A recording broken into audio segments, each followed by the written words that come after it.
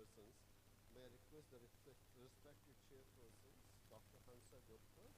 Dr. Hansa is in Gurgaon right now, and she is one of the ace pillar of Indian Academy of Epidemiology. I remember that those days when we were in shamble in the form of secretary, and she chipped in and brought this society to highest possible level. Then I'll call upon Dr. Hardeep Grewal. She's a cardiologist based in Medanta, Medicity. I'll request all of them on the chair, please. Followed by Dr. T.M. Agarwal, her money man, Koshadhyaksh, everything.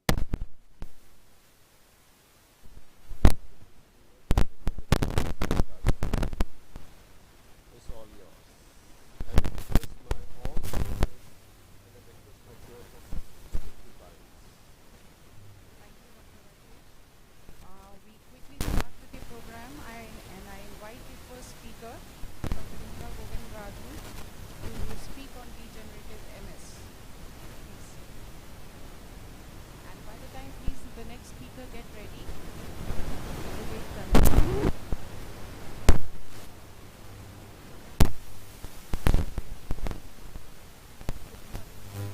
Thank you, chairpersons. My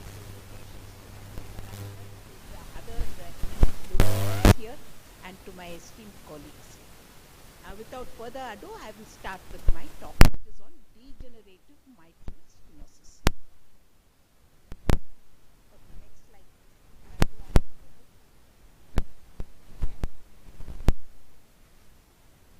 It's not.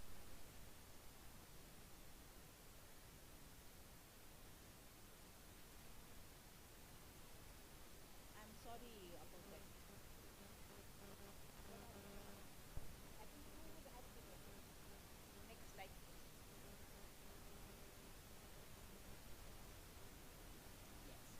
A brief introduction about me. I'm primarily from Jitmar. I have worked in eminent cardiac institutions all over the country with very eminent persons, for which I'm deeply grateful. Okay, the next slide, please.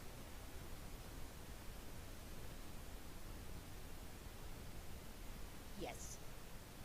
Now, basically, we mean what you mean by mitral stenosis. It means a hemodynamically significant obstruction at the level of the mitral valve, which is causing an increase in the transmitral gradient. What we have traditionally understood from mitral stenosis is rheumatic mitral stenosis, and that's a very familiar topic for all of us. At this point, still it dominates. That is the Western statistics. Probably in India, it would be closer to 95%. Western statistics say 85% of mitral stenosis is MS. Mostly it is seen in the disadvantaged pockets. With the increased in the affluence, with better medical care and longer lifespans, now degenerative is coming to the fore. That is, most studies reported between 12 to 20%. So basically, there is calcification in the annulus that is extending to the leaflet and causing obstruction to the movement of the leaflet and thence to mitral stenosis. Now, we all know the other causes of mitral stenosis: radiotherapy, chemotherapy. We know there are infiltrative disorders, and there are conditions which mimic its hemodynamics, such as myxomata. Next slide, please. I can. Thank you. Thank you.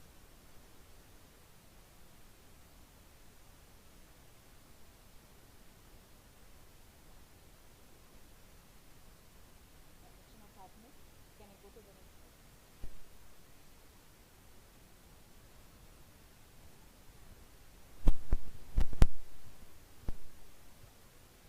Oh, here I guess. Yes. Okay. Okay. Now, what are all the degenerative changes in the mitral valve? I studied some 500 patients whom I had done the echocardiography in the last 6 months or so. And among them, I found about 10 point, this is all people above the age of 65. Amongst them, I found 10.9% had mitral annular calcium. Various statistics report 10% in general population, 22% in those for echo, and more than 40% in those in an older age group with a mean age of 76. Of these patients, 6 of them, namely 11.3%, had mitral stenosis, And totally 8 patients had mitral stenosis, but 2 turned out to be rheumatic, detected at a much later age. Now, what all is it associated with? We know they have a whole lot of comorbidities. They are older, they are mostly women, there is increased BMI, smoking is an association. It is almost a marker for atherosclerosis, though not quite designated as such. And people who have this always, do have a higher risk of MI and cardiovascular accidents. CRF is a classical association because the calcium metabolism is affected, and 20% of those with over 70 who have CRF have this association. Other things are those that basically it's a process of strain at the level of the mitral valve. So those who have LVH invariably have this, that is hypertension, HOCM, aortic stenosis. Aortic stenosis, same pathology is mimicked. So the association is about 27%. Then diabetes and people with atrial fibrillation.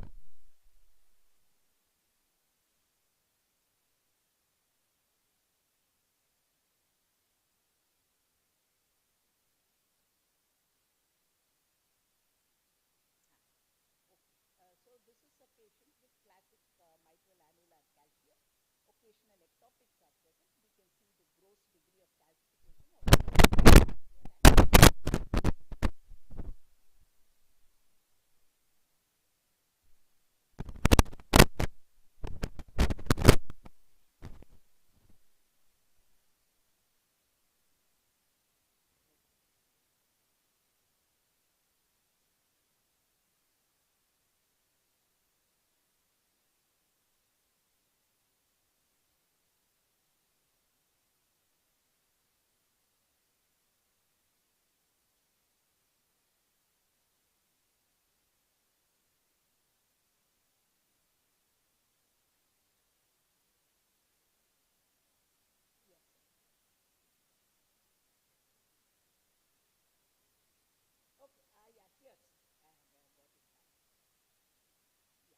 we are seeing the mitral short axis with almost 270 degrees of the mitral annulus being involved in the calcium. That is again a form, they say below 180, we can call it as grade.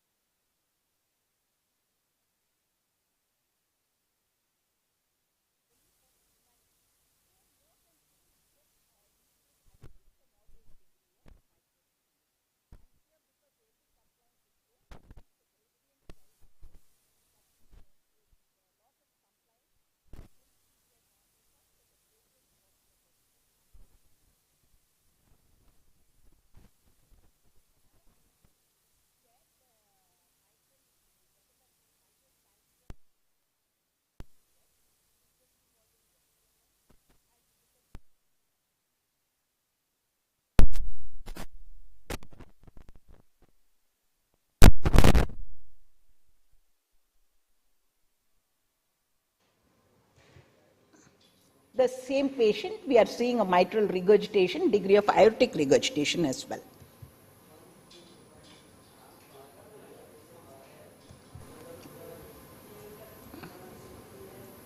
Yeah. Same patient, we can see that biatrial enlargement, we can see that she is in atrial fibrillation. There is some degree of calcium in the chordae as well, but it is not a primary chordal pathology. It is mostly the mitral annular pathology. Okay. That same patient, we are seeing it is predominantly the PML that's calcified with a little bit of AML calcium.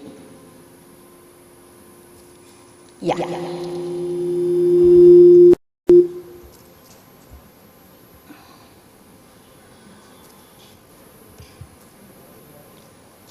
We are seeing a significant amount of MR as well in that same patient.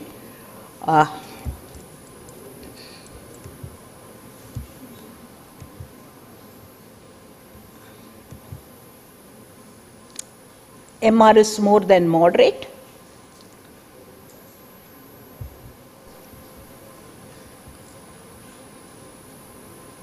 But the degree of mitral stenosis seems to be more significant here.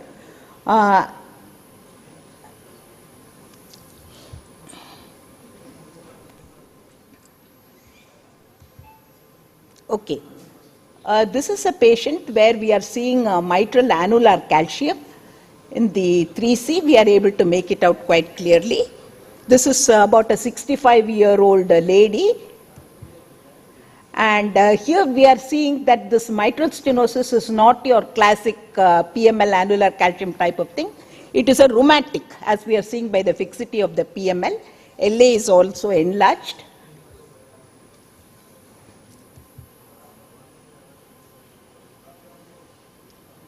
We are seeing bulky AML.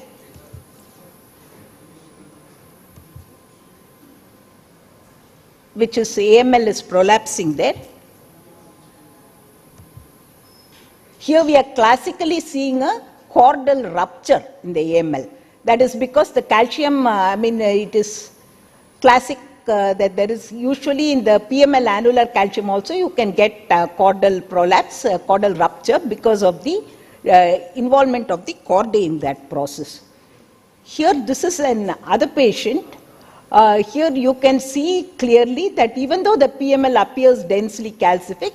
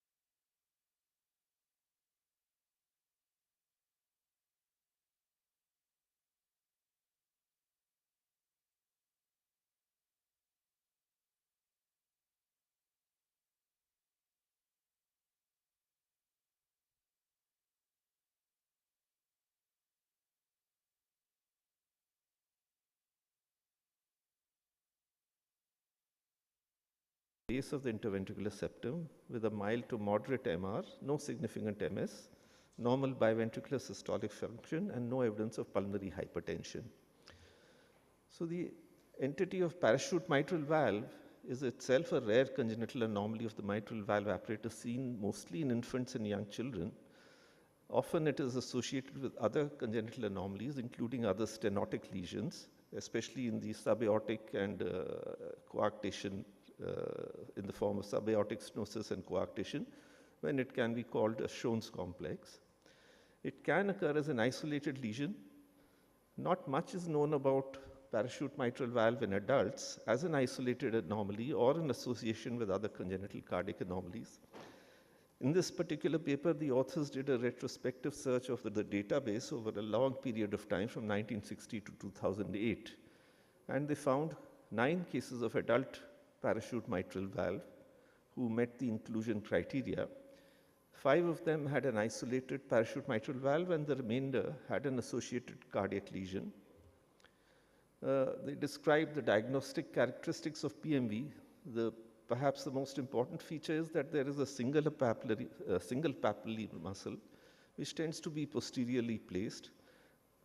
The chordae are thickened, maybe shortened, and they converge onto this single papillary muscle, which can be easily seen in the various echocardiographic views. Hemodynamic consequences of adult parachute mitral valve include mitral subvalvular or valvular stenosis, mitral regurgitation, or MR associated with a mild mitral stenosis. Compared to pediatric parachute mitral valve, concomitant cardiac abnormalities are uncommon in the adult form, and they are a smaller group of patients with milder lesions who obviously have escaped detection until adulthood. We perhaps underdiagnose parachute mitral valve in asymptomatic adults who may never come for echocardiography. And even after echocardiography, the diagnosis may not be confirmed. Thank you.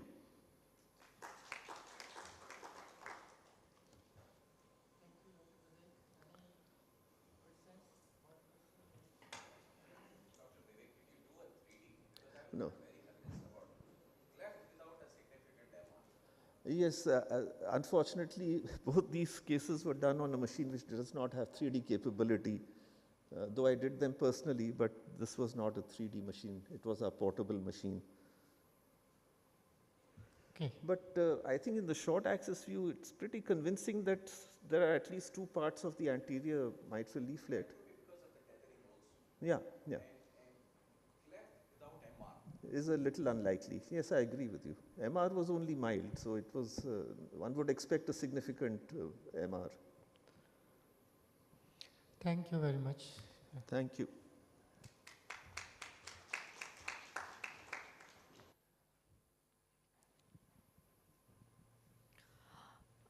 So I'm going to invite the next speaker, Dr. RF Mustaqim. Is he here? Yes, I'm here. Okay. And his topic is interesting case of tower.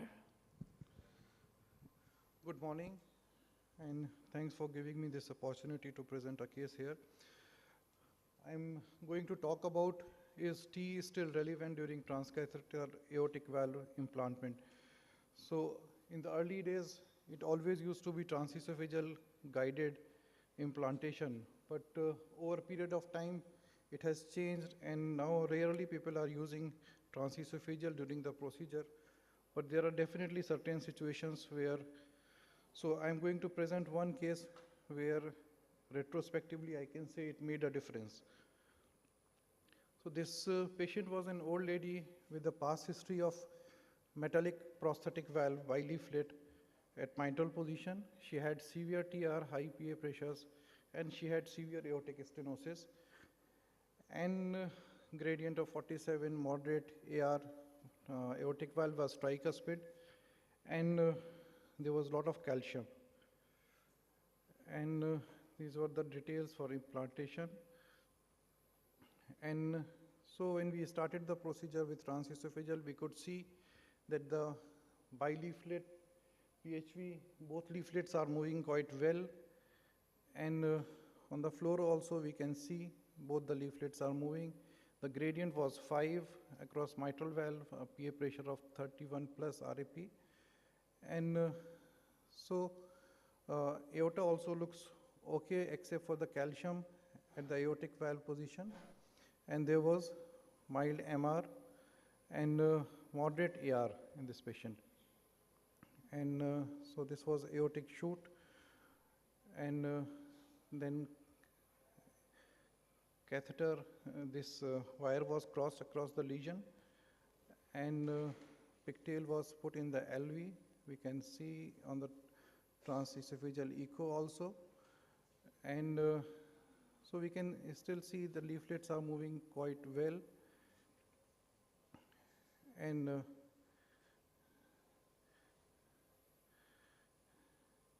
so the balloon was taken in, and balloon inflated, so there was a pre-dilatation with the balloon, and so MR remained the same, and the gradient also was okay, and leaflet movement was not affected at this point. Then subsequently valve was taken in, and valve was implanted, and as usual these self-expandable valves, we don't release the whole of it.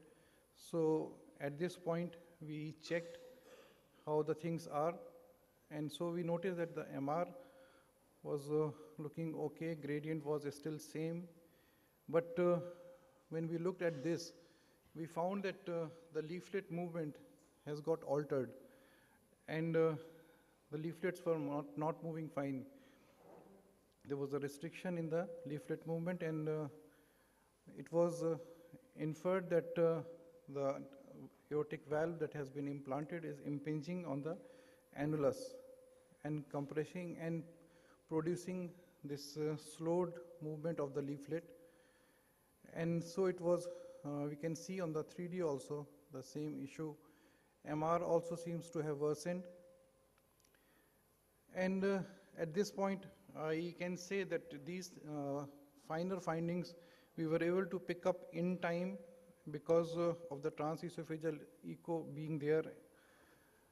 And so the valve was retrieved and again implanted little higher up, and then the check shot was taken, and then you can see the leaflet movement has normalized. You can see very normally moving both leaflets.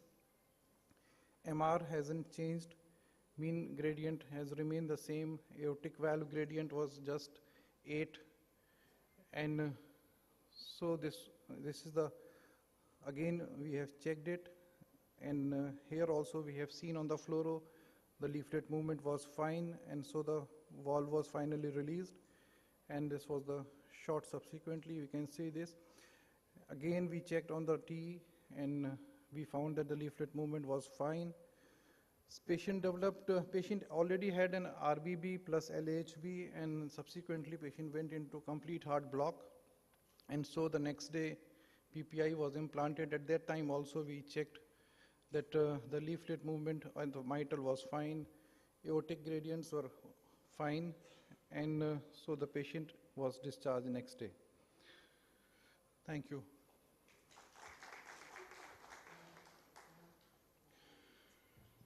Thank you, Dr. Arif. Any questions? Yes. In such cases where we are seeing that my prosthetic mitral valve is there, we were anticipating that we should be watching it carefully. The distance between the annulus and the mitral was very narrow, and so we have to be careful and watch all this.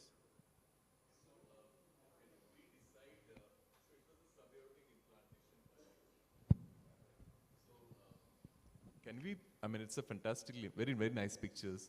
So can you avoid this subaortic implantation by looking at the CT and get the exact measurements? See, it was a low implant, certainly, and that's the reason why. Now, the issue is that once you have a mitral in situ as a metallic valve, you can play the games, even if it is a subaortic implant. Because you don't expect that strut to go inside the hinges of the mitral. Here the strut has, that one of the struts has gone inside the hinges, and that is the reason why the leaflet was so lazy. All you have to do is, so actually, when it comes to implantation subaortic versus valvular or supravalvular, once you have a mitral implantation already in place, it doesn't really matter. But it was a slow implant, and that strut went inside the leaflet. Correct me if I'm wrong, Arif. Yes, sir. Thank you. Thank you, Dr. Arif. The next speaker is Dr. Karthik Agarwal. Is he here? Doesn't look like he's not here. So we move on to the next speaker, Dr. Mona Bhatia, who shall be speaking on the role of multimodality imaging. So till the time Mona is coming, Dr. Alagasan says that would it have happened in a balloon expandable valve? Am I correct? So probably not, because that is a very low profile valve. Here it is a very high profile valve. And what was the reason that we picked up any? Because it is anybody's choice. And if we would have used a smaller or a low profile valve, we would have not had this case to present.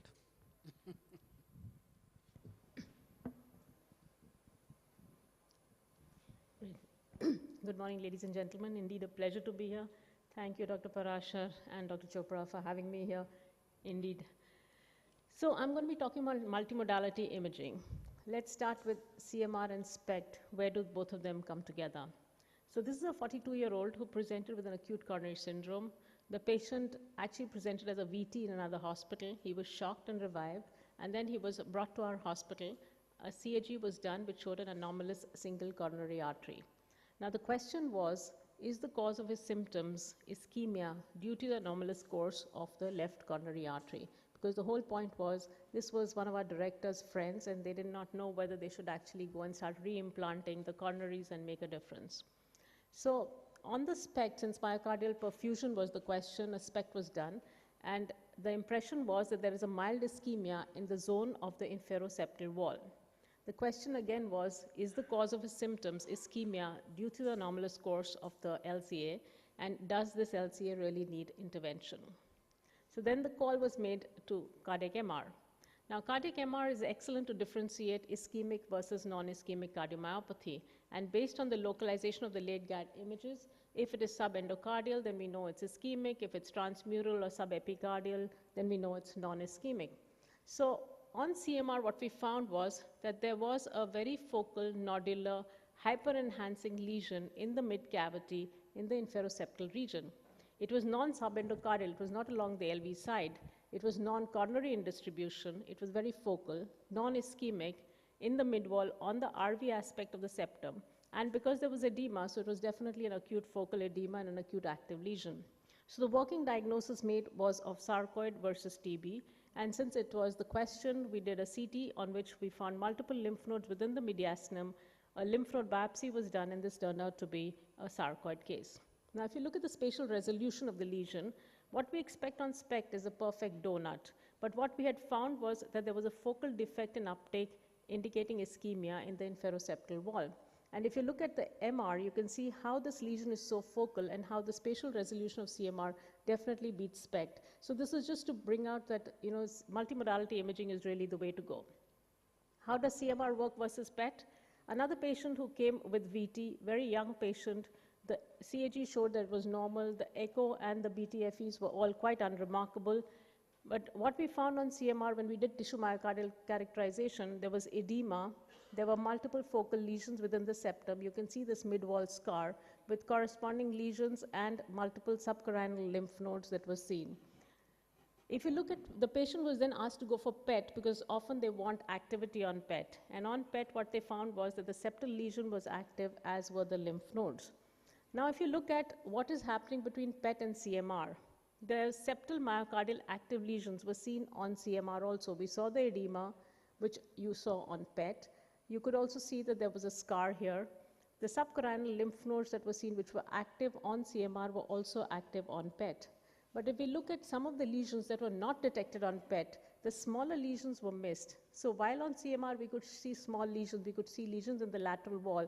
in the inferior wall, and in the papillary muscle. All these were not detected on PET because the PET did not demonstrate really minute lesions. So sarcoid, when we're talking about it, CMR is definitely more predictive than PET. My next case is going to be multimodality imaging. So this is an asymptomatic 38-year-old corporate high achiever who comes for a pre-employment medical checkup to our hospital. And you know how medical checkups, you think it's going to be really fast and we don't really need to do too much. The patient has his labs, then the lipid profile is done, which all seems okay, and the patient is then due for a TMT. But just prior to the TMT, the patient has an ECG. I'm sure you all read this better than me, but what the results were, they were quite unexpected. So there was an ECG T-wave inversion, and the diagnosis was made that this was suspected to be a hypertrophic cardiomyopathy. So the patient was denied the TMT and was advised to have an echo. This is the echo where there was focal apical hypertrophy. Now, since whenever there is a hypertrophic cardiomyopathy, the next step is to go for cardiac MR. So the patient, being a young adult, was sent for a cardiac MR in order to assess further management. On CMR, again, we see this inferoseptal focal hypertrophy with a focal perfusion defect. This is the dynamic imaging, and on dynamic imaging, you can see that while the rest of the myocardium enhances, this area fails to enhance, and there's a focal defect on myocardial scanning and the dynamic scanning, and you can see the corresponding scar on the delayed enhancement. So now we have three non-invasive modalities, all their hands up on ECG, echo, CMR, saying that this is a hypertrophy and this is a focal hypertrophic cardiomyopathy. But when we reviewed the CMR scans, in addition to the fact that there was a hypertrophic cardiomyopathy together with this focal defect, there were multiple small vessels that we saw along the anterior RV aspect of this patient. These were filling together with the LV. So whenever the LV was filling, we saw filling of these small vessels around the heart. So the question was, what's happening there? Was it a warning, and should we be looking at an alternate diagnosis? Now, whenever we're looking at alternate diagnosis with vessels, then we know that CT angio is going to be our best bet. So the patient then went in for a CT angio. On the CT, the left main is fine, the LAD was good, the mid LAD was fine. All that we saw was at the distal LAD, there were few tortuosectatic ends. The LCX was perfectly normal. The RCA, however, showed a very prominent proximal RCA, and then there was this conglomerate of serpentinous ectatic dysplastic channels from the RCA together with small calcifications that was like a phlebolith within an AVM. So this was a nidus of telangiectasia and vascular malformations. Not only were we seeing vessels, but we were also seeing small intramural sinusoids. We were seeing Thebesian vessels, the whole canalicular arboriform vessels that were seen all along the septum. You could even see these few draining into the RV. So this was a coronary AV malformation with telangiectasia with focal hypertrophic cardiomyopathy. And this is a known situation where these telangiectasias are associated with hypertrophic cardiomyopathy. It's a rare congenital anomaly. It occurs within 0.1% of the population, and potential complications are myocardial ischemia, intravascular thrombosis, and hemopericardium. And so for this poor asymptomatic patient who had just come in for a lab test and just for a regular medical healthcare checkup, we'd found this coronary telangiectasia with apical inferoseptal ischemia due to a coronary steal aggravated by myocardial hypertrophy. So definitely, whenever we're looking at multimodality imaging, we need to look at ECG, echo, CT, TMT. We don't know which one will finally clinch the diagnosis. Thank you so much. Thank you, Dr. Mona. Any comments or questions from the audience? This patient was requested to go for a CAG and whether anything should be done, but the patient actually denied it. He said, I don't want to get into anything further. But yeah, I'm sure you all know better than me what's further on this patient. But this was an incidental congenital anomaly. I think he was employed for sure. I think the ones that really get denied are the ones which are the pilots. So I have some of these youngsters who come who are 18 years old dying to be a pilot, and then they have some congenital anomaly or something we discover, and it's really sad to break their heart on, they can't fly. Thank you.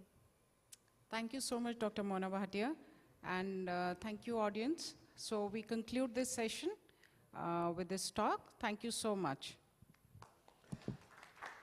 Thank you, chairpersons. Thank you, the speakers. Excellent talk, and I really feel that opening batsmen have done really a good job, and so is the umpires. Let's move on to the next state-of-art inter-institutional par excellence cases, and we have a stalwarts chairing this session, and I'll request our own Colonel S.K. Parashar, sir, to be on the dais. The President-elect of Indian Academy of Echocardiography, Dr. Shantanu Sen Gupta. Next is the President of the Indian Academy of Echo, Mani Vasagam, and followed by Dr. Samina Khalil, if she's over here. Can I request Dr. Samina Khalil to be on a dais? And Dr. S. Radhakrishnan.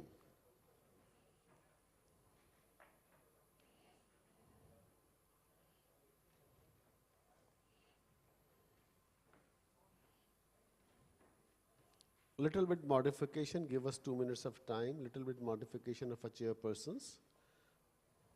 And I'll request the chairperson to start the proceedings.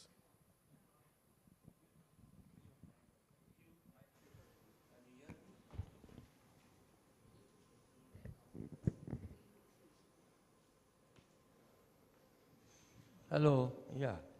So this is not a competition, but we thought that every institution should produce their best case, what they have seen or so.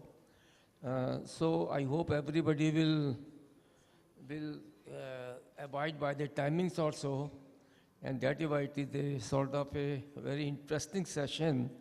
So the first presentation will be from Escorts Heart Institute, and Vinay Sharma will present a case of inflamed pericardium, a diagnostic thing.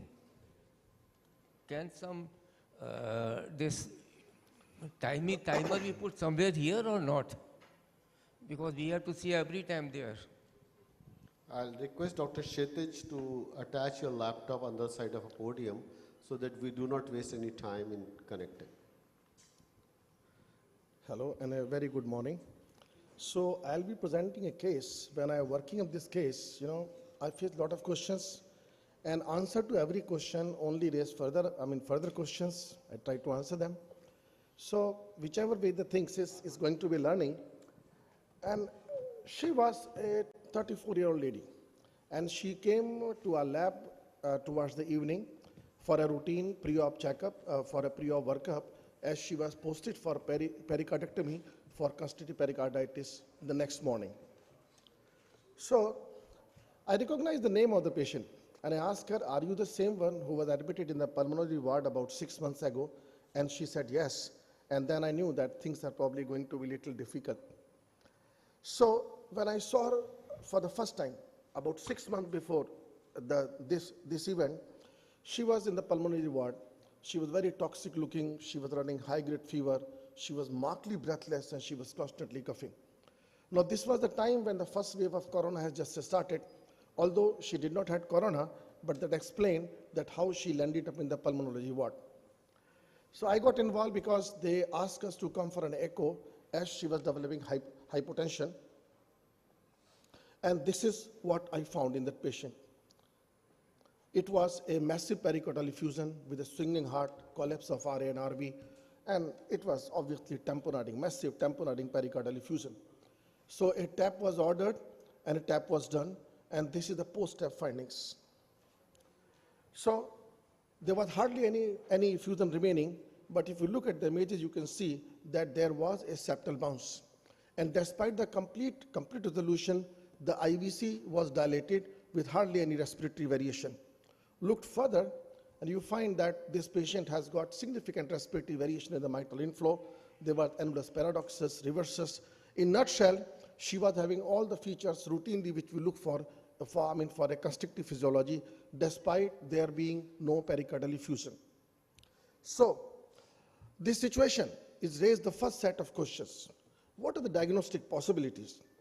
Now, one possibility is that if we go by the persistent of features of constriction, even after complete drainage, can we call it effusive constricting? Or if we go by the clinical setting in a patient who was markedly febrile, having very toxic looking, can we go with the diagnosis that this has got acute pericarditis? But acute pericarditis presenting with tamponade is little unlikely. It happens only in 3% patients. And then in this patient, proving the diagnosis itself was very difficult because the features like fever or elevated counts or inflammatory markers, they had another explanation in this patient, as I will show you. And ECG was, although atypical of acute pericarditis, but again, that doesn't help because typical ECG occurs only in 60%. So basically, we were all at sea. We can only make conjectures that this can be acute pericarditis or it can be effusive constricting. And I'm sure many of you will realize that all of you have faced this situation so many times. Now, fortunately, the help came from somewhere else. This patient, despite complete drainage, she continued to have low saturation and a CT was ordered. And on this CT scan, what we found is that the non-contrast CT revealed a massive area of dense consolidation in the right lobe. And the second image which we are showing shows that contrast enhancement. It suggests that there is acute inflammation of the pericardium. So, going by the old teaching that tried to explain two acute pathologies that linked together by the same etiology, I went with the diagnosis that this patient has got an acute pericarditis because of a contagious spread from the lung infection, and thereafter I lost track of the patient. I lost track with the diagnosis. And now, 6 months later, I was again standing with the same patient, and I have found her in the same situation where I have left her 6 months ago, that is with features of constriction. Now, the question that was staring us in the face was that, is it resolving pericarditis or it is evolving constriction? And there is a sound reason why this question has come up. The many patients which are known to have an effusive acute pericarditis, they do develop transient constrictive physiology. It is a very well documented phenomenon. It is documented in literature. It is one of the largest series, and what I want to point out here is that the features of constriction can take as long as 5 years, 58 months to resolve. And consider that in the patient which I am dealing, it is just 6 months from the index event. So the literature says that it can take a huge time for these things to resolve. And the suggested mechanism why it happens is that the transiently thickened and inelastic pericardium resulting from edema, fibrinogen deposition, inflammation. And that thickened and inelastic pericardium is likely to encase the heart in the same way similar to the thickened and fibrous pericardium in the constrictive pericarditis. Now, the echo signs, now this is the most important 4 lines which I can consider take-home message. That the echo signs of constriction, they're all indirect signs. They reflect the hemodynamics of a situation where the heart is caged inside inside a pericardium, and it do not reflect the cause of this inelasticity. CP is only one of them. An inflamed pericardium can be equally inelastic, and the differential diagnosis will require a direct visualization of the pericardium. So we have justified the question. Now, that whether it is a resolving pericarditis or it is an evolving constriction, the next step was how to solve the dilemma. It only comes by the direct visualization of the pericardium. The modalities commonly available to us are CT scan and MRI. On CT, the contrast enhancement suggests acute inflammation, which I have already shown you. Now I'll talk about the MRI. The cine MRI will show a non-specific overall thickening of the pericardium.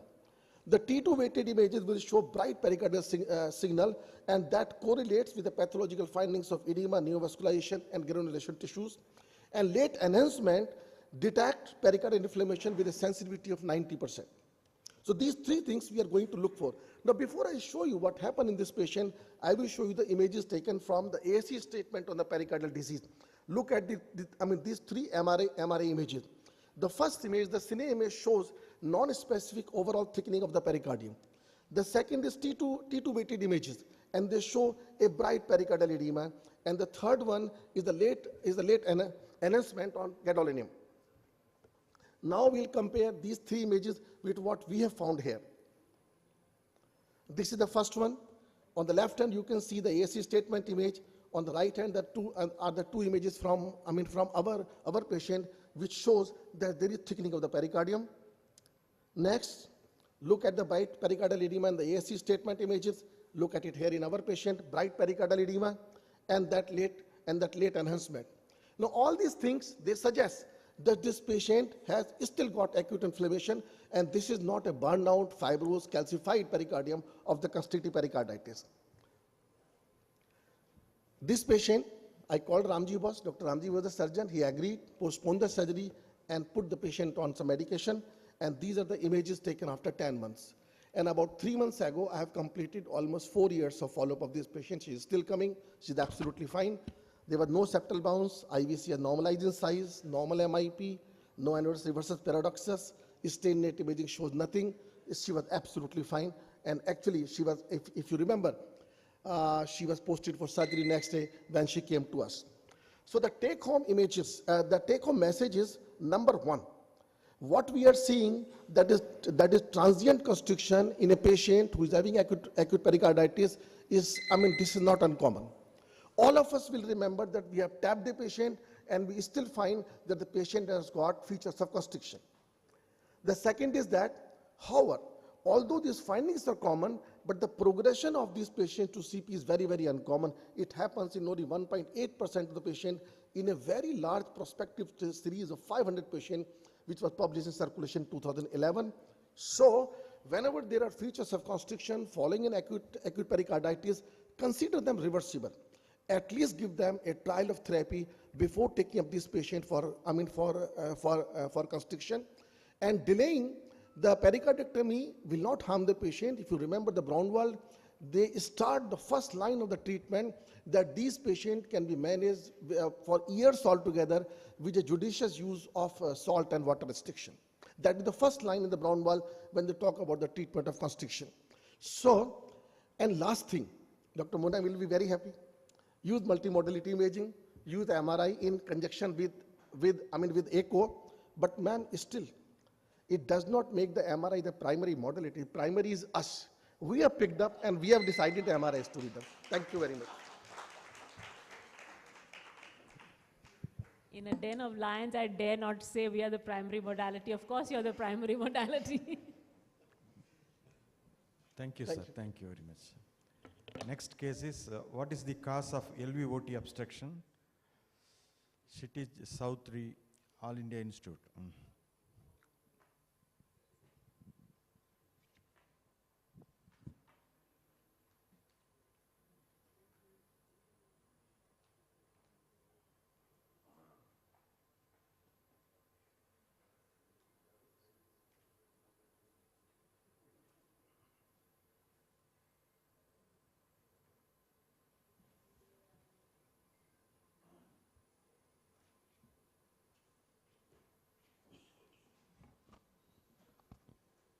Good morning all.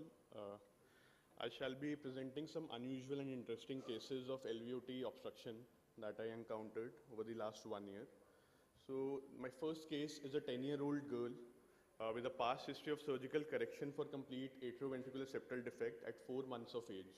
She now presented to us with dyspnea on exertion class 3 symptoms for the last 1 year. So we did an echo. So this is an apical 4-chamber view, shows hypertrophied left ventricle. There was moderate eccentric MR. And when we saw the apical 3-chamber view, there seems to be subvalvular obstruction at the level of aortic valve, and there is mild to moderate AR.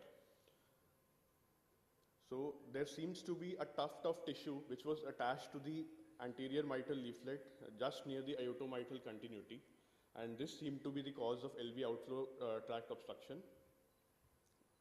The findings were confirmed in the parasternal long axis view. Again, we can see a tuft of tissue attached at the aortomitral continuity.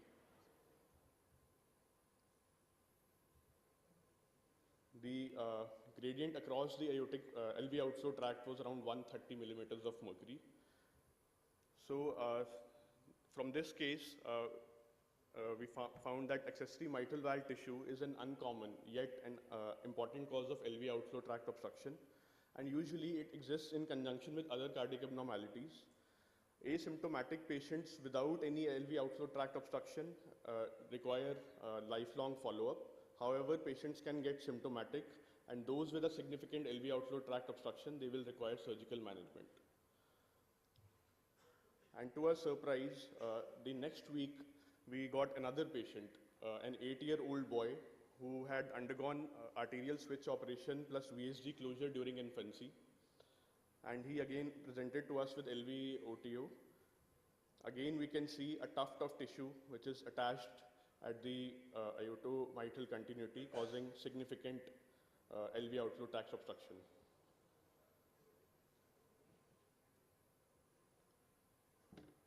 The next case is an 18-year-old male who presented to us with class 2 symptoms with dyspnea on exertion and angina on exertion for the last 6 months.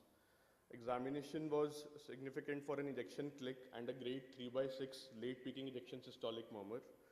ECG showed LVH with strain pattern. On echo, the patient had bicuspid aortic valve with severe AS and no AR with a peak gradient of 130 millimeters of mercury. Since the patient was symptomatic, we took up the patient for aortic valve balloon dilatation, and the aortic valve was dilated with a Ty-Shak 2 balloon. However, post the procedure, the patient still had persistent LVOTO. This is the apical four-chamber view, shows a hypertrophied left ventricle. Parasternal long axis view showed good opening of the aortic valve post-procedure and asymmetrical septal hypertrophy. So this is the M mode confirming the findings, asymmetrical septal hypertrophy, and there was systolic anterior motion of the mitral valve leaflet, anterior mitral valve leaflet, causing significant obstruction. So this obstruction seems to be at a subvalvular level. Again, the findings were confirmed on the parasternal long axis view. There is significant turbulence at the subvalvular level, causing significant LV outflow tract obstruction with a peak gradient of around 68 millimeters of mercury.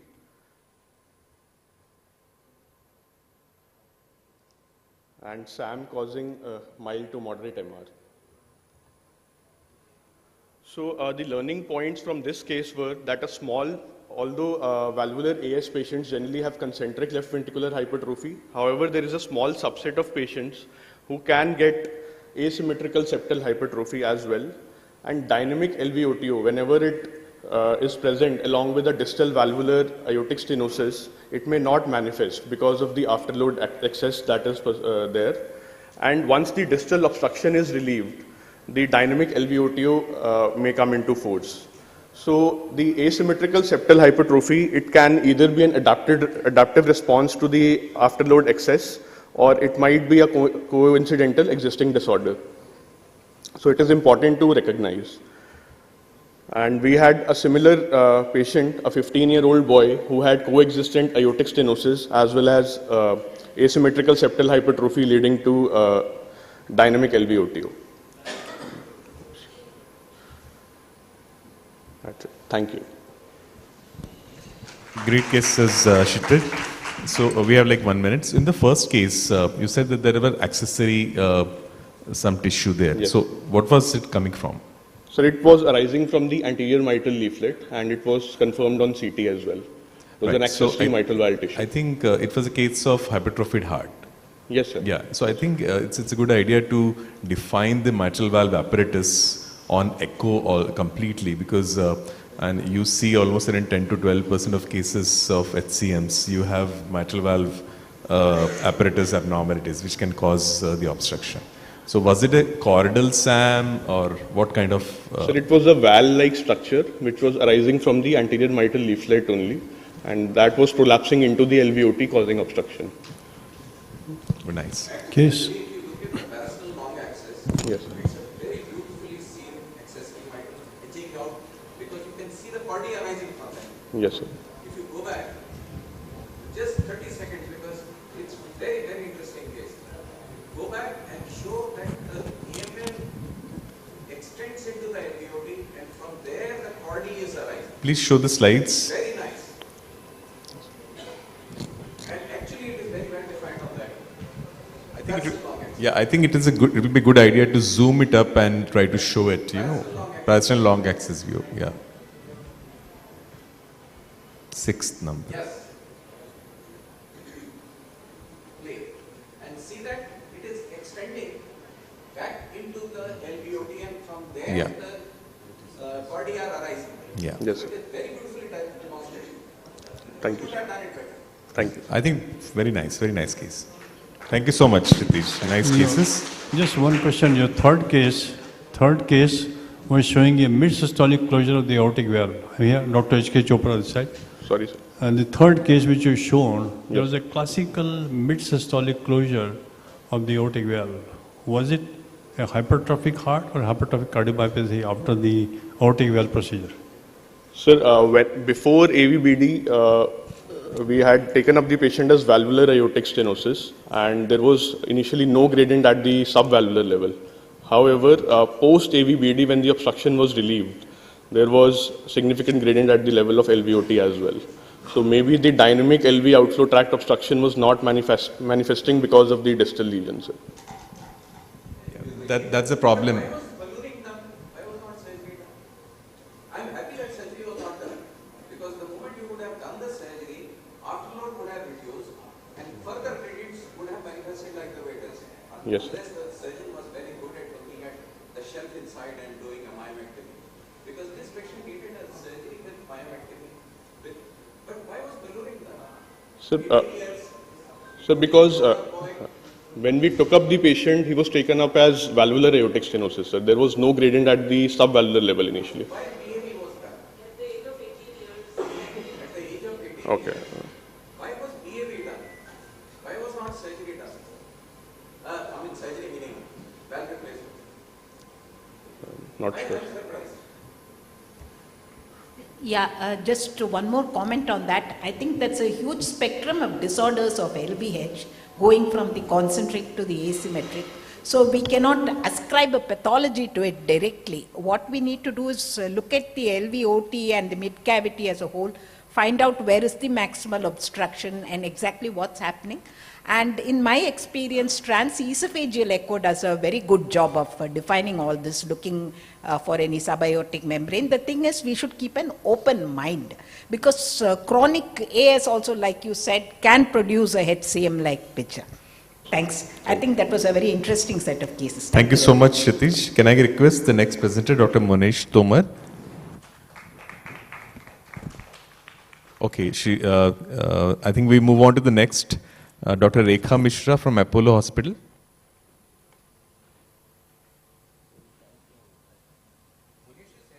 Monesh is here? Yeah, okay. Madam is here. So she is going to present on what is complete, corrected and isolated malposition. I'll request Dr. Rekha Mishra, please attach your laptop to the next podium so that you do not waste time.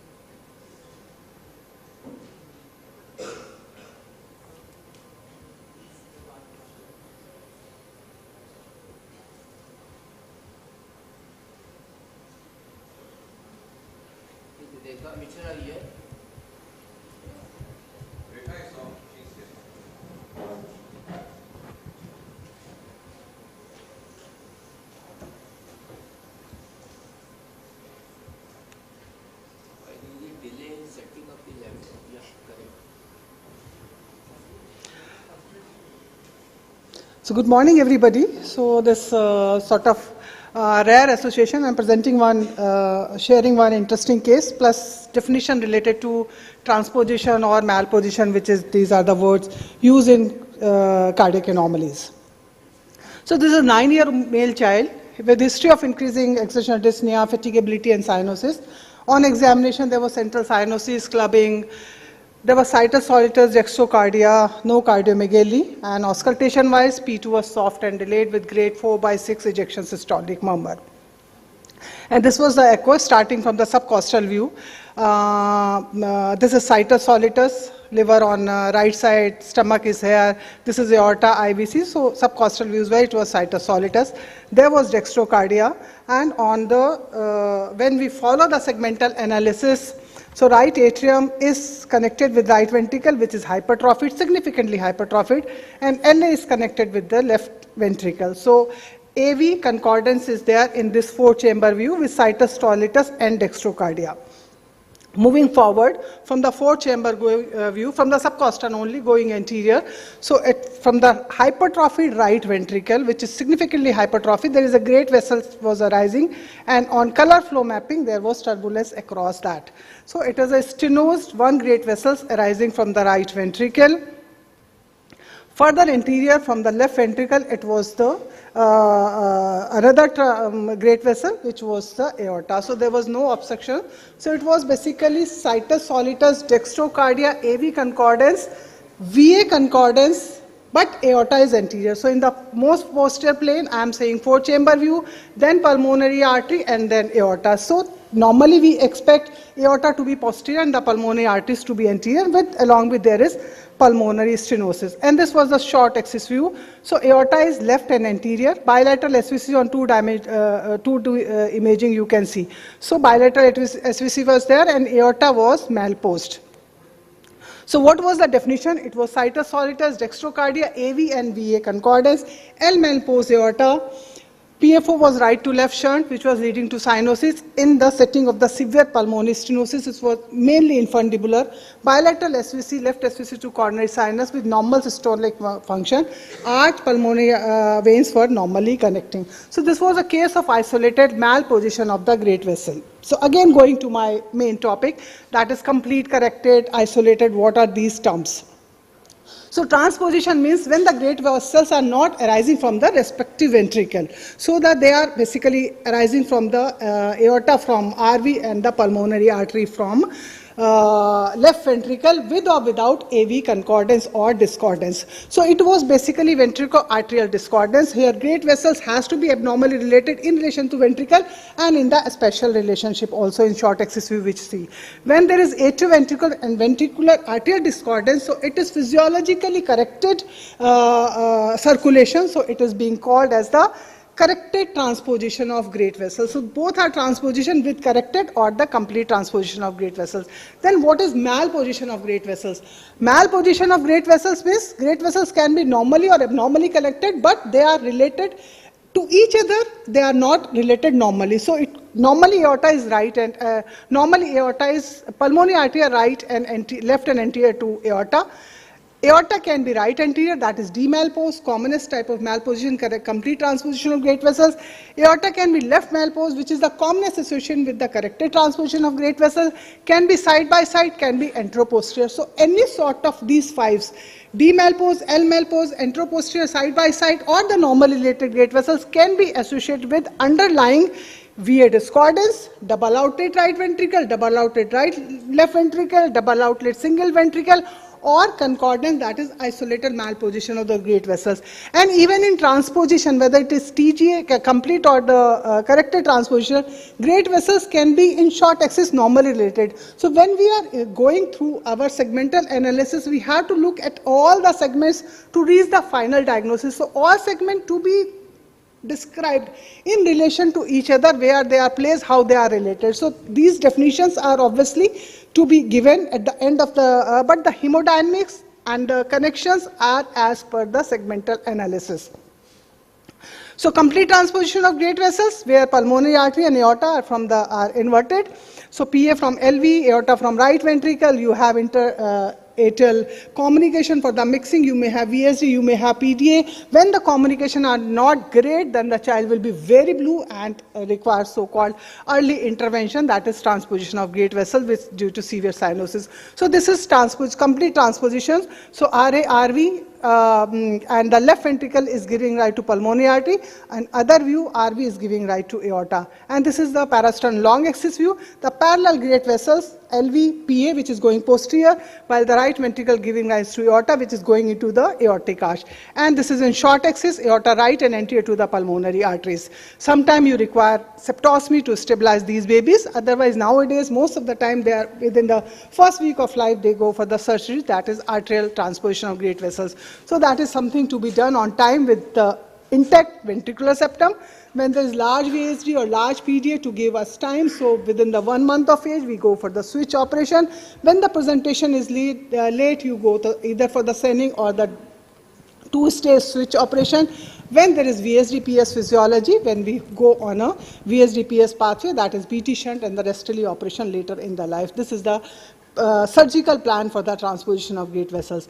Other is the AV and VA discordant, that is corrected transposition of great vessels. So here this child, it was an infant presented with the again cyanosis. So this is the situs solitus mesocardia. So heart, if you look at the heart, it is just in midline, centrally placed. So LA is connected with right ventricle, RV with the left ventricle. When we again going from 4 chamber to the 5 chamber, you can see there is VSD. You will find the pulmonary artery from the left ventricle, and then further anterior you will find the aorta from the right ventricle. And in short axis, aorta is left and anterior to the pulmonary arteries. So pulmonary artery is bifurcating and aorta is sitting here in a circle. So it is AV discordance, VA discordance with VSD-PS physiology here. So presentation with the corrected transposition depend on what is underlying defects. So it could be ASD, VSD. Very commonly is dysplastic or the abstenoid tricuspid valve leading to the significant tricuspid regurgitation. VSD-PS physiology, arch anomalies, or when present in later life with the RV dysfunction, which is systemic ventricle leading to cardiac failure, and arrhythmias.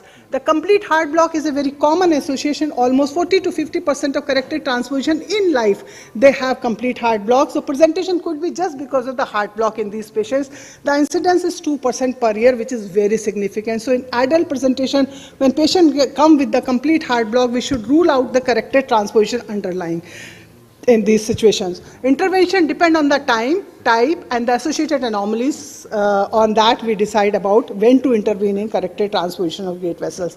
Anatomically corrected malposition, which the first case, which index case was, here the great vessels are arising from the respective ventricle. Relationship to ventricle is normal, but they are abnormally related to each other, and the bilateral conus in both.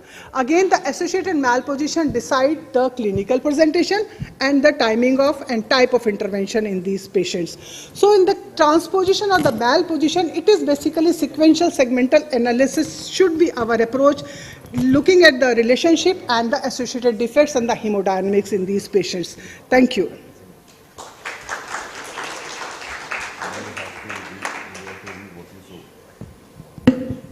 Any comments or questions? अगर सबकी समझ में आ गया हो तब. It is very clearly explained, very nicely explained, I think. Thank you, sir. Very good. So now we come to... just one little question. Yeah. Yeah, I think excellent presentation, as sir has said.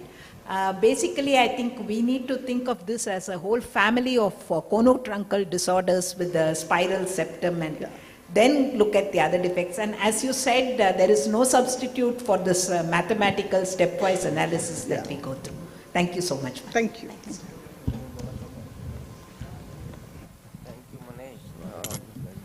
Now we come to the next presentation, an uncommon and interesting case of valvular heart disease by Rekha Mishra, who is the chief of the non-invasive department at Apollo Hospital, Delhi. Please.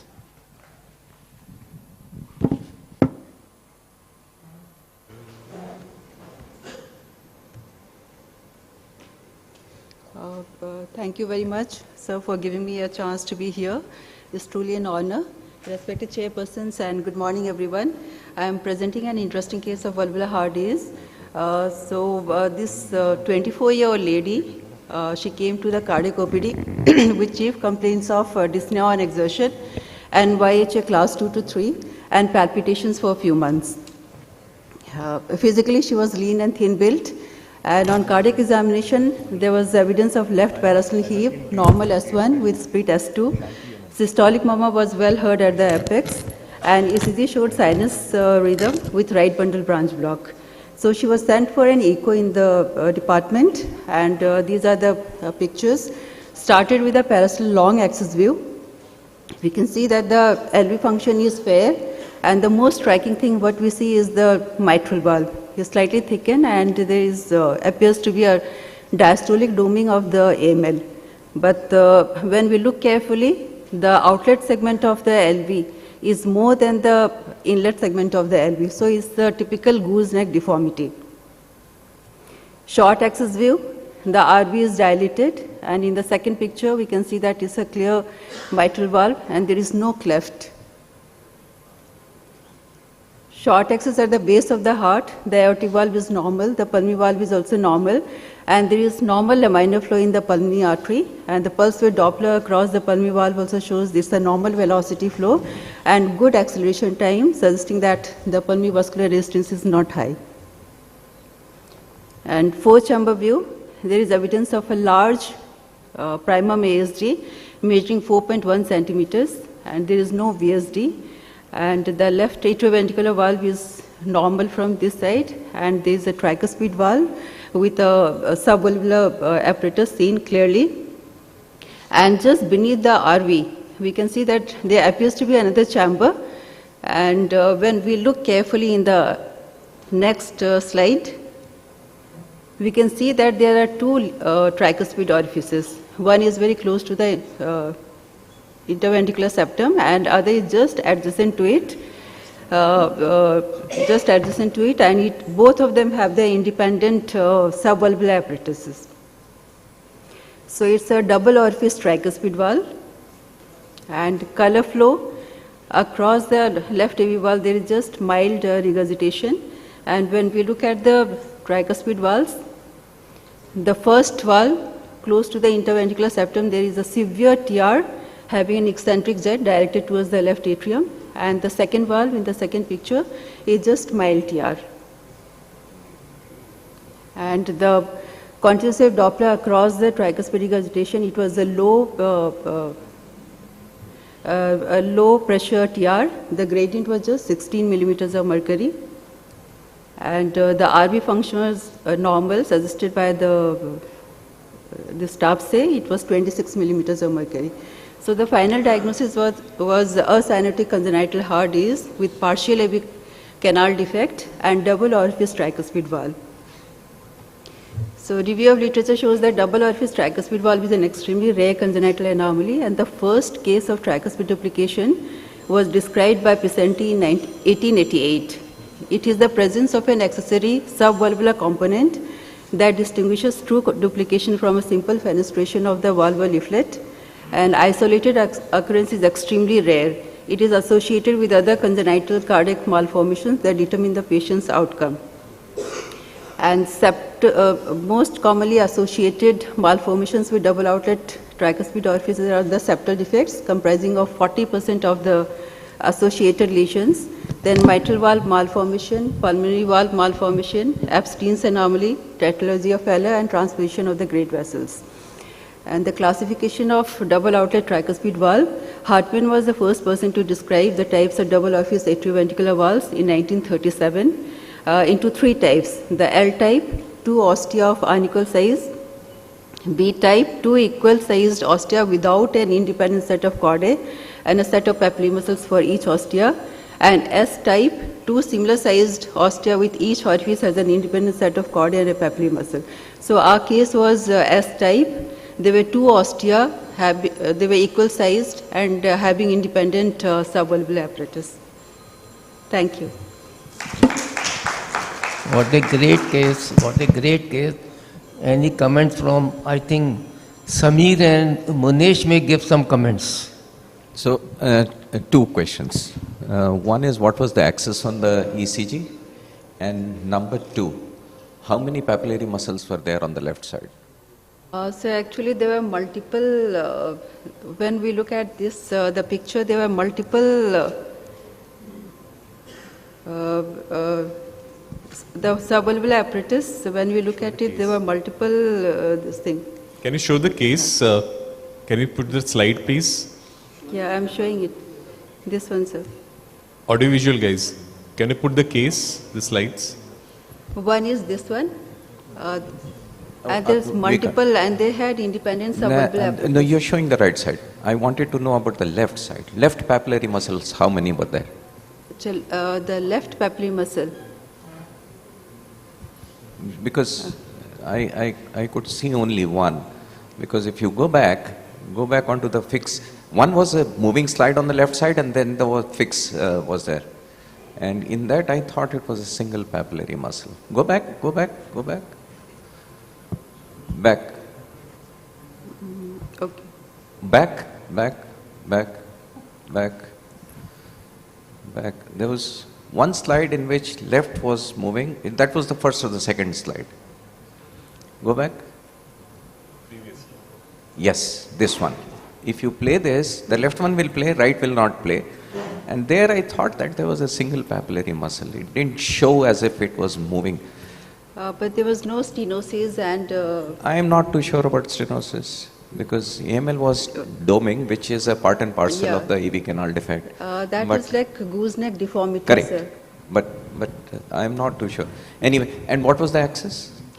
On so the it was a right ventral branch block. With axis? I don't remember, sir. Achha, doesn't matter. It's a very nice case. Any way you can show, I mean, it's possible to get an in-face view? Because I know it's a difficult imaging. It was a difficult imaging actually. I have shown in the short axis view. The mitral valve, there was no cleft and it was, the commissures were not fused or anything. This is at the mitral valve level. But I think if you can try to put on the tricuspid, and it's a very difficult, I mean, put on the left side, see you are looking at the tricuspid valve over there. So if you focus, it's a very nice case. I think the papillary muscles and the chordae should be highlighted. I think subcostal short axis view, that gives the en-face view of the both AV valves, especially in the AV canal defects. That is the best view to define. But you know, in this AV canal defect, I think the valves are so deformed, so you may not be able to do it, but an effort should be made. Great case. Thank you so much. Thank you. So if I can request Dr. Manish Bansal from Medanta, he is going to show us a case of pulmonary hypertension, unraveling the cause.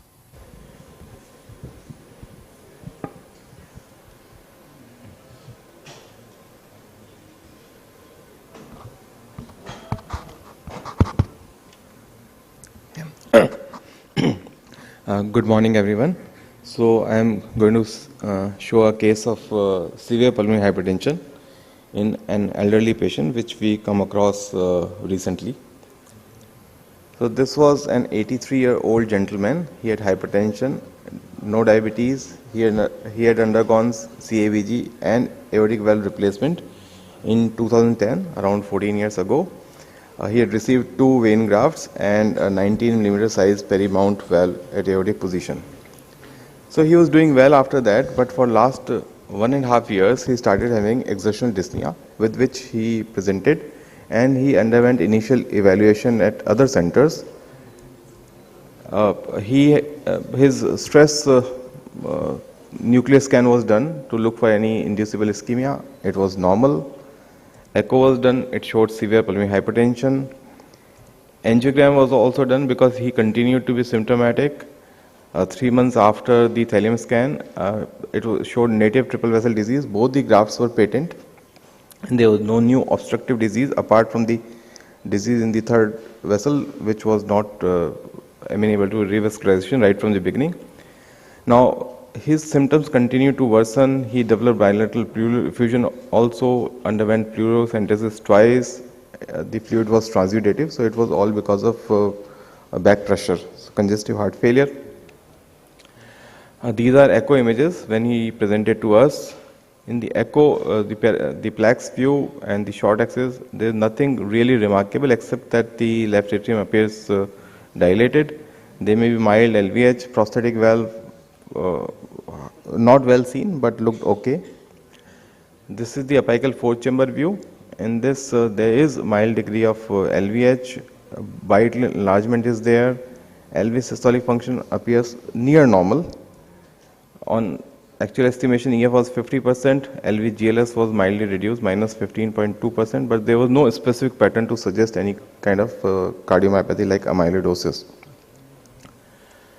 Valve function was okay. He had mild valvular AR, and the mean max gradient across the aortic valve were 19 and 35 millimeters of mercury, which was only slightly elevated for what we would expect in tissue valve at this position. But when we looked at mitral inflow pattern, it was clearly restrictive pattern. E by A ratio was 3.5. E velocity was quite tall, 111 centimeter per second. Medial and lateral E primes were reduced, 4 and 7 respectively. So the E by average E prime ratio was very high, 20, suggestive of significant LV diastolic dysfunction. Looking at the right side, he had mild TR with TR gradient of almost 75 millimeters of mercury, and RVOT flow very suggestive of pulmonary hypertension. As we can see, the acceleration time was very short, 61 millisecond, and there was mid-systolic reduction in the flow also. So suggestive very severe pulmonary hypertension. IVC was high normal in size, collapsing, suggestive of CVP around 8. So all these findings basically showed that he had near normal LV systolic function, aortic valve function was okay, he had grade 3 LV diastolic dysfunction, and he had severe PH with pulmonary pressure around 90 millimeters of mercury. So to further evaluate him, we looked at other parameters. So among lab parameters, most of it was normal, except that NT-proBNP level was very high, 2260. ECG was normal, not a low voltage ECG to suggest amyloidosis. Serum free light chain ratio was almost normal, 2.4. Immunofixation electrophoresis also did not show any M band. So there was no hematological disease suggestive of amyloidosis. Now, because he had severe PH, we performed CTPA to rule out pulmonary embolism. So there was no pulmonary embolism or DVT. But the CT also reported normal pulmonary arteries in size, which was quite surprising, because with this kind of severe PH, we were expecting the pulmonary arteries to be dilated. But probably it was a relatively short duration history, that's why the arteries were not dilated. Pulmonary function test was done. It showed only moderate airway obstruction, so no significant lung disease also to explain significant pulmonary hypertension. Now, because he had advanced LV diastolic dysfunction, we performed cardiac MRI. So there was no suggestion of any myocardial disease. There was mild RVOT hypertrophy. MPA was normal size, and there was moderate pleural effusion on the right side, which we knew that had always been there.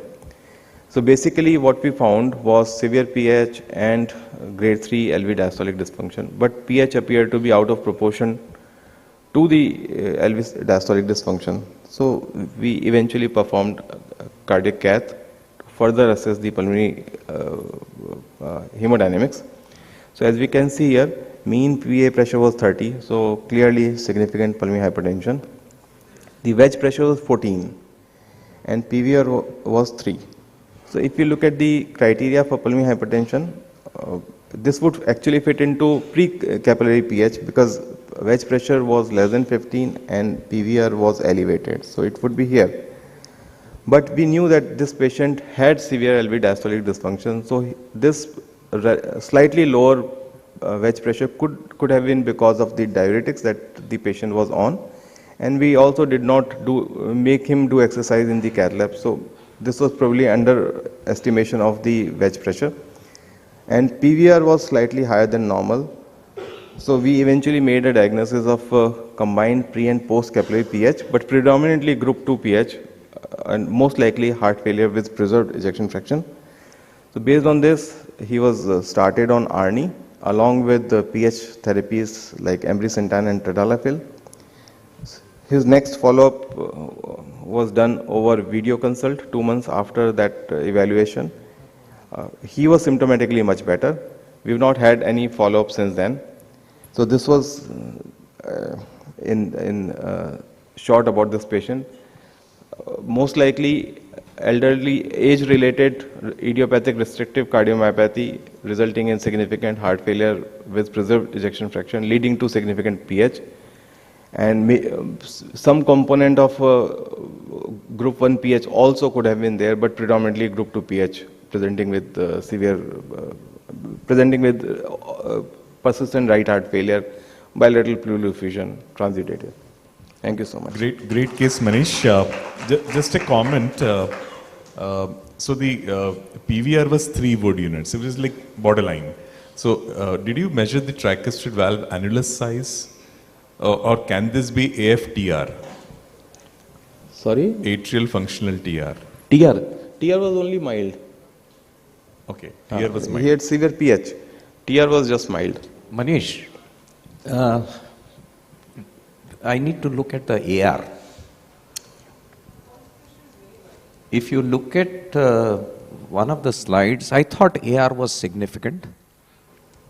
And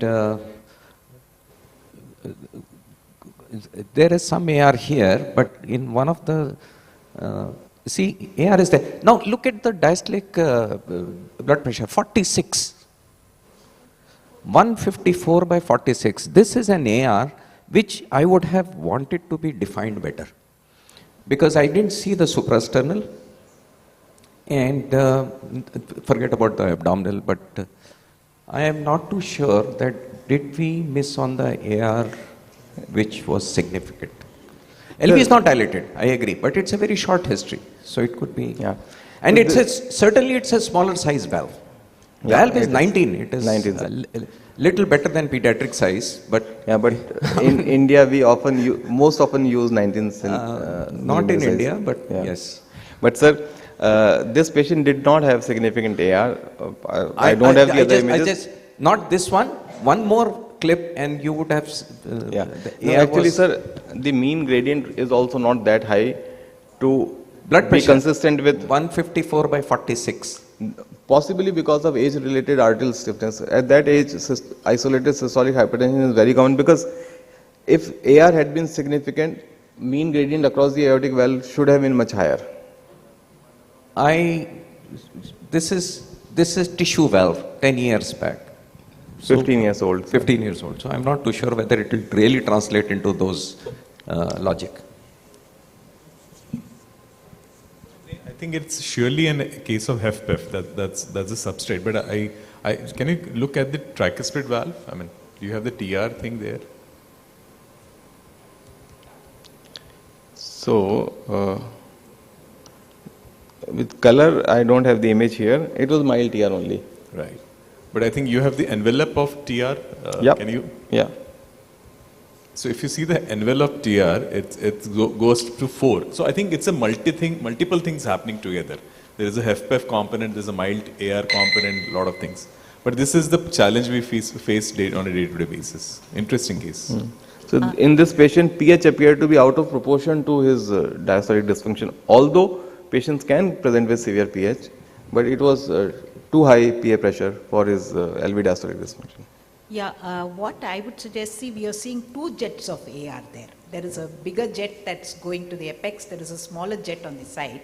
And these kind of patients, as you are looking at the 3-inch chamber, as you are focusing on the AR, if you kind of try and close the aortic valve, then you will see the entire spectrum of the AR jet. I think this is probably a significant AR. Also, you see the motion of the mitral valve that shows the AR jet impinging on it. Yeah. So actually, I don't have the images in this presentation here, but this patient did not have significant AR. Yeah. I just have to ask Professor, one question. yeah. I hope this is Anita Saxena. Ji, ma'am. Just wanted to know there is no element of OSA, because I have had some elderly patients presenting with pulmonary hypertension, and we don't get that history because we are not with them.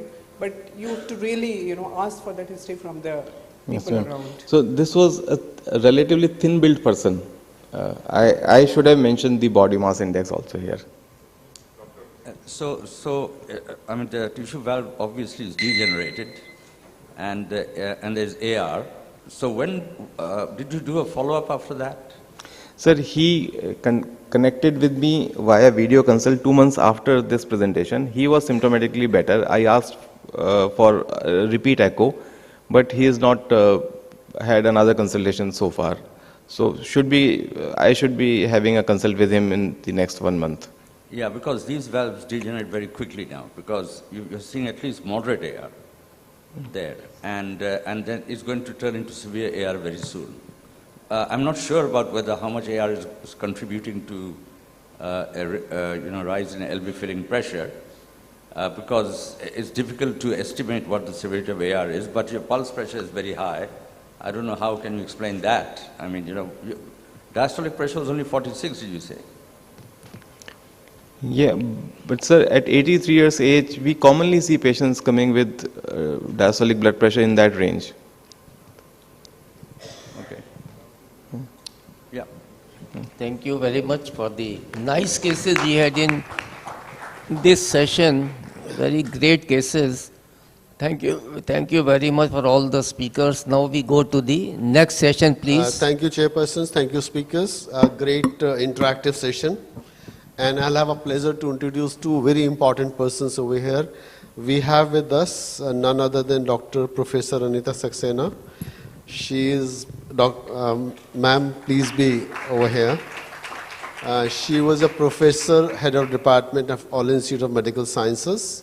Then she moved on to Vice Chancellor at Pandit B.D. Sharma, University of Health Sciences at Rohtak. And she's back with us now as a head of pediatric cardiologist at Fortis Escort Heart Institute, New Delhi. Thank you very much for being with us. And I can say, like, many of our students are sitting over here. And I still remember my days when I started my training program in Ashok Vihar in Sundarlal Jain Hospital. She was there to support me in the beginning of my programs. That's what the personality is. And next we have very elegant person from UK, my colleague, my friend, my elder, Dr. Professor Roxy Senior. Roxy, please be just over here. He is a cardiologist based at Imperial Heart Institute at London. And you must have learned a lot of, or seen a lot of his work on myocardial contrast echo, especially with stress echo. Thank you, Roxy, for being over here with us. Thanks. And now, let me move on. We are right on time, and this is, people says Indigo Standard Time. We say Dr. Prashar's time, Colonel Prashar's time, CPT time. So we have move on to the next session. In the next session, we'll request the chairpersons. We have the chairpersons, Dr. Rahul Mehrotra, Dr. Vinay Sharma, Dr. Purabi Koch, Dr. Rajat Mohan.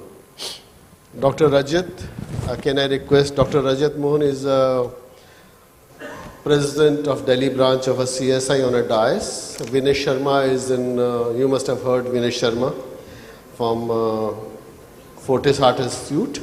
And Dr. Purabi Koch is a cardiologist, non-invasive cardiologist based at Kokilabhen Hospital in Mumbai. And I'll request the chairpersons to start the proceedings.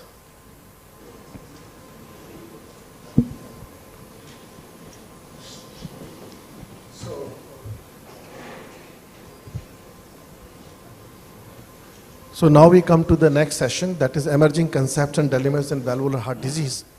And to start with, I will invite Dr. Algeson. We all know him, a very senior person, on the etiology of TS and TR. So. Thank you, Chairperson, dear Captain and colleagues. Going to present the etiology of... Dr. Algeson, may I tell everybody who's the captain? If you allow me. Yes. Dr. Algeson always called Dr. Parashar as captain of the ship. He called him coach. So it's a coach-captain combination, triple C. Going to discuss only the etiology of tricuspid regurgitation. Tricuspid stenosis will skip.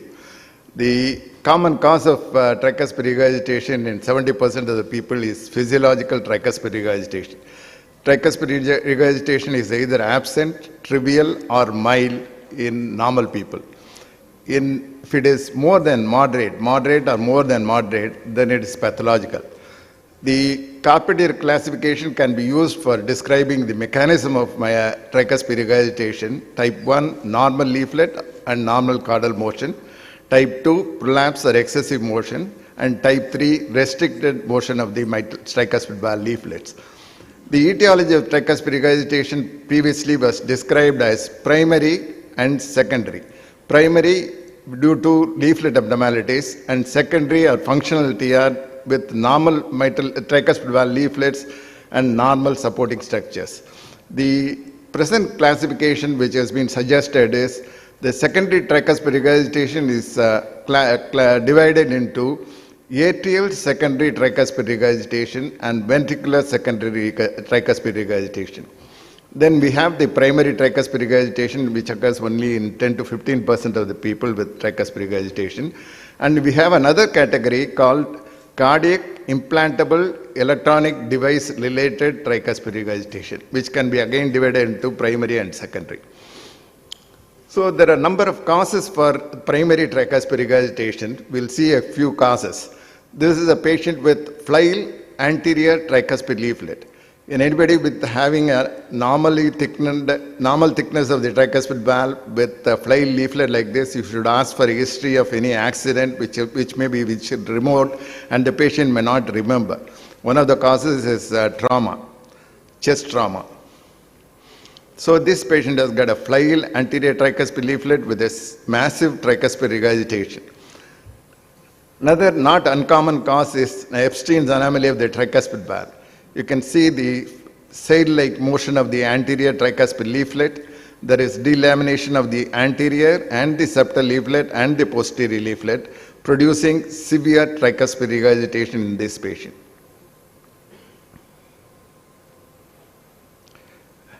The regurgitation may vary from mild, moderate to severe as in this patient.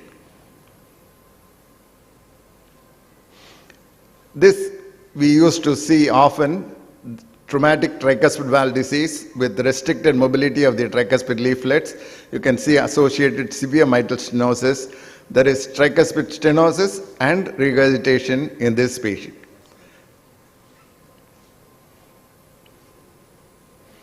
There is a significant gradient across the tricuspid valve which can be used to assess the severity of tricuspid stenosis.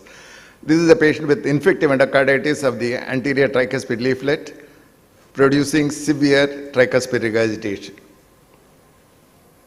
This is especially common in our parts usually due to sepsis during delivery and also in patients who are drug abusers.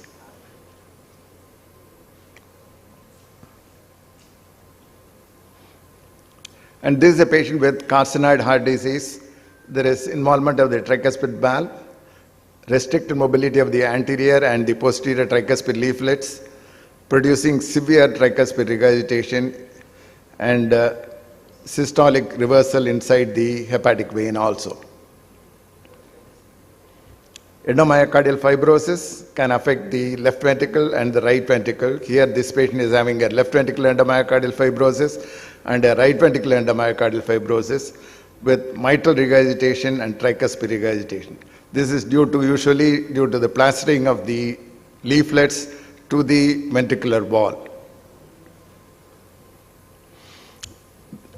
This is a patient who underwent device closure of ruptured aneurysm of sinus of Valsalva. During the procedure, they have accidentally torn the anterior tricuspid leaflet here, and there is a tear in the anterior tricuspid leaflet producing a significant tricuspid regurgitation. These are the primary causes of the tricuspid regurgitation. When we come to the secondary tricuspid regurgitation, they can be divided into ventricular secondary and atrial secondary tricuspid regurgitation. This is a patient with atrial fibrillation at the onset of atrial fibrillation. So this patient has a mild tricuspid regurgitation. This is after 2 years, the regurgitation has become a significant one, moderate tricuspid regurgitation. The atrial secondary tricuspid regurgitation can occur in atrial fibrillation and also in heart failure with preserved ejection fraction. In these patients, the tricuspid annulus is dilated, but the ventricle is usually normal in size, or it dilates only in the basal portion, and the conical shape of the right ventricle is preserved. The right atrium is markedly dilated, especially in patients with atrial fibrillation. These are the classical features, and there is no evidence of tethering of the tricuspid leaflets in the initial stages. This is another patient with tricuspid regurgitation, a significant one with an atrial secondary tricuspid regurgitation. The right atrium has got markedly dilated, the tricuspid annulus also is dilated, the basal portion of the right ventricle is dilated, but the conical shape is maintained, which differentiates it from the ventricular secondary tricuspid regurgitation. This is an example of ventricular secondary tricuspid regurgitation, where there is dilatation of the right atrium, but it is much lesser than what it happens in atrial fibrillation. The tricuspid annulus again is dilated, but it is lesser than in atrial fibrillation, and the right ventricle is much more dilated, and the apex is elliptical. It is not triangular, it is elliptical. So these are the differentiating features between the atrial secondary tricuspid regurgitation and the ventricular secondary tricuspid regurgitation. In both the conditions, there is a dilatation of the tricuspid annulus, dilatation of the right atrium, and dilatation of the right ventricle, which differs in the degree of the dilatation. The tricuspid annulus also, instead of the saddle shape, it becomes flat, and the anterior position and the posterior points are flattened, indicating that there is a tricuspid annulus dilated. Here again, you can see in atrial secondary tricuspid regurgitation, the right atrium is markedly dilated, the tricuspid annulus is markedly dilated, but the right ventricle is small, it's almost normal in size. There is no tethering of the tricuspid valve. The right ventricle is conical in shape. Whereas in left heart disease or pulmonary hypertension producing ventricular tricuspid regurgitation, the right atrial dilatation is lesser, the tricuspid annulus dilatation also is lesser. There is tethering of the tricuspid valve during systole. If you have any doubt, you can go to this classification which describes the leaflet morphology, chamber size, the systolic function, etc. This is the Tricuspid Valve Academic Research Consortium differentiation between atrial secondary and the ventricular secondary tricuspid regurgitation. If you go cases of ventricular secondary tricuspid regurgitation, this is a patient with severe primary pulmonary hypertension, marked dilatation of the right ventricle. In these patients, the right ventricle, the posterior papillary muscle is usually displaced, and the septal papillary muscle also is displaced in these patients, producing a tethering of the tricuspid valve and a severe tricuspid regurgitation in this patient. This is a patient with rheumatic mitral valve disease with tethering of the tricuspid valve, producing secondary tricuspid regurgitation ventricular. You can see the mitral valve disease.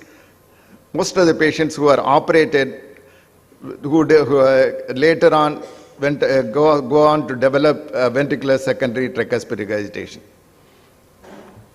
This is a patient with dilated cardiomyopathy producing pulmonary hypertension and secondary tricuspid regurgitation. There can be primary disease of the myocardium also, which can produce right ventricular myocardium, which can produce tricuspid regurgitation significant. This is a patient with inferior wall infarct. The left ventricular function is almost normal, but you can see the akinesia of the right ventricular anterior wall. Here you can see the akinesia of the right ventricular wall. The apex is moving briskly, the mecanal sign. And there is a severe tricuspid regurgitation with the dilatation of the IVC and aorta, IVC and with absent respiratory changes.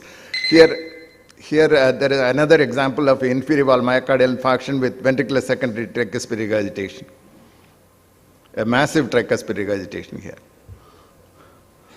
And this is a patient with dilated cardiomyopathy affecting only the right ventricle, producing tricuspid regurgitation.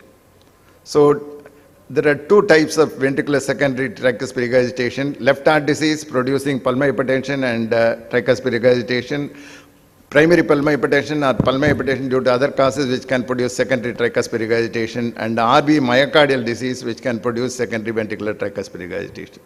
This is another example of rheumatic mitral valve disease with atrial fibrillation and all that. I'll skip this electronic devices induced tricuspid regurgitation. It can be primary or secondary. This is an example of primary. Here is an example of secondary. This patient has had a CRT. The lead position is excellent. It is in the center. It is not producing any obstruction of the to the tricuspid valve movement, but there is significant regurgitation due to the left heart disease. So it is a ventricular secondary tricuspid regurgitation occurring in a patient with CRT.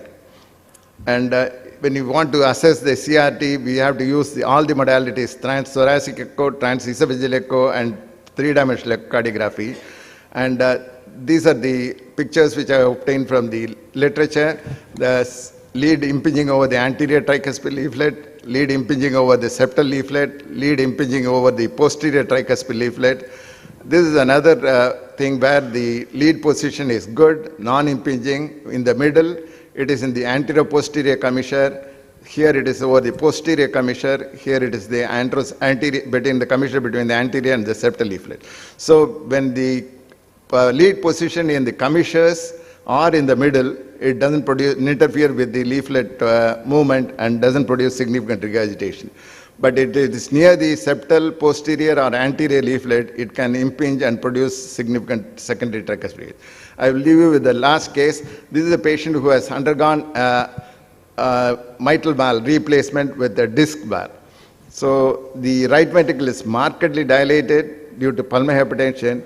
This patient had a tricuspid annuloplasty with a ring, but the ring has given way. It is very difficult to repair the tricuspid valve, either a divega or other modifications, or even with the ring. The ring gives way, and this patient has got a torrential tricuspid regurgitation. And there is right ventricular dysfunction also. Apart from that, you can see that pulmonary valve, you can see marked dilatation of the right ventricle and right ventricular outflow tract. Even the pulmonary valve is not able to close properly, and this patient has got almost the flow is continuous between the right ventricle and the pulmonary artery with a severe pulmonary regurgitation. Thank you. There's only one question, Dr. Allegation. I think it's a very nice presentation. We have published recently an article in Indian Heart Journal on HFpEF and left atriopathy. Is there any association of left atriopathy with right atriopathy in HFpEF? HFpEF with left atriopathy is very well known, and Dr. Solomon from Harvard has classified it into 4 categories: A, B, C, and D. C and D are irreversible because there is a lot of fibrosis. But in the right side, I have not much information. Is there any evidence of right atriopathy in HFpEF? Left atriopathy is known, it's all very well known, but I don't know about the right side or a combination of both right and left atriopathy in HFpEF.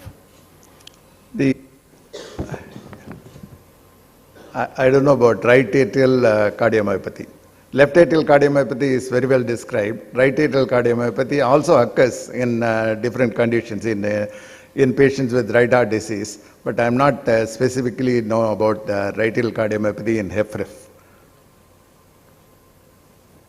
As such, we are not really strains of right atrium as such. So right atrial cardiomyopathy as a term as such is not there present. Well, thank you, Dr. Allegation. It was a beautiful collection of different etiologies of tricuspid regurgitation. And if there are any more questions, if none, we'll move out to the next speaker. Dr. Simi is already here. She'll be talking on assessing significance and severity of forgotten pulmonary regurgitation. Thank you, sir. Good morning, everyone. Good morning to respected seniors and dear friends.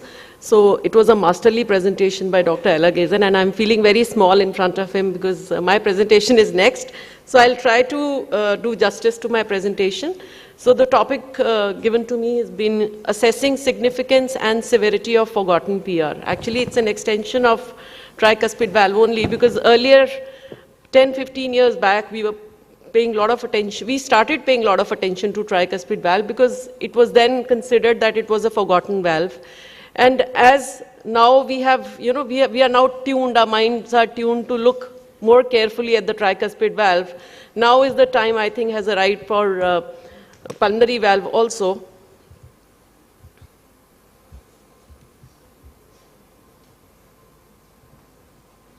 So I'll start my talk with a case. This is a 52-year-old lady, and she is a post-AST surgical closure, and there was a history of intervention to pulmonary valve also 5 years back. But now she started having fatigue, dyspnea, class 2 for last 6 months.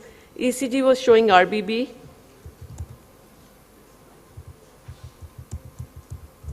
The slides are not very fluently moving.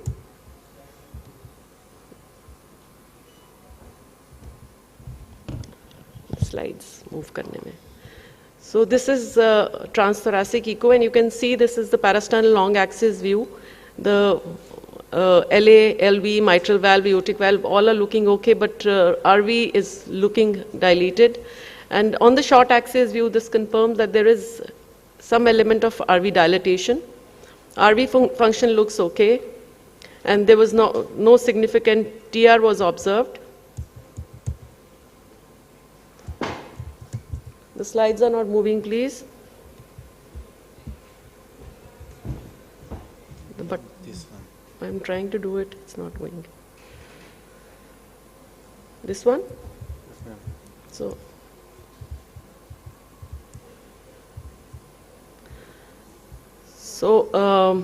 tissue Doppler across the RV free wall, systolic function of right ventricle is normal, and CW across the tricuspid valve, PA pressures were relatively okay.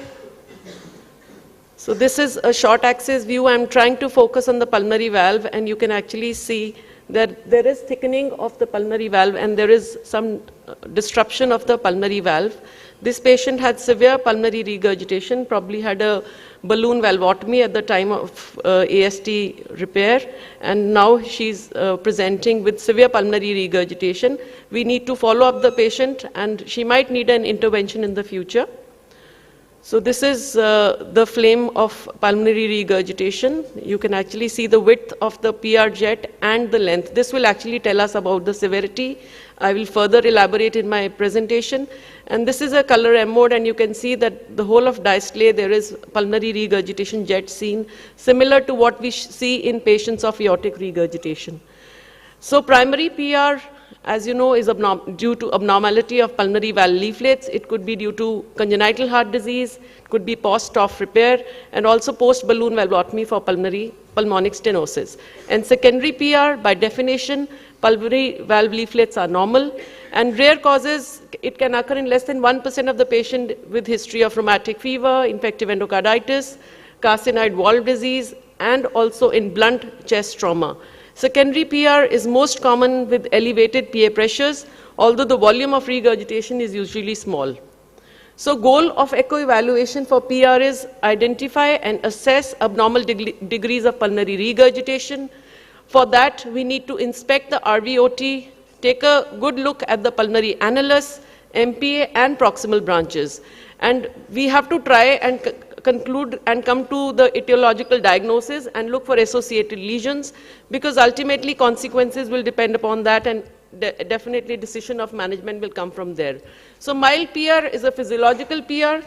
Whenever you do an echo, you put a color Doppler, a small spindle-shaped color droplet can be picked up as a physiological PR when you're doing short axis, and whenever you put a CW across it, you can get a PR jet. If the jet is mild, it will be a faint-looking jet, and the envelope may not be complete. Jet length of less than 10 millimeter is suggestive of insignificant PR, especially if it is narrow at origin.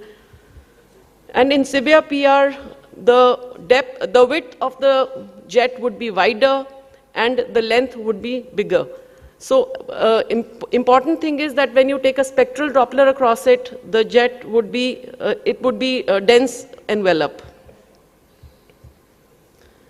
So how to pick up the PR jet, that is pulmonary artery, it can be imaged in parasternal short axis view or in subcostal view, which is very favorite of pediatric cardiologists, and you can actually pick up the pulmonary valve in both these views.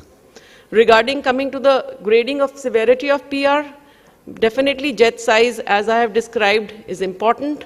Less than 1 centimeter in length, thin flame shape, narrow at origin is usually mild. And for severe, as you can have a look, it is generally a large jet with wide at origin, but duration does not matter here. Regarding jet density and deceleration rate by CW, we can get the grading of PR. So if it is mild, the envelope is soft and there is a slow deceleration is there. But in cases where there is severe PR, it is a steep deceleration, jet is dense, and there is an early termination of diastolic flow, because sometimes there can be equalization of RV pressure and the pulmonary artery pressure. So actually the jet will terminate early. Pressure half time, less than 100, correlates with hemodynamically significant PR, and sensitivity and specificity range up to 90%. Regarding grading, according to jet width, you have to take a ratio of jet width and RV outflow diameter. It is mild if it is less than 1/3, and severe if it is more than 2/3 of the RVOT outflow diameter. Regarding PR index, we can use a CW jet and duration of PR and total diastolic time. So you have to calculate the diastolic time and the duration of the jet. If you take this ratio, if it is less than 0.77, it indicates significant PR. Other important parameter is diastolic flow reversal. So all the calculations we've been doing till now were at the level of pulmonary valve. Now you go into the MPA or into the branch pulmonary arteries. If there is a diastolic flow reversal in MPA, that is, if you see a red color Doppler signal, which is very clearly evident here, you can actually see the red color Doppler, which is actually diastolic flow reversal. If it is mildly seen in MPA, it is a mild PR. But if it is a severe diastolic flow reversal, that is like a white arrow. This is a pulse Doppler across it, and you can see a dense reversal here. It indicates that it is a severe pulmonary regurgitation. So this is again depiction of the red contrast, and it's a diastolic flow reversal in the MPA. Another parameter is grading the severity of PR is diastolic systolic time velocity integral. So you can actually take a pulse wave Doppler across the pulmonary valve, and you can take a VTI of the systolic and the diastolic VTI, take a ratio, that is diastolic TVI and systolic TVI. If the ratio is more than 1, it is severe PR. If the ratio is less than 0.49, it is mild PR. Other parameters are like calculation of regurgitant fraction. By taking a RVOT stroke volume minus the LVOT stroke volume, you get the regurgitant volume. And if you calculate, put it in the formula of regurgitant fraction, that is 1 minus this ratio into 100, you get the regurgitant fraction. So more than 40%, it indicates severe pulmonary regurgitation. Vena contracta, we can definitely take a measurement across the narrowest point and calculate the severity of PR. PISA is not considered very important here because the assumption of hemispheric shape is not valid in cases of PR. So once you take a color Doppler across chronic pulmonary regurgitation, you have to decide whether it is mild. If we've discussed most of the parameters for severity in mild PR as well as for severe PR, and you can grade it mild or severe. I will just show 1 or 2 cases. So this is, Dr. Alagason has already shown the tricuspid part of it. This is you can see the thickened tricuspid leaflets, and they are very stiff. This patient had presented with palpitations, flushing and diarrhea. And taking a look at the pulmonary valve, again there is thickening and the valves are stiffened, and this patient has severe pulmonary regurgitation. So you can take all the possible calculations to decide the severity of PR, and this patient had a early diastolic flow reversal in the MPA itself. And again, spectral Doppler across it, severe PR. This is another patient who is a post-TOF repair and had a history of infective endocarditis, and you can see a big flagellar structure at the level of pulmonary valve, and this patient also had severe PR.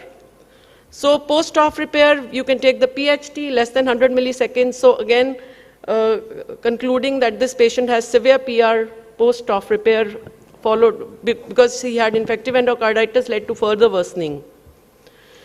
So diastolic flow reversal is mild PR if it is originate only in MPA, but if it goes up to distal PA branches, it is a marker for severe PR. This is a patient with grade 1 pulmonary arterial hypertension. You can see these pictures of, you can see that there is a D-shaped septum, RA, RV are prominent, and when you take color Doppler across it, there is evidence of pulmonary regurgitation. This will actually help us in calculating the diastolic PA pressures also, besides the systolic, which can be calculated from the tricuspid regurgitation.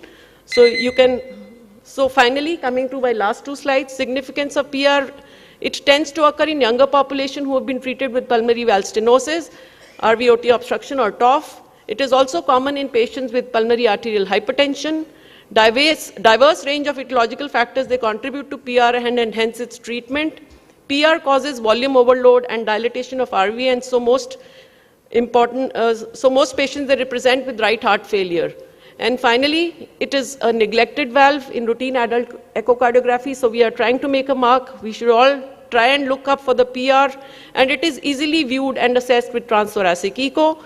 Patients of TOF repair often have PR, so assessment is important because it's an asymptomatic pathology initially, but ultimately enlarged RV, and then you have to take a call when you want to do a pulmonary valve replacement, because these patients' longevity is increasing, our follow-up is increasing.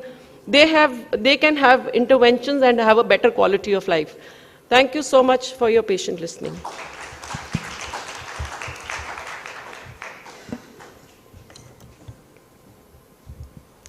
I'll be more than happy to answer any questions.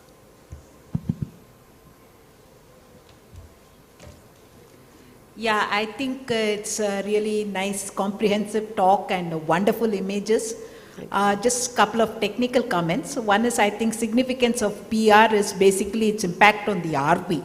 So in any case of PR, we will have to objectively assess the RV in terms of RV FAC, strain rate imaging, and so forth, and the, of course, TAPC. So you would have to look at it more objectively. Yeah, point well taken, yeah. That, and then see, when you're seeing the pulmonary valve, if you just rotate clockwise by 30 or 40 degrees, you can see the valve en face, even on the transthoracic. The other thing is, when you're going for a 4th chamber, if you rotate clockwise, you can open up the pulmonary artery pretty much the same way as you open the aorta. There also you can get a very beautiful imaging of the PR. So just a couple of technical points. Thank you. Thank you. Can I make a small comment? Yeah, sure, now please. we're discussing about severe PR, and we had a couple of things on severe TR. So we commonly see that the RV function assessment is done by TAPSE and RVS prime, even in these cases. So there has been a recent lot of changes which are occurring, and one of the guys who has done is Luigi Badano and Denisa Merarue. They are suggesting that whenever you have severe PR and severe TR, don't mention TAPSE or RVS prime, because they may not be the marker of giving an understanding of RV function, because these are all load dependent structures. Yeah. Because we routinely see these things being validated and shown that the RV function by TAPSE is normal, but they may not hold true. That's a comment. Right. Thank you so much, Dr. Thank Singh. you. In the interest of time, we'll just continue and go ahead with the next talk, please. So the next talk is on, does mean diastolic gradient in mitral stenosis have some value in assessing the severity of in 2025, or should it be discarded? And can I invite our next speaker, Dr. S. Please forgive me if I'm pronouncing this wrong. Sanmuga Sundaram, please. Thank you.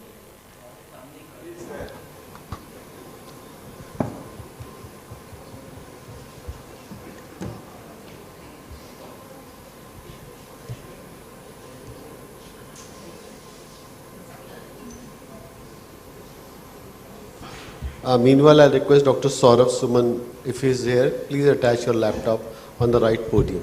Dr. Saurav Suman.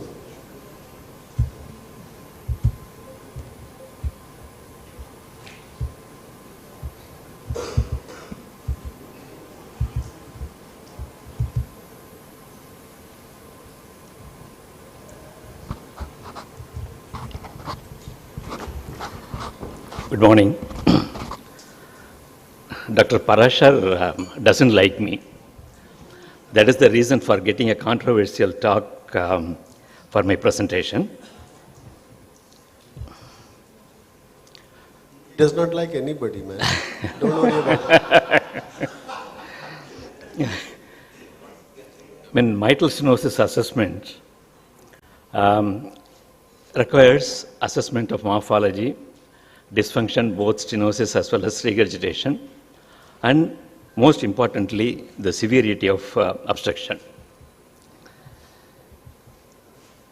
Early 80s, we had a 2D echo machine, which did not even permit us to get an automated area measurement. I used to take a transparent paper, put it on the scope, draw the circle, use a real planimeter and measure the mitral valve area. Then, I thought instead of just believing only the anatomy, why not we use the functional parameters to assess the severity? Then came in the Doppler. Studies have indicated that Doppler gradient, mean gradient, and the invasively measured gradient matched quite nicely. But the problem was the pressure gradient is influenced very much by the flow as well as by the heart rate.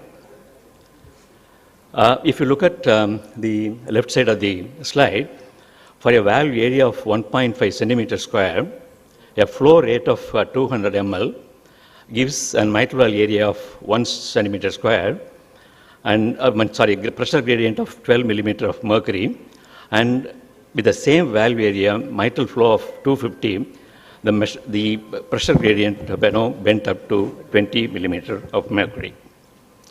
Then we thought the pressure half time would be a better method of assessing the severity. Whatever we did in the invasive lab, got transferred to the echo lab. Simple method, 220 by pressure half time gives you the mitral valve area. Very simple to perform. Measurement variability is quite less. But unfortunately, many other factors, particularly the compliance of the left atrium and the compliance of the left ventricle, seem to influence the pressure half time very much, so that in many coexisting conditions like left ventricular hypertrophy, LV dysfunction, aortic regurgitation, atrial septal defect, pregnancy, all these conditions, believing this puts us into the trouble.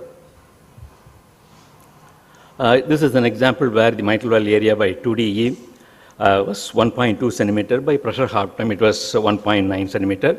This discrepancy we get to see everyday practice. Then after balloon valvotomy, all of us know that pressure half time method of estimating the mitral valve area is quite unreliable. At least in the next few days, you may not depend on this. What are the alternatives? You can do a PISA, but time consuming. Most of us don't do that. And we have to use some angle correction because the mitral valve area is something like a funnel. Then continuity equation, simple concept, but the problems are multiple measurements. So an error in one or two measurements will result in altered mitral valve area method, assessment. So we went ahead, went full circle and came back to say that mitral valve area by 2DE or 3DE is the best way to assess the severity of mitral stenosis. It is true, if you get a good picture like this, undistorted mitral orifice, easy to measure, this is the gold standard. Particularly when you have a 3D echo, all the more reliable to assess the severity. But in real life practice, we get to see quite often mitral valves like this, densely calcified, and the short axis view, the orifice is so distorted that you can't rely on 2D estimation of mitral orifice. Here comes the value of measuring the mitral gradient. Look at the mean gradient, it is 29 millimeter of mercury. Another example where the distorted mitral orifice doesn't permit you to do calculation of mitral area in short axis. Moreover, if you look at the slope of mitral gradient, it is a non-linear slope, so you can't use pressure half time effectively. So here also comes the value of estimating the mean gradient across mitral valve to assess the severity. Few examples of congenital mitral stenosis which we have already seen. In short axis view, however hard I tried, I couldn't get a oval or circular orifice. It was so distorted. And not only that, in congenital mitral stenosis, the obstruction may not be at one level. It may be at the valve orifice. It may be at the subcaudal level as well. Another example of congenital mitral stenosis, look at the mitral orifice. It looks as if it is mild mitral stenosis, but look at the gradient. The gradient is so much and the pulmonary hypertension so severe. So the obstruction is not at the valve level. It is probably at the subvalvular level in a parachute mitral valve. And if you have a configuration of the continuous wave Doppler across the mitral orifice, I'm sure you can't use pressure half-time method here with a configuration of Doppler gradient like this. Post mitral valvotomy, when the commissures are split, again you have a problem of measuring the mitral orifice area. Whenever we have discrepancies between the symptoms and the severity of mitral stenosis, we are supposed to go for a stress echocardiogram. What is measured in stress echo is not the valve area, not the pressure half time, but it is the gradient. If with physical exercise, if the gradient goes beyond 15 millimeter of mercury, or if it's a dovitamin stress echo, if it goes beyond 18 millimeter of mercury, you are sure that you are dealing with severe mitral stenosis. Then comes the next common cause of mitral stenosis, degenerative mitral stenosis. In contrast to rheumatic mitral stenosis, where the valve is something like a funnel, in calcific mitral stenosis, it is more like a tunnel. And obviously, you may not be able to measure the orifice in calcific mitral stenosis. There are only two methods. One is the Doppler index, LV/VTI divided by mitral valve VTI, or use the continuity equation to assess the severity of mitral stenosis. So here also comes, if you get a calcific mitral stenosis like this, severe with regurgitation, the measurement of gradient is the best way to assess the severity. This study looked at the natural history of calcific mitral stenosis. One of the parameters which helped us in choosing people who are at high risk of progression of disease was the transmitral gradient of more than 8 millimeter of mercury. This is another frequent problem for us, combined mitral stenosis and regurgitation. You know very well, whenever there is a combined valve lesion, methods like continuity equation, methods like pressure half time are quite unreliable.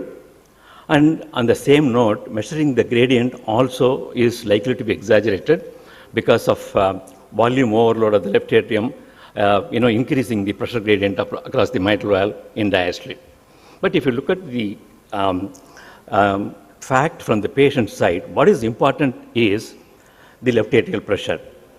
The left atrial pressure is obtained by the transmitral gradient. So in a combined valve disease, it is the transmitral gradient that determines the outlook of the patient, determines the patient's symptomatology.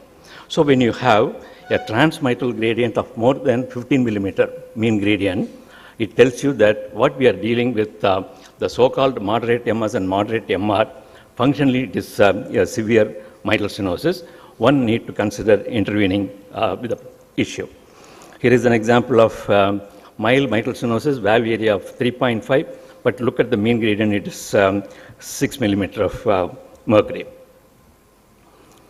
If you look at the different methods of assessing the severity of mitral stenosis, each one has flaws, each one has difficulties, but the gradient estimation is relatively simple and straightforward. When the valve is distorted, most often due to calcification, we have to depend upon the gradient. When the value of obstruction is at different levels, or at least not at the orifice, again gradient estimation comes handy. If only you recognize clinically that it is a flow-dependent parameter, if you have clinical situation that tells you it's a high flow state or low flow state, accordingly you can modify your approach. As none of these individual parameters is foolproof, multi-parametric approach is definitely required, and we cannot dispense away the calculation of mitral gradient in this multi-parametric approach. The last slide. This is a study which looked at the discrepancy that happened between mitral valve area and the pressure gradient. Korean study, retrospective study of nearly 2,600 patients. If you use the mean gradient of more than 10 millimeter of mercury, nearly 76% of the people were graded as moderate mitral stenosis. And if you lower the gradient to, or the cutoff to 5 millimeter of mercury, nearly 26% of people with moderate MS became severe mitral stenosis. Something like what happened between the gradient and the valve area in aortic stenosis. Such discrepancies also do occur in mitral stenosis between the gradient and the valve area. But realizing that pitfalls, we need to work further to identify which is the best cutoff to use to define the severity of mitral stenosis. Thank you. Yeah, thank you, sir. It was indeed a very good presentation, and there is always something to learn in mitral stenosis. However, it may have been a very old lesion and something, but always there is more to learn in it. If there are no questions? Good morning, sir. That was a really good presentation. My question is that with in the recent guidelines, the cutoff for mitral stenosis, the mitral valve area cutoff has been changed. Now it is 1.5. Yes. So less than 1.5, the mitral stenosis is considered to be severe. But in our day-to-day echo practice, we have seen and in the guidelines, they have not changed the cutoff for mean gradient. So in our day-to-day echo practice, in most of the patients, if the mitral valve area is somewhere between 1.3, 1.4, we usually do not get mean gradient of more than 10. So does it mean that with this newer cutoff of mitral valve area defining the severity of mitral stenosis, now the mean gradient has less of value? Because I don't remember getting mean gradient, unless patient is tachycardic or has got mitral regurgitation. In pure mitral stenosis, mitral valve area of 1.4, I don't remember getting gradient of more than, mean gradient getting more than 10. So does it mean that it has less value in the light of newer guidelines? What is your opinion on that? No, that was the discrepancy which was addressed in the last slide, like the Korean presentation.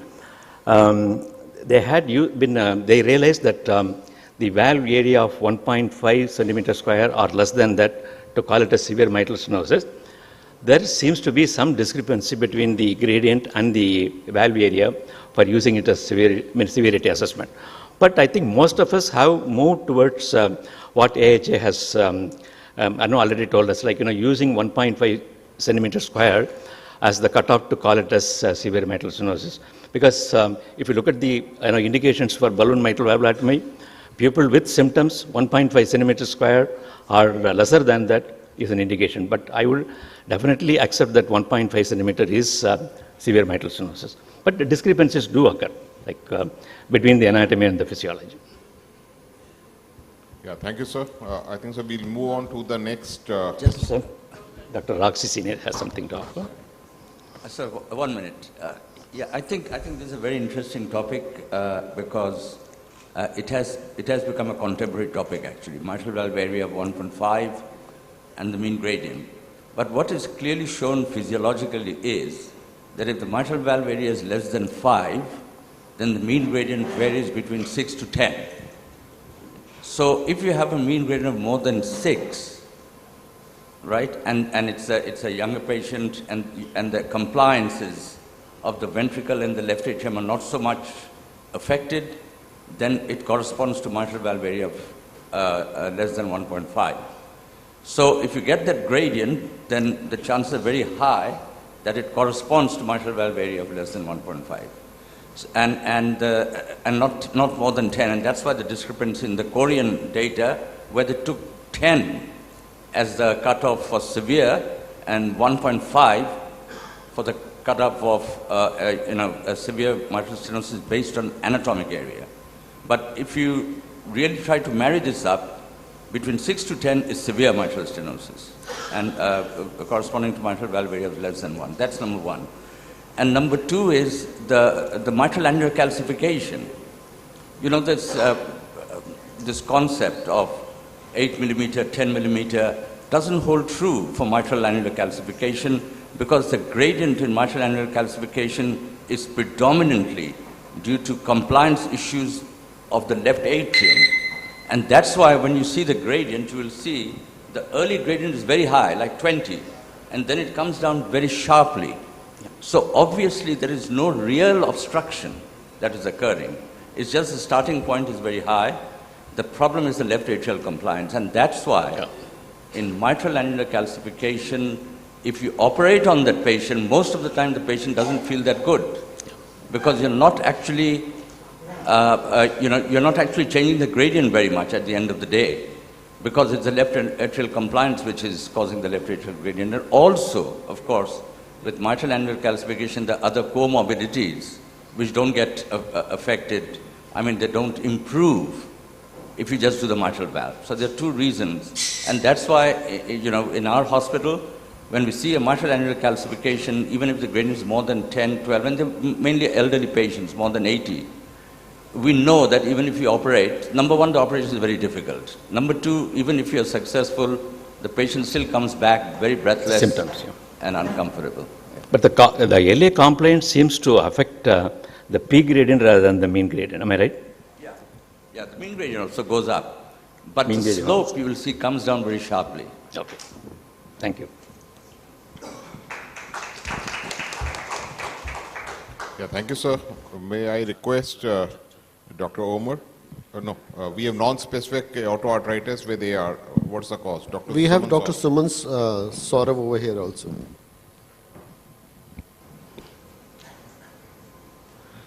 Good morning, everyone. Today I will be talking about a rare association of AR. This is the case history. A 32-year-old male resident of Bihar with a known case of hypertension for past 6 months. He had on and off multiple increased BP recordings. However, he was not taking any treatment.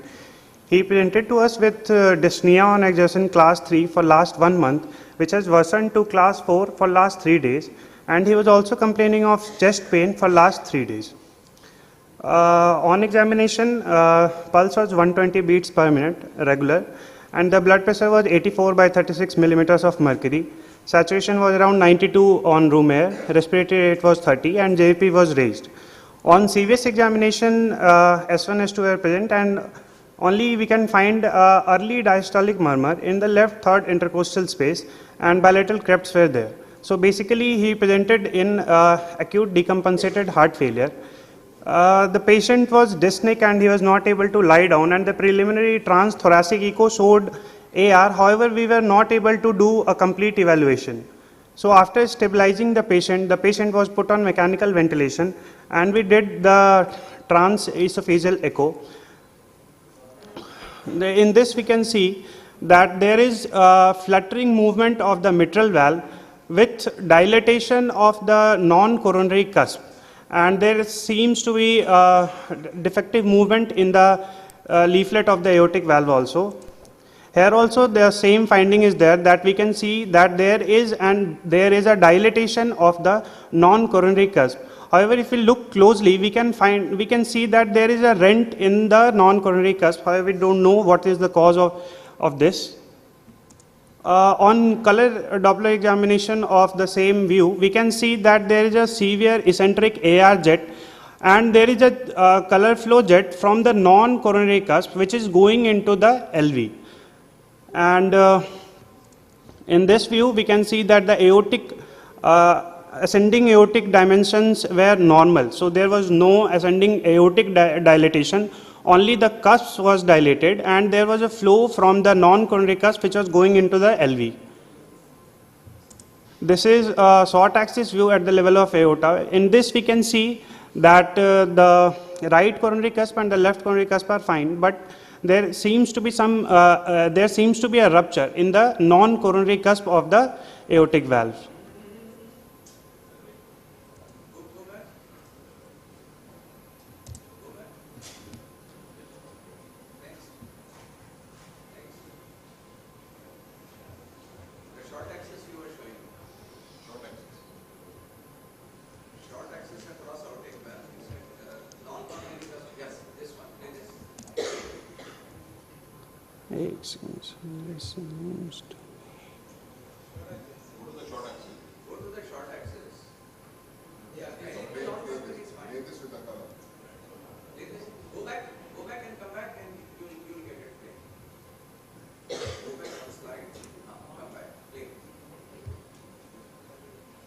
Sir, this is the right atrial septum, this is the interatrial septum, so this is the right coronary cusp, and this is the left coronary cusp, and this is the non-coronary cusp which is showing the red.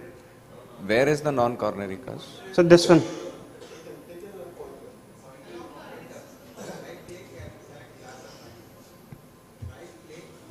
So this is the right coronary cusp, this is the left coronary cusp. No. That's the non-coronary cusp. Non-coronary cusp is absolutely normal. Doesn't matter, it doesn't matter. Semantics is something which we are not discussing, we are discussing the etiology. In anything connected with the interatrial septum is the non-coronary cusp. Okay. Go ahead. So this is the same view in which we have confirmed that there was a severe eccentric AR and there was a jet coming from the non-coronary cusp into the LV. Go back again. There is some very play. It's not playing. Go ahead. Play this. Yeah. So which is the non-coronary cusp? So this one is the non-coronary cusp and this one is the right coronary cusp. Nah. In the plaques. This is not plaques. This is transesophageal echo. Yes. This is the aortic long axis view at the level of aorta in the mid-esophagus. Actually, your angle is like that this is neither a perfect short axis, this is neither a perfect long axis view. It is basically something in between. And that's why you are getting the shape of the non-coronary cusp like this. Look at the angle of the probe where you have steered it. That's the issue. So, actually, this is right coronary cusp. So in this we can see that there is a fluttering movement of the mitral valve with mild LV dysfunction and concentric LVH. And there was mild MR likely due to the AR jet which was impinging on the mitral leaflet. So by this time we were sure that there was an aneurysmal sinus of Valsalva, likely RSOV with rupture from right coronary, could be right coronary or non-coronary cusp to the LV with a normal ascending aortic dimension. With severe eccentric AR with a tri-leaflet aortic valve, there was mild MR, mild concentric LVH with mild LV dysfunction, and there was no associated VSD and there was no vegetation or clot. However, for further management of this patient, we did a CT angiography, and this is the 3D reconstruction, which showed that there is narrowing at the origin of the left subclavian artery, and this is the section which is showing the same finding, that we can see that there is narrowing of the left subclavian artery, as well as in this sagittal section we can see that the caliber of the aorta in DTA is lesser in comparison to the other parts of the aorta. So there was basically narrowing of the subclavian artery and the aorta, and this was the 3D reconstruction image which is showing the aortic root, and this is the right coronary cusp, left coronary cusp, and there we can see that there is a connection between the non-coronary cusp which is going into the LV, which was confirmed on the CT in the same view. So we diagnosed the patient as a case of non-specific aortoarteritis with ruptured sinus of Valsalva aneurysm with severe eccentric AR, mild to moderate MR, presented with NYHA class 4 with mild LV dysfunction and normal sinus-rhythm, and there was no signs of infective endocarditis. So what was this peculiarity about this case? That usually the non-specific aortoarteritis patient have AR, but these are usually due to the aortic root dilatation or due to the involvement of the aortic valve per se. But so the prevalence is around of SOV aneurysm is 0.09% in the general population. causes can be congenital or acquired. When it is acquired, it is usually infectious causes like infective endocarditis, syphilis, tuberculosis. But it can be rarely caused by the autoimmune diseases like Behçet's and Takayasu arthritis. So in this we can see that the involvement of the aortic root per se is in around 36% of the patient, but aneurysmal dilation of aorta is much less common, and this was basically a type 2A non-specific aortoarthritis. And by far, there have been only few case reports of ruptured sinus of Valsalva aneurysm caused by in patients of Takayasu arthritis.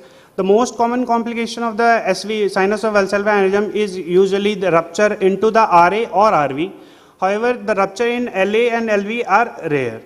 And that too in a patient of Takayasu with RSOV rupturing into the LV is a rare association. So this patient was basically taken up for surgery for RSOV closure and aortic valve repair plus minus replacements. Thank you. Thank you, Suman. Now, since we are short of time, so I'll be inviting the next speaker. He is Dr. A.K. Umar. He is Director of Non-Invasive Cardiology in Fortis Scots. And he will be talking about something which lies at the frontiers of the modern cardiology, that is interventions in structural heart disease, where the changes are happening on two fronts, one in the device designs and another is where to use it. And with very rapid evolution of literature, sir will be updating us that where do we stand as of today in 2025. Dr. Umar. Thank you for kind introduction. Thanks, Dr. Parasar and organizing team to giving me this topic. So, we all know that the TAVI is becoming very prominent as far as the severe aortic stenosis is concerned. It was started in 2002.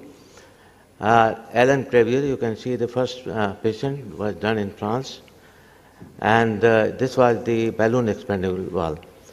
Soon after that, we had in 2004, with the help of Dr. Jack Sequin, Dr. Said did it, self-expandable valve in 2004. If we look into the world incidence of the tower, you can see in Western countries it is almost like 100 to 150 per million population. But in India we are just like 1 in 1 million population. But so we are catching very fast. If you look into just go with we started with the extremely risk inoperable patient. And the results were quite promising. And here is the balloon expandable, and at the same time is the self-expandable with the partner 1B and core valve ER trials. Then came the high-risk patients, where the partner 1 trial, 1A trial and core valve HR trial were there. Results were TAVI was non-inferior to surgical AVR in terms of all-cause mortality, 30 days, 1 year, as well as the 5 years. Similar was with the core valve trial also. Then came the further trials with the intermediate risk patients, where the partner 2 and SAR-TAVI. Here also results were very favorable, and the all-cause mortality and this happening stroke was quite comparable with the SAVR, rather better than SAVR. You can look here all the trials with the reducing SAS score, and also the mortality was also decreasing. So it was from the high risk patient, surgical risk patient, came to the intermediate risk patients. Now what is interesting now, it has come to the low risk patient, less than 4% of the SAS. Here the 4 major trials had been there, that is Notion, partner 3, and the Evolute-R, and Dedicate in the German trial.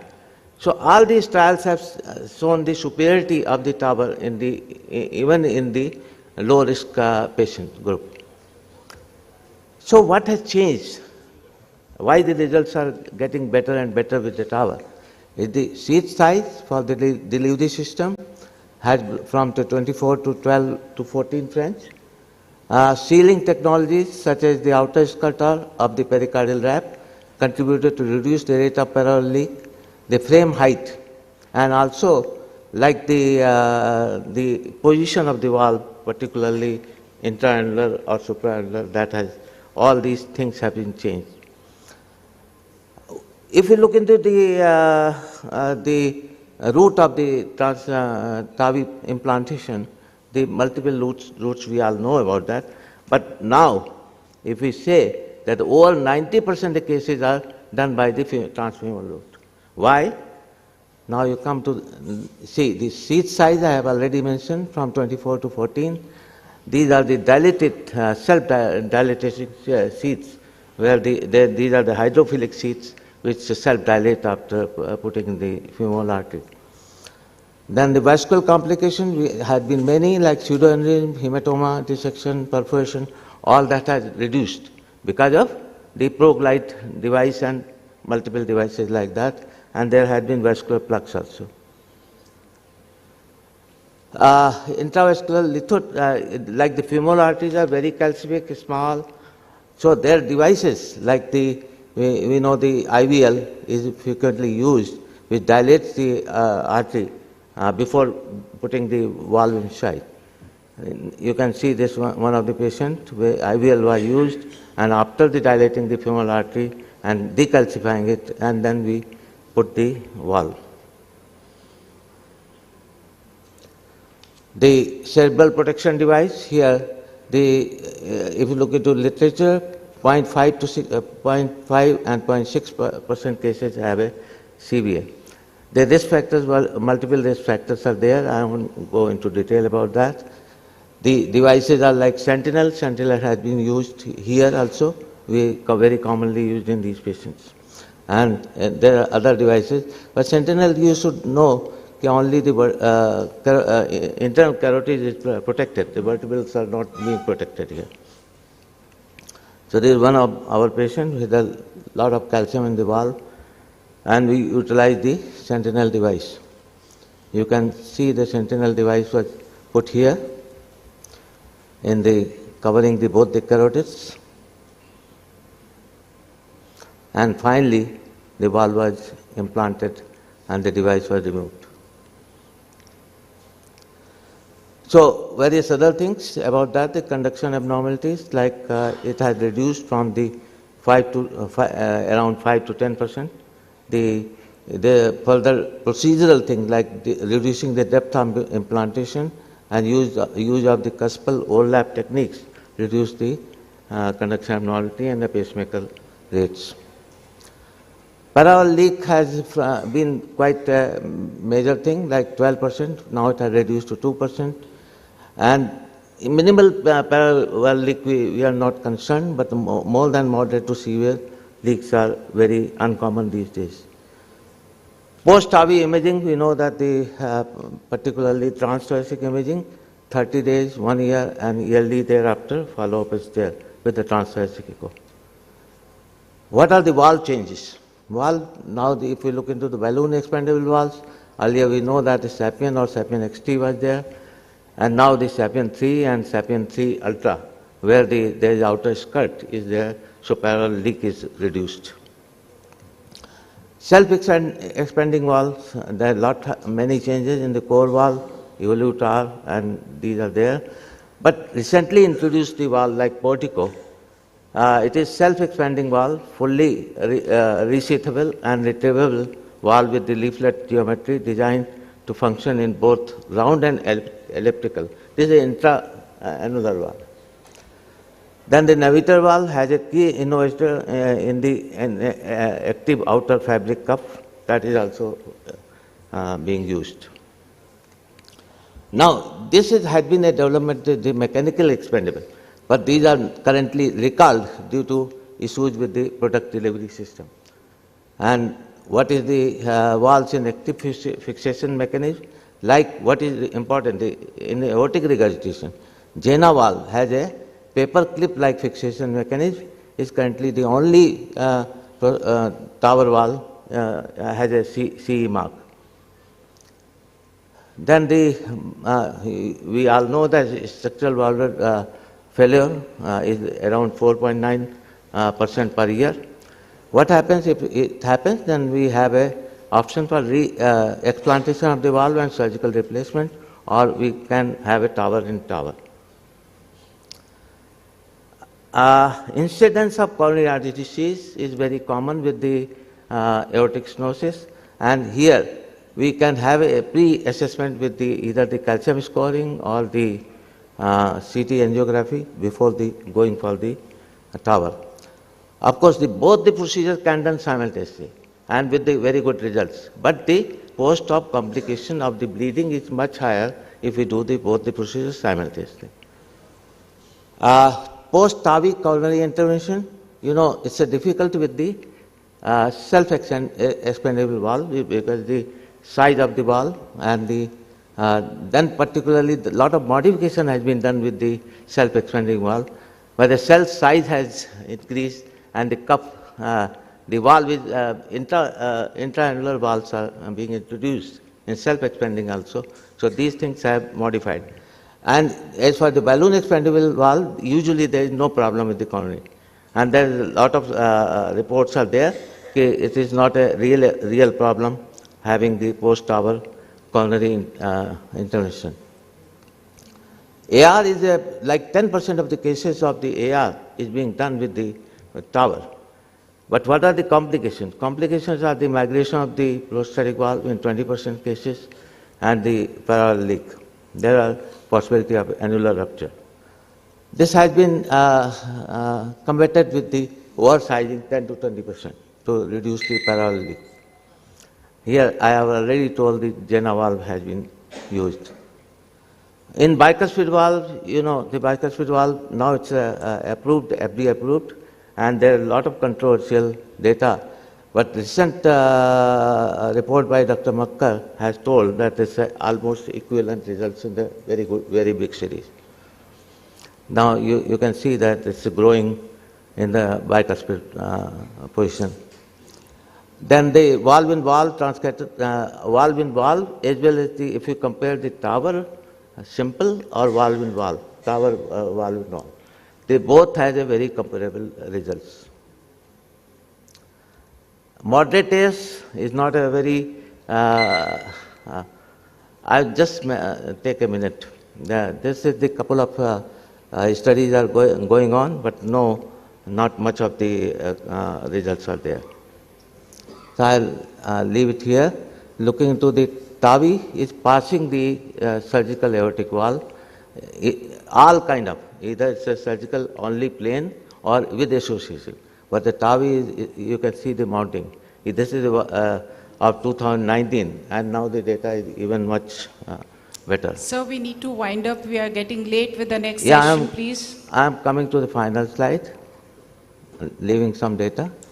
See, the TAVI is evolved tremendously, and there are a lot of things like new technological innovations, cerebral protection devices, novel occluders, parallel skirting, all that has improved the results of the tower.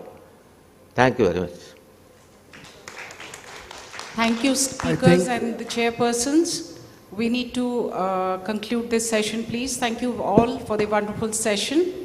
And dear audience, I'll just hold you back for a small formal ceremony from the coffee break. We are certainly going to give you some time for the coffee. And let me welcome all those who have joined us late. On behalf of the organizing committee, I'm sure you all must be enjoying the academic feast. So we move on for a small inaugural ceremony of the academy. And let me just share today that the conference is being held on a very auspicious day of Basant Panchami, and I pray and hope that Goddess Sharda bless us all with wisdom and knowledge today and always. Let us all stand up for a brief while for Sharda Saraswati Vandana. Thank you all.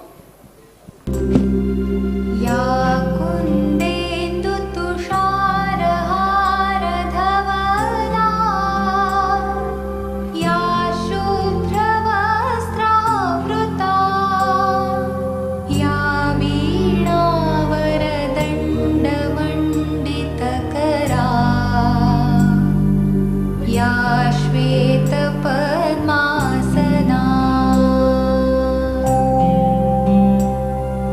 या ब्रह्माच्युतशङ्करप्रभृतिभिः देवैः सदा वन्दिता सा मां पातु Saraswati Bhagwati निःशेषजाड्यापहा।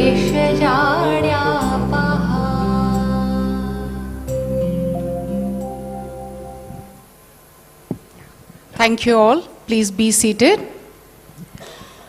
So we proceed for the formal program.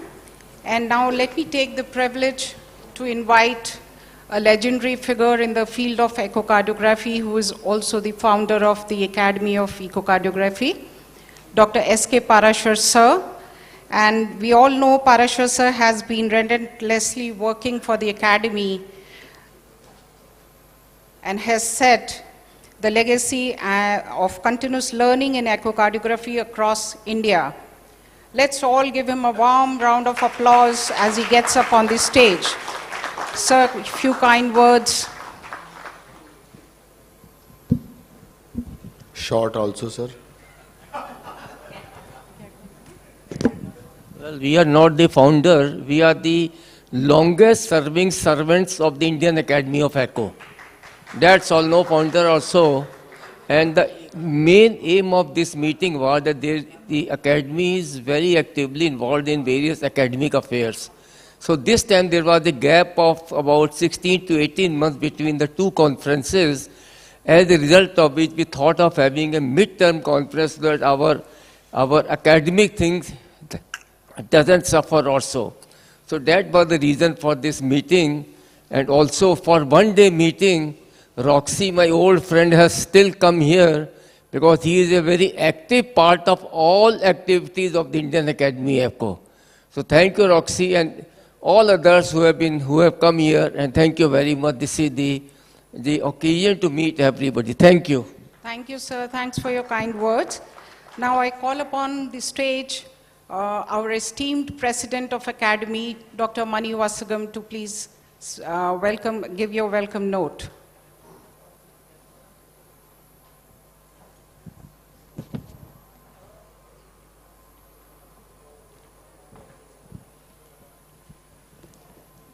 Good afternoon, everyone.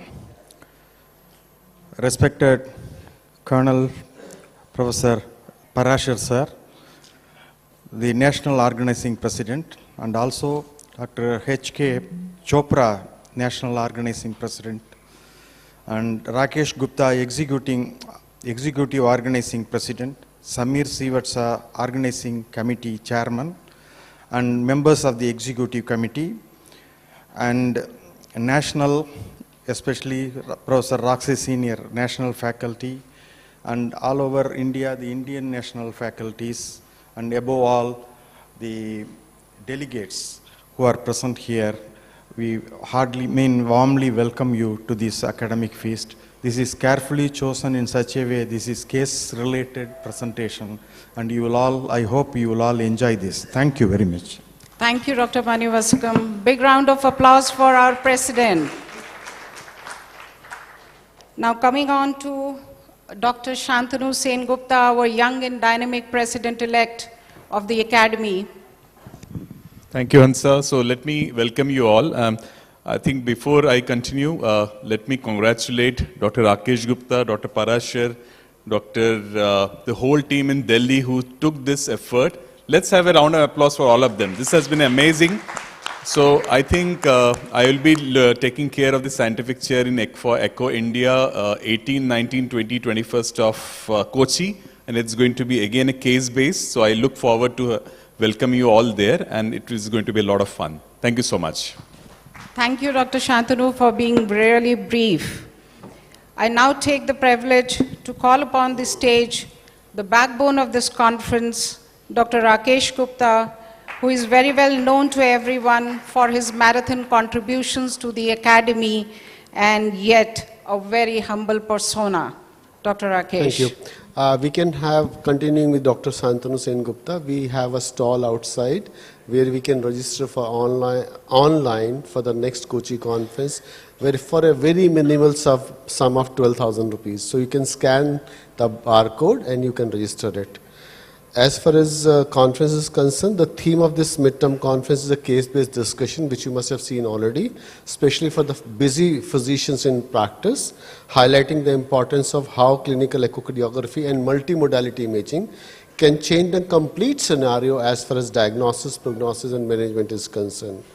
Wonderful personality like Dr. Roxy Senior and my humble, respectable Professor Anil Saxena amongst all of us is over here, along with international and national faculty par excellence.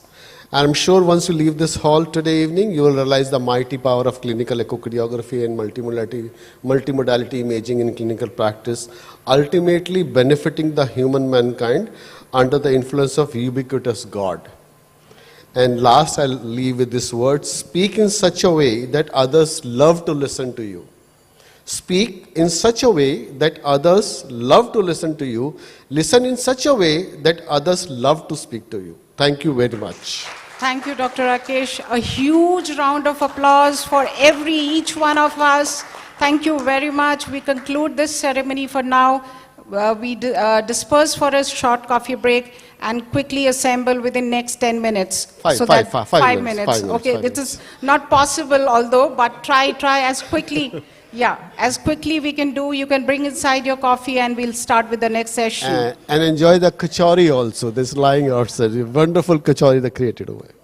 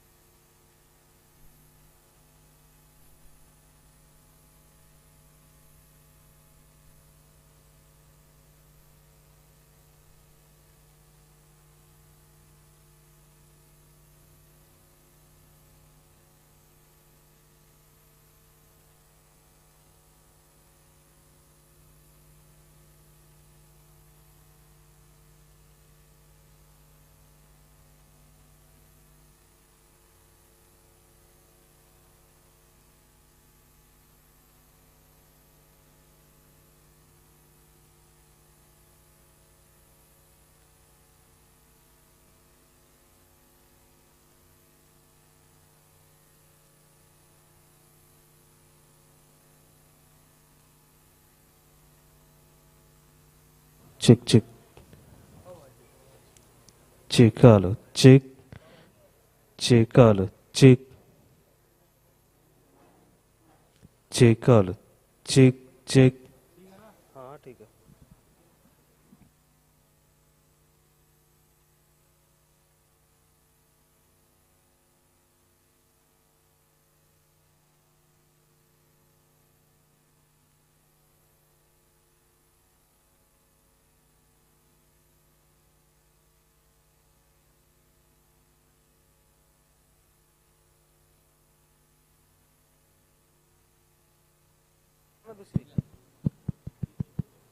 Check, hello. Check, hello. Check.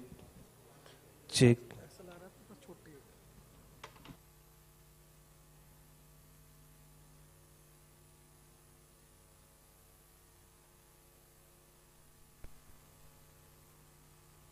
Check, check, hello, check. ये वाली ठीक है, ये ठीक थी, दूसरी ये ठीक वही लगा दो, ये ठीक निकालो. अच्छा ये ठीक थी. हाँ ये ठीक. और दूसरी निकालो तो कहीं नहीं लगा.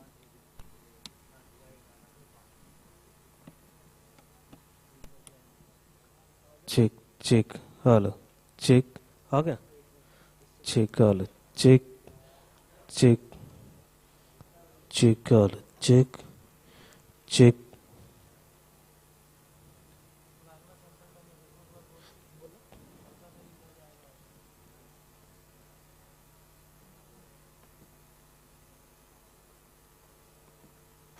Check, check, hello, check. आ गया. Hello, check. Check, hello, check. Check. आ तो रहा, दोनों में तो दिखा रहा है. Check, hello, check. दोनों में दिखा रहा signal. Check.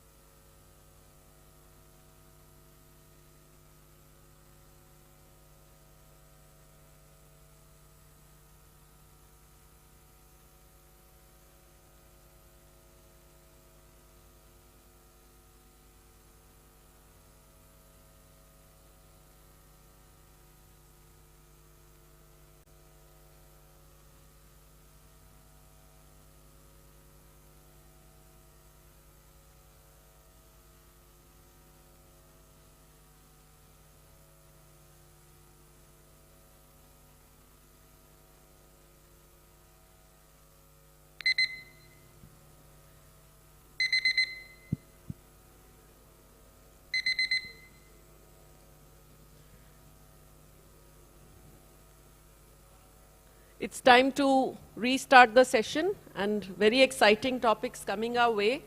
So I would request the people who are standing outside to please come back and join. So next session is for 1 hour, and it has 6 eye-opener cases, very senior faculty, so we are all looking forward to it.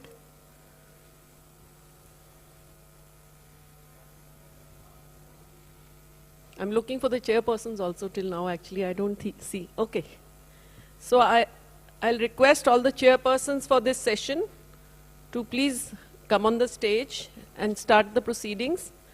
Dr. Vivek Tandon, Dr. Meera Govindarajan, Sangeeta Porwal, Kshitij Chaudhary, and Arif Mustaqeen.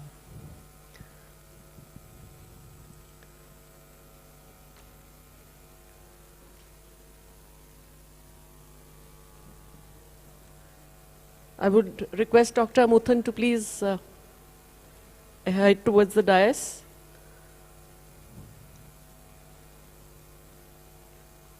Somebody has to actually, I think, ring the bell outside to call people inside. We are starting the session.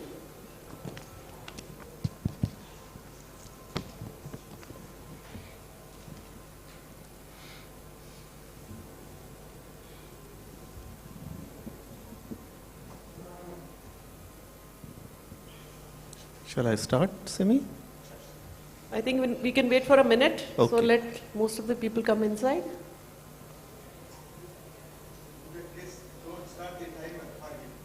Yeah. We'll take care of that. Yeah. So Hansa is not around, so there would not be any strict marking, you know.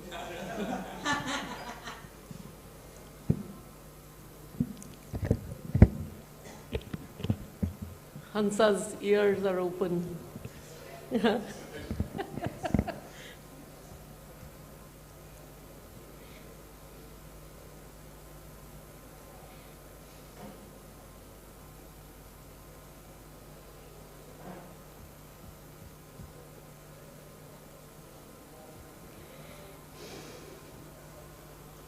So Dr. Prashar has come inside. So I think we can start. Most of the people will follow him. Hanji, hanji. Okay. I set the stage actually.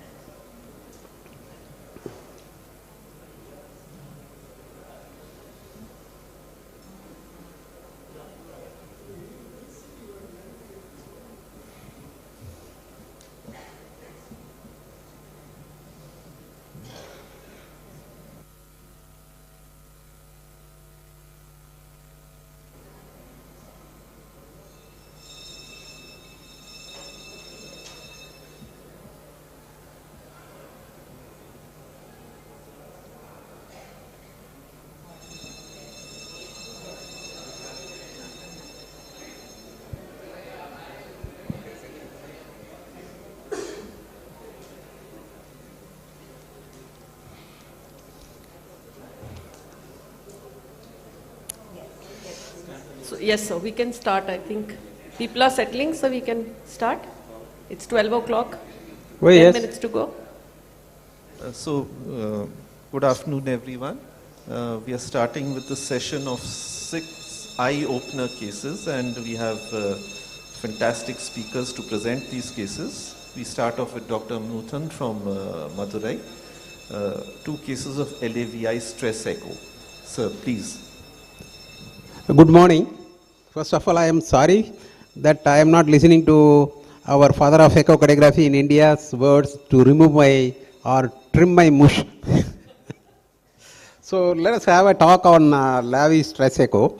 Now this left atrial volume and index can be important factors in stress tests, as they can help predict cardiovascular risk and likelihood of coronary disease. This is just to highlight that we no more follow the protocols of regional wall motion abnormality in stress echo. We do total echo before and at the peak. So The advantages are that normal LAVI, that is less than 28 ml per meter square, can indicate a low risk of coronary events. LI size can help detect myocardial ischemia during stress testing, and it can correlate with abnormal left ventricle contractile reserve. And in patients with hypertrophic cardiomyopathy, it is associated with the increased risk of arrhythmias and major clinical yes. Now, the most important thing is the heart failure with the preserved ejection fraction. It helps a lot. As you can see here in heart failure, PEF score. This is from ESC. The main factors are, first step 1 is clinical, step 2 is intensive testing with echocardiography and BNP, and step 3 is diastolic stress test. As you can see, this compares very well with the H2 PEF score, which is more on clinical grounds, and echocardiography comes later. And the sensitivity is higher with the H2F PEF score compared to Heart Failure Association PEF score. Now this is the H2F PEF score, and this is comparable to Heart Failure Association PEF score. And you can see here, it is based on functional as well as morphological and biomarker criteria, and left atrial dimensions or left atrial volume index of more than 34 is considered as major criteria, and 29 to 34, this is very, very important. Previously we were telling only 34, now it is 29 to 34 is considered as a minor criteria in Heart Failure Association PEF score, and more than 5 points, and you can have a diagnosis of heart failure with preserved ejection fraction. 2 to 4 points, it is diastolic. You have to do the diastolic stress test. Now this LAVI stress test, I will show you 2 cases. This is a case 1, 64 years male, diabetic. He did 7 minutes of exercise in Bruce protocol, and we did the left atrial focused apical 4-chamber view. As you can see here, this is the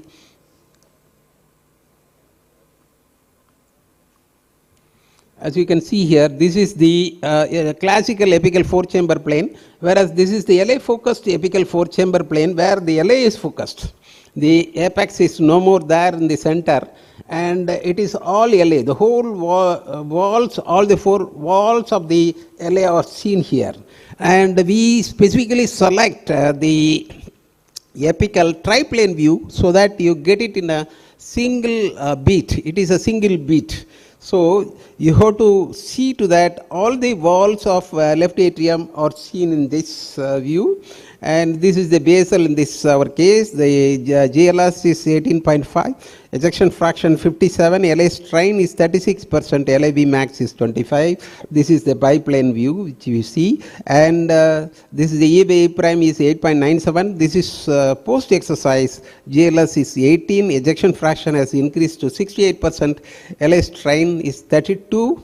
And LIV max is 21. You note that the LA size has reduced. And you can see in the territorial strain, there is abnormality in the anterior septum and infralateral and anterolateral wall. And his E by E prime is 9.7. And this is the hemodynamic profile. This typical E by E prime normal or increased only if there is stress. And this is the LAV. And this patient underwent angiogram. You can see here, there is a 90% occlusion in the major OM, major OM, you can see that.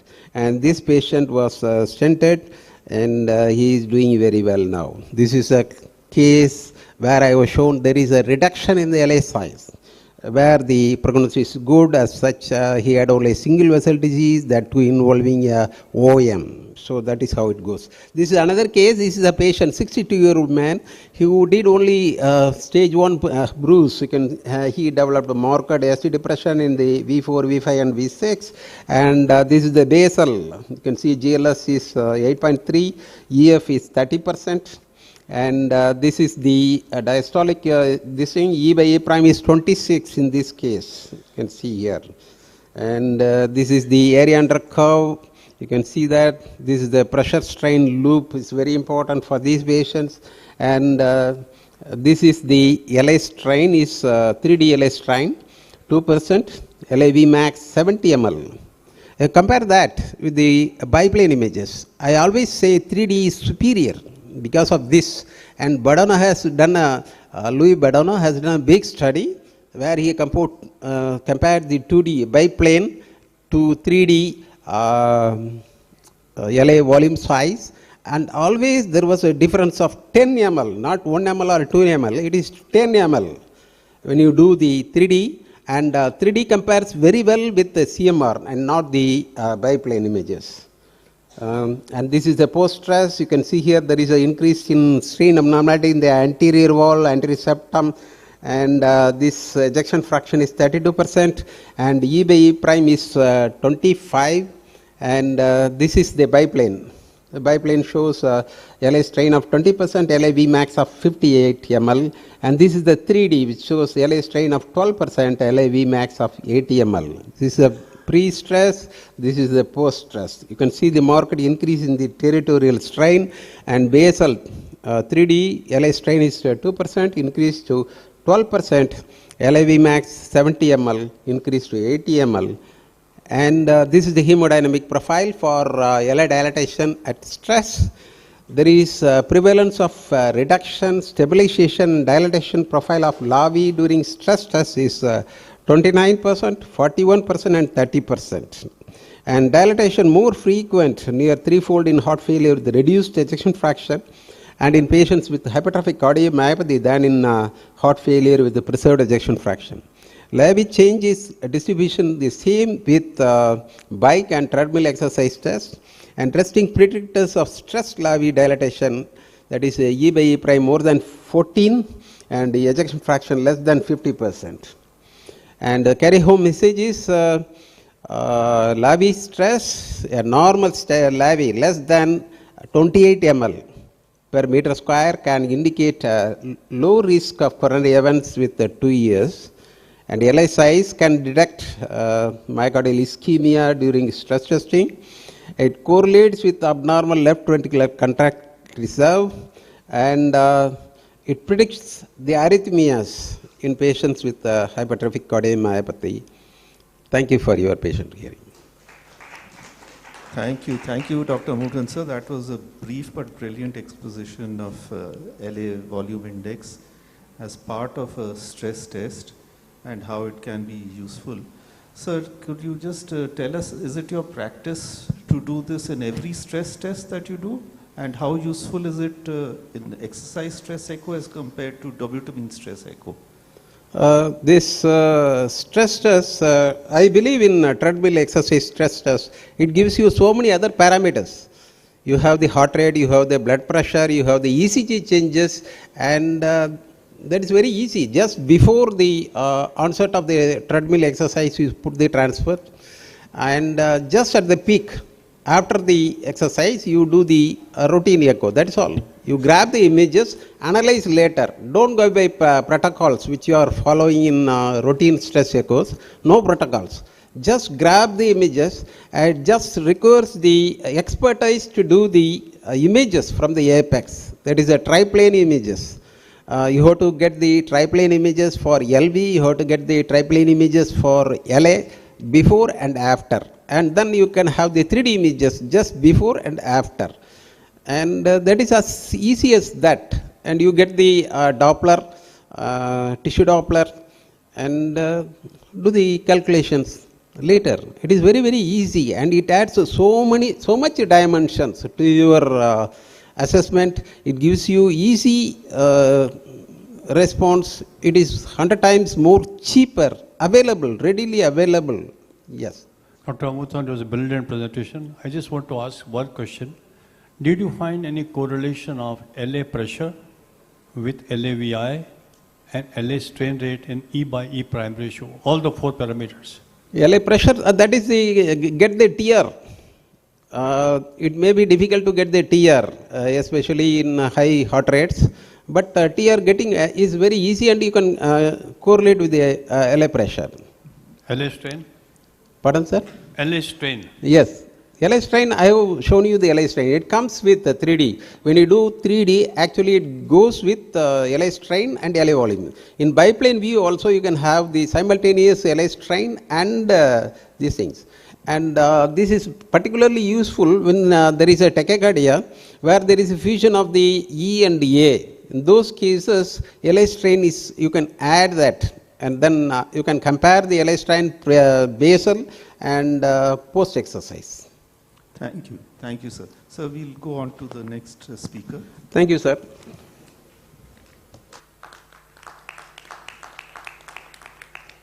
Yeah, traditionally we associate ANCA with renal disease.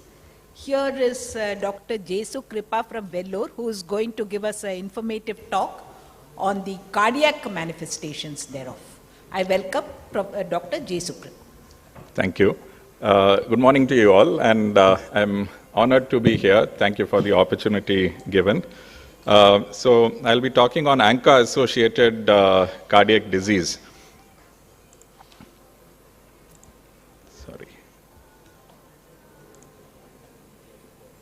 It might sound a little obscure, but my idea here is not to present something very exotic or just to baffle everybody. Hopefully there will be some takeaways from this particular case. Some of you might have heard it because I presented it a while ago in one of the southern meetings. So this is a 46-year-old male, has dry cough for 1.5 years, 3 episodes of redness of the eyes with mild pain for 1.5 years, exertional dyspnea, he could walk only about half a kilometer for 4 months, nasal stuffiness, low-grade fever, erythematous macular rash with some pruritus and spontaneous recovery, fullness, a sensation of both the ears. Apart from that, he's also a hypertensive. His blood investigations, he's mildly anemic. His ESR and CRP are elevated, obviously. Total leukocyte counts are normal, including the eosinophils. Platelets are normal. Liver functions, renal functions, sugars, everything is okay. Urine also is fine. The initial ECG, I've put the dates down because the whole story is in chronological order. What we can see, obviously, is a first-degree AV block.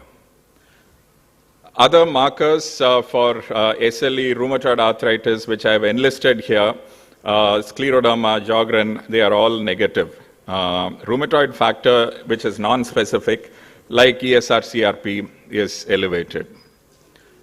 Anti-nuclear cytoplasmic antibody, or ANCA as we call it, earlier called P-ANCA and C-ANCA, which stands for perinuclear and cytoplasmic, that is elevated. Anti-MPO is normal, whereas anti-PR3, which is C-ANCA, is elevated grossly. MPO stands for myeloperoxidase and PR3 stands for proteinase 3.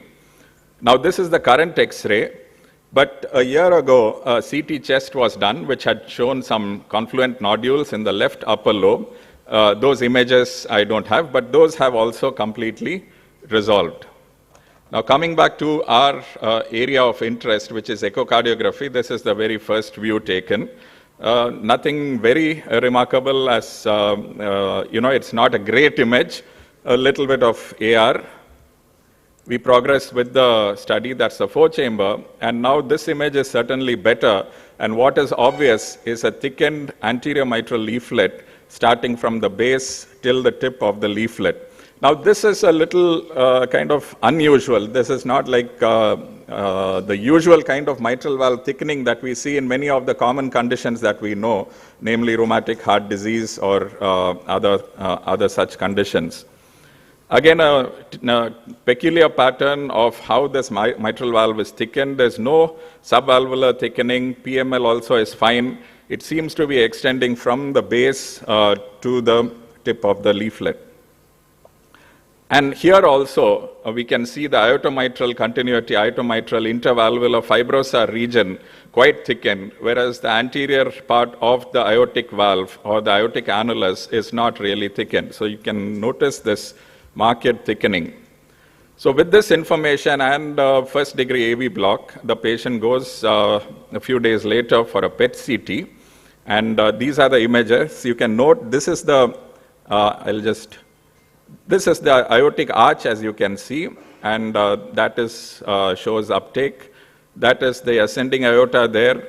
This is the descending aorta. Descending doesn't have any uptake. Ascending aorta has an uptake, as we would have imagined from that parasternal long axis and other views. And you can see how that uptake extends into the mitral valve also. So that all that thickening that we saw is all inflammatory activity happening. Notice also the descending thoracic aorta, which has now gone into the abdominal aorta. There's nothing much there. I haven't yet scrolled through. I go down further, and then there is activity further down in the abdominal aorta close to the renals. Also, you can notice inflammatory activity in the maxillary sinuses in this particular patient. The patient didn't present with this, but now has syncope in the ward and requiring a pacemaker, and the patient has complete heart block. Now, we have a young patient with heart block and these kind of inflammatory findings, aortomitral involving the large vessels also, that is the aorta. So now this is the classification for any. So aorta is inflamed, so it's a vasculitis. That would be a large vessel vasculitis. Large vessel vasculitis that we commonly know of would be Takayasu arthritis in our context. That is the commonest. But then this is the Chapel Hill classification, and when we look at it, we have medium vessel vasculitis like the polyarthritis nodosa, Kawasaki disease, and the small vessel vasculitis. And typically, ANCA-associated vasculitis is a small vessel vasculitis. And you have three main conditions: MPA, that is microscopic polyangiitis; GPA, that is vagus, what used to be called as vagus; and EGPA, that is eosinophilic granulomatosis with polyangiitis, what used to be called as Church-Strauss. Then, of course, you have immune complex, HSP being the most common one or the most well-known among them, which involves the kidneys also. So that is like a broad classification when we are thinking about vasculitis. So what does this patient have? So this patient certainly has a GPA, that is a granulomatosis polyangiitis with arthritis. And that is based on the 2017 criteria. The ACR Euler criteria is what is used for many rheumatological conditions. I'm not going to go into the depths of it. Suffices to say that just an elevation of ANCA itself puts this patient, it's very specific. So the fact that the patient has C ANCA or PR3 ANCA itself makes it vagus granulomatosis or granulomatosis with polyangiitis. Apart from that, of course, there was hearing loss, there was painful eyes, there was a nodule in the chest, and many other things which prove it beyond doubt that the patient has vagus granulomatosis. And this is just to show what are the different ANCAs that are elevated. I already kind of alluded to this initially. What was the patient treated with? I'm not going into the details, but there are treatment algorithms like this available. Our patient got steroids followed by rituximab. Story doesn't end. The patient had a vertebral artery aneurysm and a bleed, altered sensorium and all, which was coiled. And this is the interesting part. By now, the patient has a pacemaker, you can see. But what is interesting is all that thickening has gone off with the immunosuppression. All that inflammatory stuff seems to be resolving. Even this aortomitral thickening, which was very obvious initially, after a few months has almost nearly normalized. The ECG also, the PR interval is normal, the patient is in sinus rhythm, inflammatory markers are all down. But the story doesn't end, and that's not the main point of my presentation also. This is a Mayo Clinic series, which is the largest large vessel ANCA-associated vasculitis published in 2023 in about 36 patients that they saw. And this was the patient characteristics. What they found was, when it came to GPA, that is vagus, they could either have aortitis, which was in the ascending aorta, or the aortic arch, periaortitis, which was mainly in the abdominal aorta, temporal artery vasculitis. These were all mutually exclusive subgroups of large vessel vasculitis or large vessel involvement in Wegener's. There was, in that document, what they had mentioned was of the patients that they saw, there was no overlap between these groups of patients. Dr. Jesu, I would suggest if you could wrap up. I will Sorry wrap. to interrupt. Yes, yes, yes. So just the last couple of slides, that's it. So there was no overlap. Whereas in our patient, we found that the ascending aorta was involved, the abdominal aorta was involved, and that was probably a little special. And this I already showed you. And what we can see here is that the thickening of the aorta, that is the ascending aorta that we can see, and the aortic arch, and then going down, all the way down, there is thickening of the abdominal aorta also. So can we have the last slide, please? Yes. We're almost 20 minutes down the line. Yes. Just last slide. This is the last slide.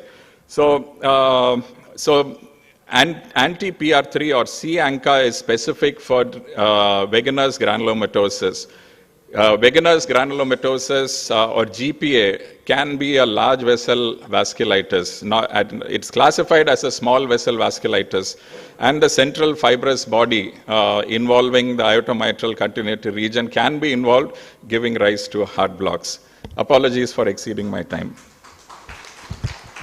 Thank you, Dr. Jesu Kripa. I think that was a really informative talk, and most of us are not really familiar with this.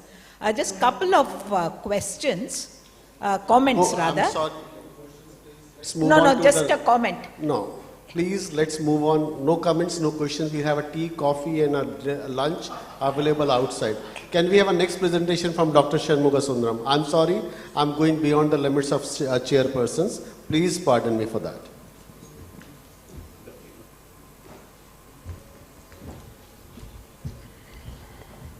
I have an option. Me also, if I go beyond my time. This is about an elderly female patient of mine who presented with cardiogenic shock, and it was managed in an unconventional way. Cardiogenic shock is a life-threatening condition. Commonest causes being acute myocardial infarction and acute worsening of heart failure, though there are other causes like myocarditis, peripartum cardiomyopathy, etc. 77-year-old female, hypertensive and hypothyroid, came in the evening to ER with a typical chest pain, sweating, and dyspnea. There was no history of undue mental or physical stress. She was found to be dyspneic but free of chest pain by the time she reached ER. Respiratory rate 28, SpO2 was 57 room air. Cardiac examination was normal. There were crepitations on either side. ECG revealed ST elevation and T inversion in inferior and anterior leads, and high sensitivity troponin I was more than 1000. Point of care echo was done by ER physician. She said that the apical segments hypokinetic, and IVC was dilated, and B lines were present on either side. This was the electrocardiogram. She was started on BiPAP with oxygen. Furosemide was given intravenously. She was given loading doses, and early angiography was advised, but the relatives were hesitant. They said, her eldest son has to arrive only the next morning. Routine biochemical investigations, hemogram were normal. By early morning, she started having low blood pressure with cold extremities. Noradrenaline infusion was started by the CCU consultant. When I saw her in the morning, an apical systolic murmur was very obvious. Angiography was done through right radial artery, which revealed non-flow limiting lesions in LAD and RCA. LV angiography was very typical of apical ballooning, apical variety of Takotsubo cardiomyopathy. And you could also see grade 3 mitral regurgitation. Echo was repeated after the angiography. Typical features, but what is striking is the systolic anterior motion of mitral valve causing LV outflow obstruction and moderate degree of mitral regurgitation. SAM was evident even in MO echocardiography. The Doppler gradient was typical of dynamic LVOT obstruction. P gradient was just 40 millimeter of mercury. Noradrenaline infusion was stopped, and she was started on oral bisoprolol 1.25 milligram twice a day and increased to 2.5 milligram twice a day in the next 48 hours. In order to allow the beta blocker to be tolerated by the patient, it's an off-label indication, but we did that. Midodrine 2.5 milligram twice a day was also given along with that. She could tolerate beta blocker with a blood pressure of 90 to 100 systolic. Heart failure improved, and she was discharged on day 5 with statin, beta blockers, and ramipril. This is the echocardiogram done on day 3. LV outflow gradient came down, but still you have this apical akinesia, hyperkinetic basal parts of the left ventricle with some degree of mitral regurgitation. Outflow gradient came down from 40 to 20 millimeter of mercury on day 3. And this is at the time of review 10 days later. And the LV wall motion has become normalized. No SAM, no outflow gradient, mild MR was obvious. Takotsubo cardiomyopathy is a reversible LV dysfunction, often caused by emotional or physical stress, typically occurring in postmenopausal women. Present as acute coronary syndrome, actually 2 to 3% of all ACS caused by this cardiomyopathy. Troponin elevation is disproportionately mild, in contrast to our patient who had gross elevation of troponin. Wall motion abnormalities in non-coronary distribution. CMR may reveal edema of the myocardium, but less of fibrosis. Dynamic LV outflow obstruction has different causes, commonest being hypertrophic cardiomyopathy. Takotsubo cardiomyopathy is responsible for around 1% of all cases of dynamic LV-OT obstruction. When you have a septal bulge of elderly, and when you have hyperkinetic basal contraction, the LV outflow is narrowed. Not only that, hypercontractile basal posterior wall pushes the mitral apparatus anteriorly, setting the stage for significant dynamic LV outflow obstruction. Increased afterload results in further apical ballooning, further worsening of LV dysfunction, and this sets a vicious cycle leading to cardiogenic shock. Mitral regurgitation also contributes to hypotension. Management, someone with hypotension and cardiogenic shock, if there is LV outflow obstruction, IV fluids if not in heart failure, beta blocker, IV esmolol can be given, followed by oral metoprolol and bisoprolol. Mechanical circulatory support, if it is required, it should be either Impella or ECMO, because IABP is likely to worsen LV outflow obstruction. If there is no outflow obstruction, non-adrenergic inotropes like levosimendan can be done, and any one of the mechanical circulatory support can be used. If there is no cardiogenic shock, routine management of stress cardiomyopathy is using beta blockers, ACA, MRA, diuretics if congested, and statin and antiplatelets if there is associated CAD or ASUAD risk factors. Thank you.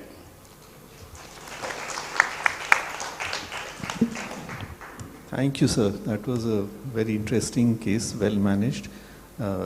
You stuck to your time, sir. So I think we can have one question or comment from someone. No? Okay, then. What is it? Blood level of epinephrine. I didn't do that. What was it? Not known. I didn't do that. Blood level of epinephrine. Blood level of epinephrine he's asking, but I didn't do that. I didn't do that. Usually in the ICU setup, whenever there is hypotension, whenever we tend to infuse inotropes. Yeah. It is a dictum we should see the IVC in those patients with hypotension, because in those situations, simply hypotension due to dehydration in the presence of inotropic support, it will produce LVOT obstruction and gradient like that, as you said. This is we have to see the IVC also routinely in these circumstances. So now I invite Dr. Rakesh Gupta to give his talk on unique case of stroke. Well, good afternoon, everybody. Very simple 38-year-old male presented with giddiness with a history of not able to pick things from a hand properly. This picture appears to be an incoordination. Nothing significant. He was diabetic, he was hypertensive, and on top of that, investigations were more or less normal. ECG was normal, CT scan head was normal, and that's what exactly we always order to ask for a MRI head, which showed evidence of cerebellar infarct, and patient was referred to us for getting an echo done. We did an echo. This is what the plaques view is, did not show any significant abnormality. Short axis view did the same thing, nothing significant.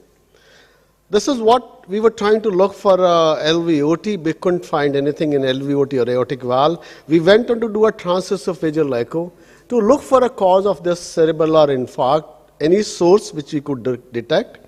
114 views, aorta and a mitral valve, nothing significant. We focused a lot of things on LA appendage or interatrial septum. We did to do a LA appendage, and this is what technology we started using in 2023. Like we are using putting a marker to see an LA appendage, and this machine tell you, look, this is the LA appendage over here is. So we can really get an answer for any stroke cases. So what next we could have done in this patient? That was the most important challenging part. And that time, like we often give it, sir, nothing, no sources available. So should we do something more, or we went further? Anyway, we went on to do a vertebral artery Doppler. Very few people they do it, but it is important. We did on a machine 1, we couldn't find any significant thing in the vertebral artery Doppler. Here is vertebral artery. Second machine, we want to switch on a color flow, and we couldn't find any flow on this vertebral artery. We were not really sure. We switched our machine to machine number 2, that second machine we had. We had the same feature. We were not able to see any flow in these vertebral arteries. Third machine we utilized, and this particular machine was able to give us some answer. This was the first segment soon after his origin from left common carotid. So we could see some amount of a venous flow and there's some amount of a red color flow suggesting of vertebral artery. Further, artery became still smaller in size, and the segment, when we scanned the second segment, this is what the vertebral vein flow is there, and we could see a dissection on the intervertebral second segments. Looking at a dissection, diagnosing it on a vertebral Doppler, like none of us buy, especially our colleagues, they never buy with us. So that's what exactly happened. I reported a lit, said, look, I'm looking at a vertebral artery dissection. And look, that was a face of my referring physician. Oh, is it really true? Can you do a vertebral artery dissection? I said, yes, let's see. And he immediately ordered a MRI cranial vessels, And after 1 hour, he did not call me back. So I went to his room. I said, what happened? Why are you hanging with the face down? He said, look, Rakesh, this is what you diagnose by non-invasive cardiology. Mean to say that we were able to diagnose a dissection with the right vertebral artery right over here just by looking at a vertebral artery Doppler flow in a patient presenting with posterior cerebellar circulations. Well, not much literature is available on this vertebral artery dissection. We have a couple of things in the young patients, and the most important thing is quite a common cause. We can decide by vertebral artery Doppler, and the most important thing is duplex. If it's done properly, it shows abnormal flow in almost 95% of our patients, provided you have to have a patience for doing it. Important thing is, in this particular segment is, look, what is the most common cause in our country?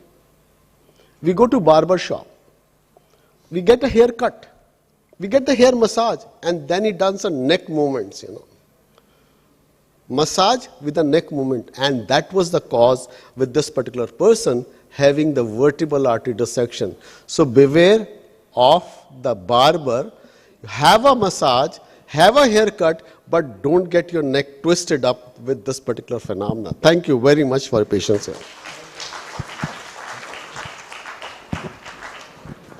Thank you.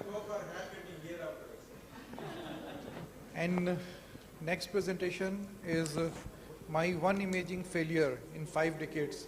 It's a very important discussion by Dr. Prashar, and I request everybody to listen to it very carefully. No, nothing to listen carefully. It is a very mysterious case.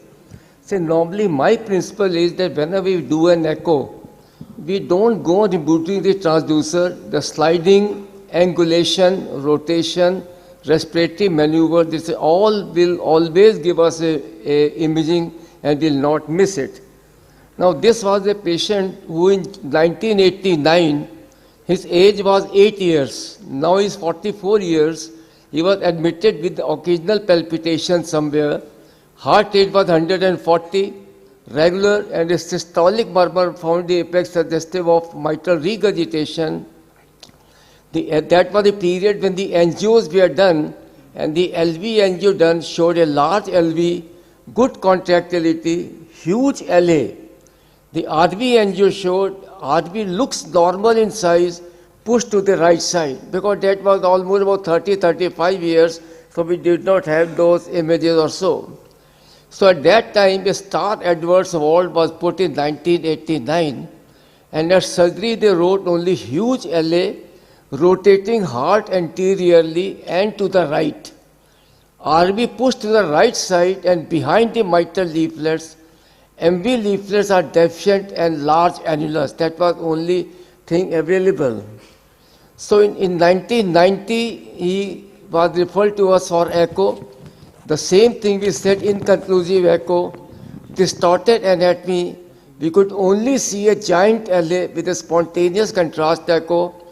RV could be seen only by a venous contrast echo, which we didn't found. Again, he was sent to us by 1992, again 2001, same findings, and by that time the TE was available, so we suggested TE, but then we lost contact with the patient. And so somehow in 2024, he traced me. In December 2023, he had a stroke, but recovered within 24 hours, post probably a embolic stroke. He was admitted to AIMS, the INR was 1.6, then he was stabilized. When he came to us, he was completely asymptomatic, doing regular activities, exertion, nothing, no change, heart rate, BP under control, and the wall clicks were heard normally. And this was sort of an ECG, gave me LV type of configuration. Now this is what we could see. We keep our LV on the left side, so this was the only thing we saw, huge LA with a spontaneous contrast echo, and this was the mitral prosthesis, and the prosthesis is supposed between the LA and the LV. So where was LV? What were the various structures? Again you see a spontaneous contrast echo and the mitral prosthesis. Nothing could be known beyond that, and the whole body LA with a spontaneous contrast echo. The pulmonary veins could be seen draining into the left atrium. With great difficulty, the mitral Doppler was obtained because we were not parallel to the Doppler. We were virtually, partly, almost in the same line, but at least we could find that the gradients were not significantly increased. So then we thought, let us, the main finding were normal sinus rhythm, giant LA, never seen an LA of 16 into 10 centimeters, no clot in LA, RV, LV pushed anteriorly, and pulmonary veins were normal. Then we thought of sending to one of our colleagues for a 3D TEE. So once they found that there was a huge LA occupying whole of the image, and this was the prosthesis. Again, this was the aortic wall. The aortic wall is here. The mitral prosthesis is here, close to the aortic wall. But all other structures are completely obliterated. And the flow across the aortic wall was normal, and this is a flow across the mitral prosthesis. So till this time we were completely at a loss that what we are dealing in, why we are failing in our images. So again the 4-chamber view in a T, and you can see this LA, where is LV gone, can't say. This should be possibly tricuspid wall, and then if suppose it is tricuspid wall, the RA looks like this also, but nothing convincing could be seen in this case till now. So it was decided that later on, let's do something. Again, you see a 3D echo shows a very, very same thing and same confusion persisted. So then the main T findings recorded were in normal prosthetic L wall, no MR, hugely dilated LA with no clot, normal aortic wall, LV not enlarged with normal functions. So it was suggested, why not do a CT to see something, what happens. So a CT was done, and I'll tell you just now. So what they wrote was giant LA, LAV 1200 ml, dilated main pulmonary artery, and distorted anatomy, LVRV pushed anteriorly. So this does not give us much more information. Then we took the help of Dr. Mona Bhatia that please let us know. So her report was, after analyzing, is dextrocardia, aneurysmal LA, LV anterior to RV posterior, and that was the finding she was wrote, that this was present and thus all this, and IV centers and connected to the RV. So that it was this possible finding. So the most unusual features in this case were patient completely asymptomatic, going strong even after 36 years of ball replacement. There was no effect of growth over this period. The valve was put at the age of 8 years, and now it's 44 years. It is still functioning well. What was the cause of severe MR? So most likely, because it was the age of less than 8 years, so most likely it could be a congenital MR. So what was the cause for this? How to evaluate LV and RV? Could it be a congenital LA aneurysm or a secondary to congenital MR? That means a severe MR leading to LA aneurysm or congenital, and the persistence of a dense spontaneous contrast echo since about 35 to 37 years. So this was the most unusual features, and then I not go to detail that a congenital MR can be supravalvular, valvular, subvalvular, or mixed. So these where you can go to see this thing or so. So that means this we continue to be the most unusual features, and that still some mystery remains also. Thank you very much.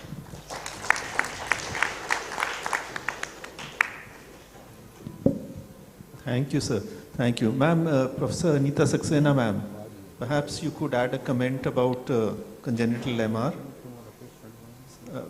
Dr. Alagason after that, perhaps?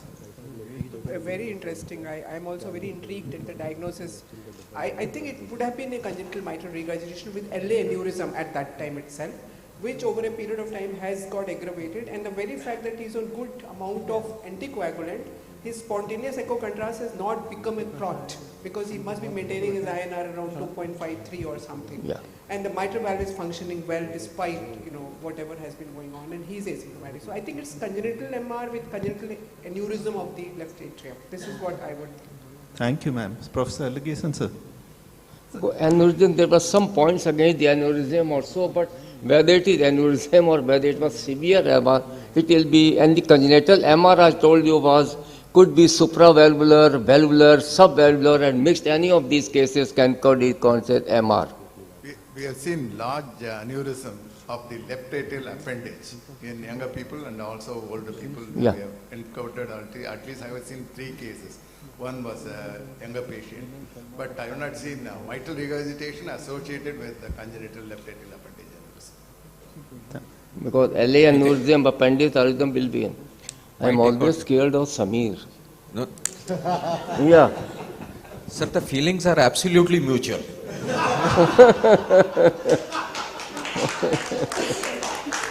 I could not hear you. No, my take on it is that the kid must have had a mitral valve replacement for whatever reason. Now, at the age of 8 years, his size of the valve which was put was a small valve. And over a period of time, this manifested as a patient prosthetic mismatch, because of which LA started dilating. So initially, probably LA was normal. I don't think that there could be a LA which is, because one evidence which is there for a high gradients or a high LA pressure is the spontaneous echo contrast. So I think it was, he's grown over a period of time, and because of this, his LA has enlarged and spontaneous echo contrast has manifested then. So at the time of angio and the surgery, it was noted that there is a giant LA with a spontaneous contrast. That means it was present even in 1989. Same thing. Samir, the time. Oh, there are no. Yeah. Okay. And he has been completely asymptomatic. That means it must have been a very large annulus that time also. Thank you. No, but the same prosthetic valve. Please sit down. Okay, thank you all. That was a really wonderful session. Now may I invite Dr. Debika Chatterjee from Kolkata to talk to us about a rare case of syncope. Go ahead. Thank you, madam. Good afternoon, everybody. My case is an unusual case of syncope in a lady who is 58 years old female with unremarkable past medical history, had 2 episodes of syncope in last 2 months. She also had 4 months history of intermittent dry cough, easy fatigability, and progressive shortness of breath on exertion. On clinical examination, BP, pulse, heart sounds were normal, but she had bilateral crepitations. Her oxygen saturation at room air was 94%, which dropped further to 88% on exertion. 24 hours Holter monitoring showed few isolated and couplets of VPCs. So as I started doing echocardiography, in parasternal long axis view, I could see that LV is dilated. And if you look here, this part of the anteroseptum is looking scarred. In the parasternal short axis view, again that same part is looking scarred and aneurysmal. The picture was clear as I went to the apical 4-chamber view, where I could see the basal mainly. A part of the mid septum was thinned out, notched out, and aneurysmal. So I thought there is some regional wall motion abnormality in the LAD territory, but as I went to the 2-chamber view, I saw that anterior wall is contracting very well. There is no evidence of scarring or wall motion abnormality. On the other hand, 3-chamber view again showed anteroseptum scarred. So regional wall motion abnormality not fitting into the LAD distribution was the finding which I got. She had grade 2 diastolic dysfunction with average E by E prime 15.9. Her RV function was absolutely okay with a TAPSE value of 21 millimeter, and tissue Doppler systolic velocity was 12 centimeter per second. She had a trivial tear with a tear gradient of only 14. IVC was normal, so she didn't have any pH. The strain imaging showed low GLS, minus 15.4%. LVGLS was low.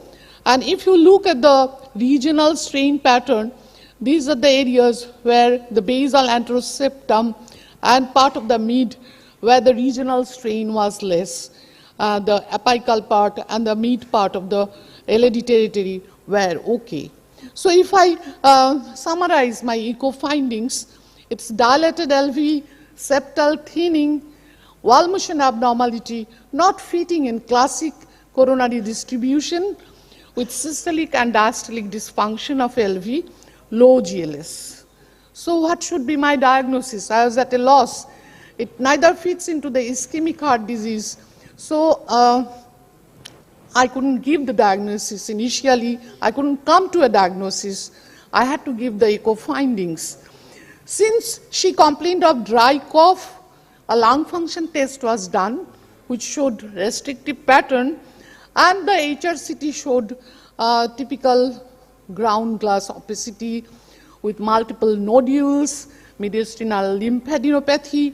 All these features are suggestive of pulmonary sarcoidosis. So now the picture was clear, picture of echocardiography.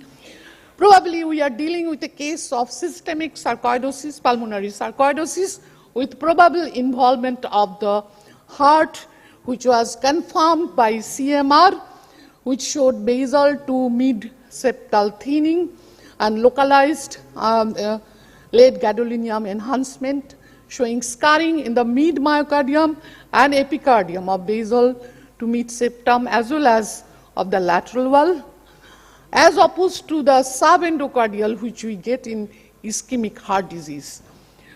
So it is a case of cardiac sarcoidosis, the incidence of which is said to be 2 to 5%, but actually the number is very high, as is seen by autopsy studies.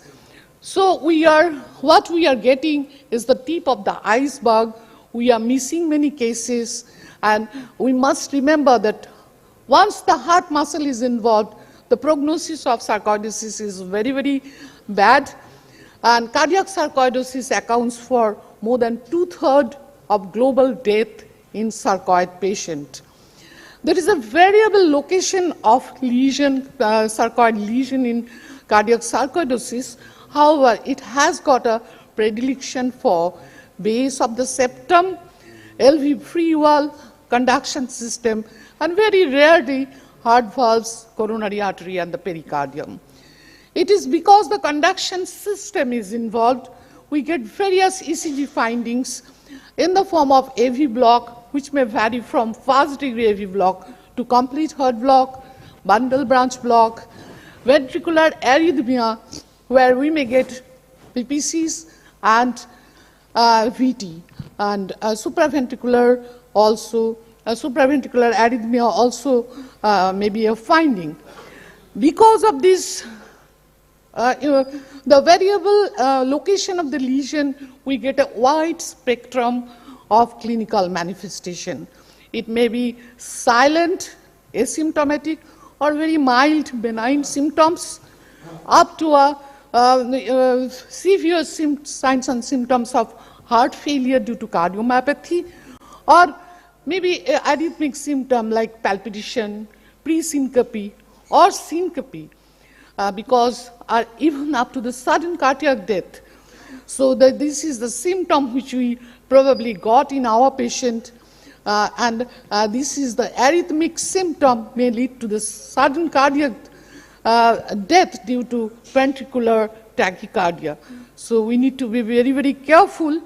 It is the PET scan which can detect the sarcoidosis with a very high sensitivity, but the technique of choice is CMR with contrast.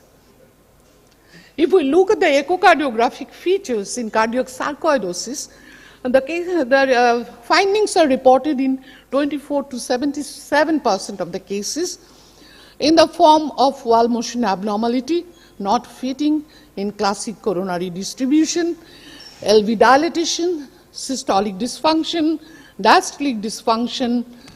Even it may involve RV with RV dilatation and hypokinesia, low GLS. But we must remember that echo findings may be absolutely normal, no wall motion abnormality, normal EF. So that way, echo is very, very insensitive technique to detect cardiac sarcoidosis.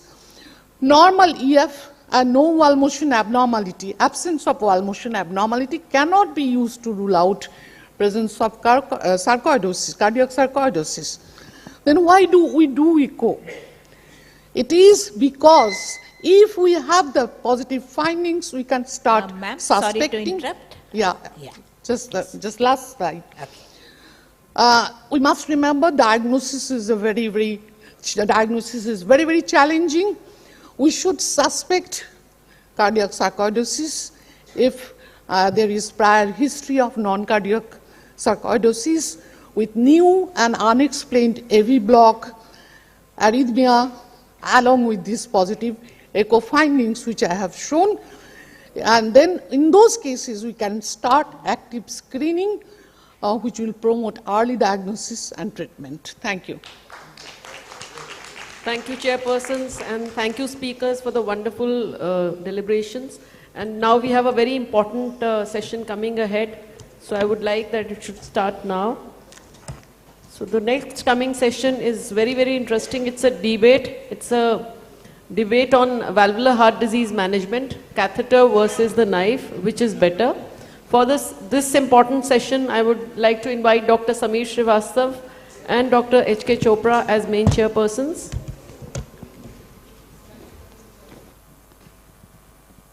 Well, this is today like everybody talks of a tower versus sour. Let's see whether tower is tower, sour is sour. So that's what's going to happen next 20 minutes. And we have two very, very dynamic person talking about all these things. One who always talks of a tower, the other one always talk of a sour. So let's, Satish, it's all yours. Our tower to begin with tower. Dear friends, you just heard 6 eye-opener cases. And this debate is going to be a very outstanding debate. And I still don't know why every time in debate, O.P. Yadav is chosen. I still don't know. I'm sure you'll come to know, and he's looking at me. I know why exactly he's looking at me. And Sameer is next door. So this is going to create a lot of thought-provoking discussion. So we have 2 important speakers here. The topic is valvular heart disease management, catheter versus the knife. Knife is sitting before us. Where is the catheter? Catheter is here. Okay. So I think the speaker for the catheter is Satish Govind, 10 minutes. And the next speaker is no. He says the knife is the answer, is O.P. Yadav, 10 minutes. I'll hand over the mic to my co-chairperson to give the initial comments. That's fine. I think we'll go ahead. Running short of time. Govind.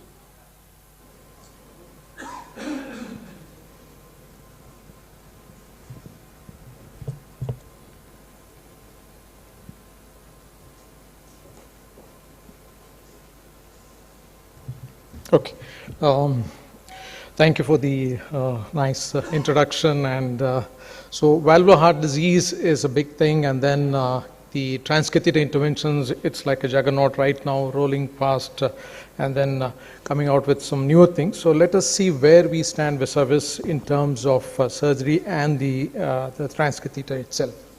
So when you look at the cath lab, when you look at the transcatheter, so what comes to mind is you have this cath lab and you have an echo machine with its nice images, and then you have the anesthesiologist, and then you have the cath lab staff. So it's a lot of harmony and synchrony here. But when you look into the OT, and this is what it's going to be, so that is how there are 2 different arenas, and this is how it looks like. Now, let us look at the guidelines themselves. So the guidelines straight away sort of, has brought in at class 1. So surgery and transcatheter, as far as the valves are concerned, they are at equal levels now. And you have this new entity, the heart team, which has been there for a while. And then you have the patient over there. So ultimately it is going to be the patient who is going to be the decision maker, and this is agreed upon both by the ACC and the ESC guidelines. So this is how it is as far as the guidelines are concerned. Now, when you look at the valve itself, so the aortic stenosis, so this is the big the valve which started its journey almost 2.5 decades back, and really created the platform for other interventions to happen. So initially it started with symptomatic patients. It was with people of older age, and then high risk, inoperable, and then gradually over a period of time, as the data started to come, the numbers started to increase. We started to see even asymptomatic patients being looked at, intermediate risk, and now even at low risk also. So that's where the data is coming, and you can see that the other side the table is that there are a lot of areas where the TAVI provides in terms of what it delivers in terms of outcome and other things. Now, when you look at the devices, I think there are more devices than the items which I had in breakfast today at Lalit. So you have a lot of devices here, and they are there to fit every valve and whatever the scenario. So that is where it is, and it's getting bigger and bigger. And typically in aortic stenosis, there is always this fear of the stroke itself. So you have a lot of cerebral embolic protection devices which are there. So that has made the procedure itself much, much safer. And now we are looking into an era where the third procedure is now being accepted more and more as the skills are getting better.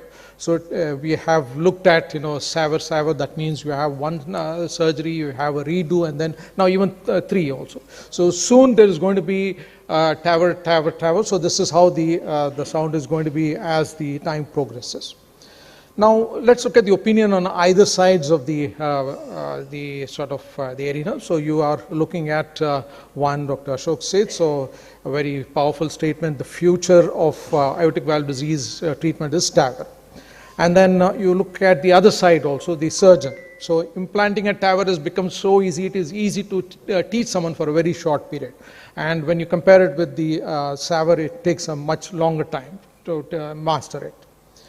And then this is from a cardiac surgeon. So this again is looking ahead now. So what we are looking at is the TAVR itself is now crossing aortic stenosis, getting into aortic insufficiency, and bicuspid aortic valve problem is not a problem anymore. And not just the bicuspid aortic valve, it's also looking at the aorta, the aortopathy also. So here we are looking at endovascular stenting, and this is how the future is going to be, and this is coming from a surgeon. Now, what about the outcomes? Typically, the question is how good are the outcomes? So again, it is here it is at least equivalent, if not superior. And then this is how it's going to be in the next 10 years. So where the SAVR will take a back seat and the TAVR will be in the forefront. And what they are looking right now is a TAVR which is going to be, right now it's about 2 to 3 days. So there we are looking at a day where possibly a TAVR can be done in the same day, almost like an angiogram. So that's how it's going to be in the future. Now, apart from aortic stenosis, regurgitation itself. So you have regurgitation, the AR, and this was one where a lot of people, especially the severe ARs who had a lot of morbids and then who were elderly, sick people, many of them were left behind. It's almost 70% of them were not really sort of looked into, and they had a 10-year mortality. So what about these patients? So now you have a device for them also. So here is a meta-analysis which has looked at both dedicated and off-label devices, and they have looked at 34 studies, 2,000 plus patients, and then look at the device success itself. It's almost about 93%. So this has been compared with an off-label, but again the success rate is quite high. Stroke rate is comparable, and then the mortality has significantly come down. So this is a group of patients where they are going to be benefited, where the aortic regurgitation is going to be something which can be tackled in the years, probably in the year to come, I would say. Now moving on from aortic regurgitation, let's look at mitral regurgitation, the mitral valve. So mitral regurgitation, again, if you look at the guidelines here, if you look at the algorithm as far as 2020, it is again a class 2 here, and then you have the edge-to-edge repair, which is featured very prominently here. And this has again grown in over the years and has become a mainstream sort of approach to treat patients with significant MR. Now again, devices, there are in plenty, so a lot of devices, again looking at the valve, looking at the chordae, looking at the annulus, you can name it, they have it, and then this is how it's going to be as things sort of move on, and as far as the mitral valve is concerned. Now, echo in this place plays a crucial role. So without the echo, most of these mitral valve interventions cannot be done. And with some advancement in the images and the way it is, even complex and difficult cases which were earlier written off are now being sort of given new life, and they are sort of having a better quality of life. So whether it is prosthetic valve, whether it is a mitral clip, or whether it is the valve-in-valve, and of course you have the stenosis with the PTMC, which has been there for a long time. So transcatheter, as far as mitral valve is concerned, has come a long way. Now, what about the tricuspid regurgitation itself? So this is just hot off the shelf. So this is just come this year, so published this month. And this is looking at transcatheter versus surgery. So again, looking at 2 years outcomes, so better perioperative outcomes with the T-tier. So that is the transcatheter edge-to-edge repair of the tricuspid valve. And they have lower in-hospital mortality and lower pacemaker implants. So this is another area which is going to get better. And the final valve, always the most, the difficult one with a lot of the complexities it comes with. It's been sort of been looked into since almost 2000, but here again, a lot of valves are there. And here again, looking at this particular review in this journal. So again, it is, as far as the freedom of intervention is concerned, and when it comes to survival, comparable with the surgical valves.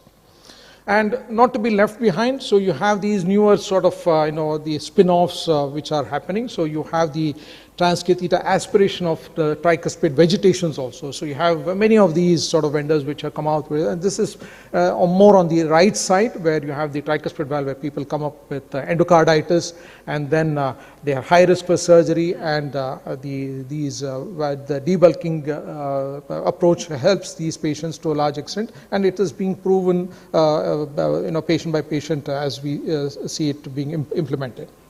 So what can the transcatheter procedures treat? So you have a whole host of procedures. You have, starting with the aortic valve and the prosthetic biovalve, and you have the mitral valve, and that list is really long, and I've just sort of compressed it, and it can be a little more complex itself. And so that is what is available and what is going to sort of happen in future as it continues to progress. And who are these patients who are being looked into? So you have the inoperable ones, you have the high risk ones, and then the intermediate risk ones are also being looked into, and even the low risks are now being looked at. And of course, it can be used in the setting of acute and chronic also. And then you have the future where the younger age group and even moderate disease is being sort of considered. So this is where it is going to go in the future. So what does the data show and what does the patient prefer? So ultimately it all comes down to what does the data show and what does the patient prefer. So it is going to be the transcatheter, so that is how it is going to be. And then of course, as far as the patient is concerned, it's always going to be the transcatheter that's the usual patient psychology, that's how it is. But this is backed up by data, so that's how it's going to be. So I would like to sort of end with this. So when it comes to transcatheter procedures, so that's how it's going to be. And the other side, I leave it. But ultimately, it's going to be the patient who sort of will take the choice. Thank you. Lovely. I think you have done a fair job giving all the statistics and numbers, but as the old saying goes, statistics are like bikini. They reveal the most, but they hide the essentials. And having been in this process ever since it started in this country, I know that when catheter fails, Dr. O.P. Yadav is called for. Sir, all yours.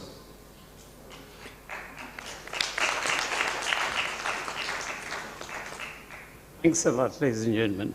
That was a lovely, lovely presentation, Satish. I really enjoyed it. How do we move this, please, here? Yeah. Okay. There is a very famous Greek aphorism, no surrenderes. When meeting someone you are attracted to, spend 40 days and 40 nights together. Love at first sight has frequently led to disapproval, frustration, and expensive outcomes. But we seem to throw this wisdom, ancient wisdom.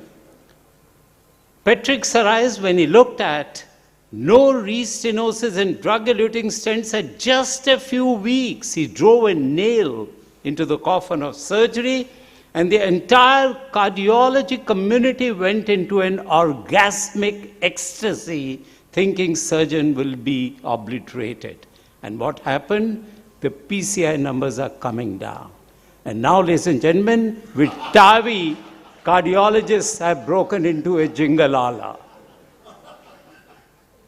The debate is, which is better? You only debate when there are two options, then you debate.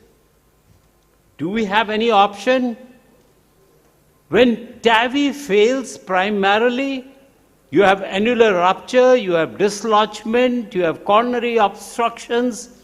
You call the surgery to bail you out, 5 to 10% in expert hands. And then there are absolute contraindication. Don't forget in India, it's rheumatic heart disease. When you have to put the mechanical valve, can you do it? When you have no large vessel excess, when you have associated pathologies, when you have hostile anatomy of the aortic root, what do? So, ladies and gentlemen, the debate should not be which is better. The debate should be which is more appropriate for a given situation. Second question I posit to you, Satish. On what model of clinical reasoning or propositional logic are you basing use of TAVI, modus ponens, or modus tollens? To my knowledge, none. The model you have taken is called modus convoluted. We are going to do TAVI. If we are proven wrong, we are going to stop. What recompense you are going to give to the patient who has been harmed during this phase of your indiscretion? Have we studied these clinical situations? Have we studied these anatomical problems and hostile anatomies like calcified raphe, severe LVOT obstruction and short membranous septum and all those things? And have we looked at the durability? It has been shown from surgical studies that patients less than 60 years, valve degeneration is in the range of 50 to 60%. And we are using TAVI. This is all late-breaking data of last 3 months. Mortality of TAVI, 5 years, 2.5 times more than surgical AVR.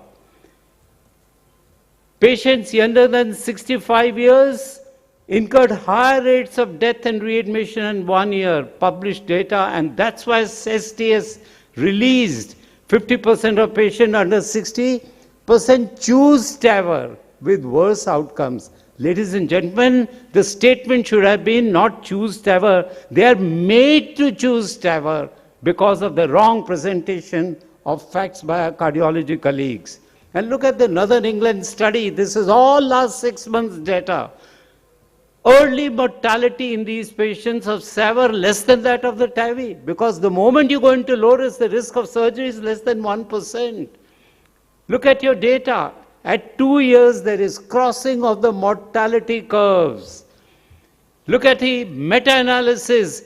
TAVI has worst outcomes after 40 months. And look at the patient-level pooled meta-analysis. Survival, the red line, far ahead of the blue, the TAVI line. And look at the contemporary outcomes, published data, again 24, 8-year survival, 95%. And that is the reason the guidelines, you never showed these guidelines, you showed mitral guidelines. 75 years is the cutoff according to the European guidelines and 65 according to the American guidelines. You didn't mention, but evaluate only one study which shows some good. Well, almost 1/3 patients had associate procedures and the pacemaker rates were 3 times higher with TAVI. Ladies and gentlemen, you mentioned about TAVI and TAVI. In 20% of patients, TAVI and TAVI is not possible. And when it is possible, it is associated with 3 times higher mortality. Again, current data published by the cardiologists. And not only that, if you require surgery after a TAVI, look at the surgical mortality rate, 15%. You leave no scope for us. And not only surgical off TAVR, if you have to do a bypass or an MVR in a patient with TAVR, there is a higher risk. Bowdish et al.'s published data. What about almost 100% of patients getting conduction abnormalities? Silent severe in 3/4 of patients, and cerebral protection devices do not give any advantage. Thrombosis in 43%, leading to reduced valve durability. And more than 20% of patients, ladies and gentlemen, in the lifetime paradigm, they have associated coronary artery disease. And if they have some problem, almost 1/4 cannot have a PCI. And those who have a PCI, they have higher mortality. What about 1/4 of patients having mild leak? What is the consequence of this long term? We still do not know. And then science must address the aspirations of the society. We should look at the availability. We should also look at the skills available. Do you know the cutoff given? 150 procedures to get per year to be able to do a TAVI of a good quality. May I know which center in the country is doing 150? We are all playing with the patients. And imagine once this nanosynthesized mechanical valve bleeding, no anticoagulation, sees the life, the daylight, then where would be the prosthetic or bioprosthetic valves of TAVI? Coming to mitral, BMV, I give a class 1, I don't debate. Your mitral valve the replacement has never come out of the bench to the bedside, never. Percutaneous valve repairs only flatter to deceive, and the only one which has worked out to some extent is the mitra clip. But as they say, ladies and gentlemen, one size fits all is good for socks, bad for beliefs. What is the belief in surgery? Whenever we do repair, it is always said, do repair early. And what do you say when you do repairs? Do repairs when you have NYHA class 4 symptom with no option. Do it late. Well, when we do it early, the mortality is 0, and done early, it is virtually curative. And also we need an annuloplasty to support these valves. Do we have an annuloplasty in supporting these valves in percutaneous techniques? Moreover, mitra clip is not universally applicable. There are so many contraindications. And what you declare as success, a gradient less than 10, regurgitation less than 1, barely 60% of patients have success of mitra clip. And look at surgery. Surgery, it is 95% even at 1 year. Operative mortality under 1%. That is the requirement of what is called the reference mitral surgeon in the guidelines. Procedural success 95%. Look at the long-term data, 20 years. Probability of mitral valve reoperation barely 6%, 94% free of reoperation. And when you have direct head-to-head comparison in degenerative valve, 5-year survival 80% versus 35%. And recurrent MR, look at this, 35 versus 4%. Where are you comparing it?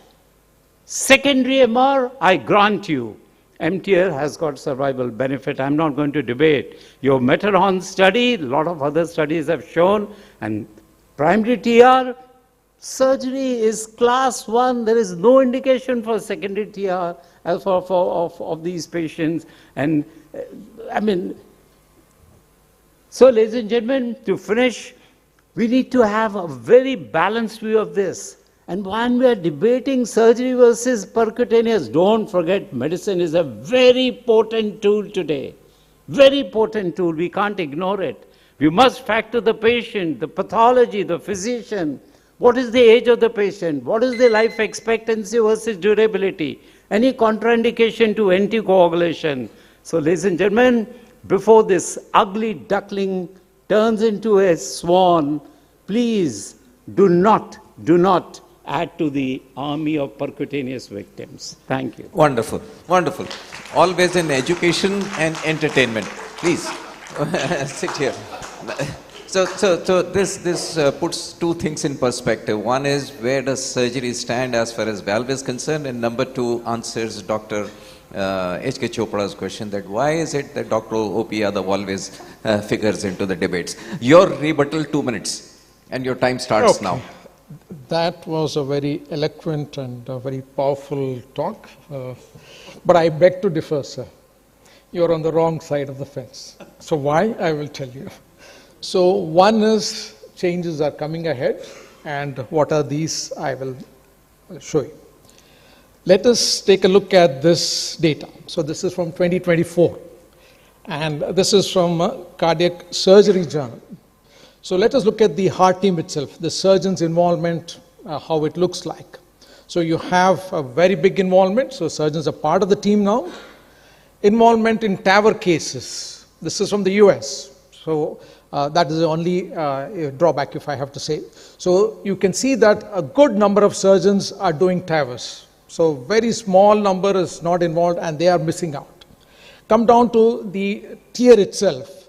The numbers have increased. So the surgeons who are doing is going up. The no's are still there, so we don't know why. But when it comes to TMVR, you have a very high number of surgeons who are involved in the TMVRs now. What about tier, T-tier? So tricuspid, it's a no-go situation there. So not many you see that surgeons are not involved there.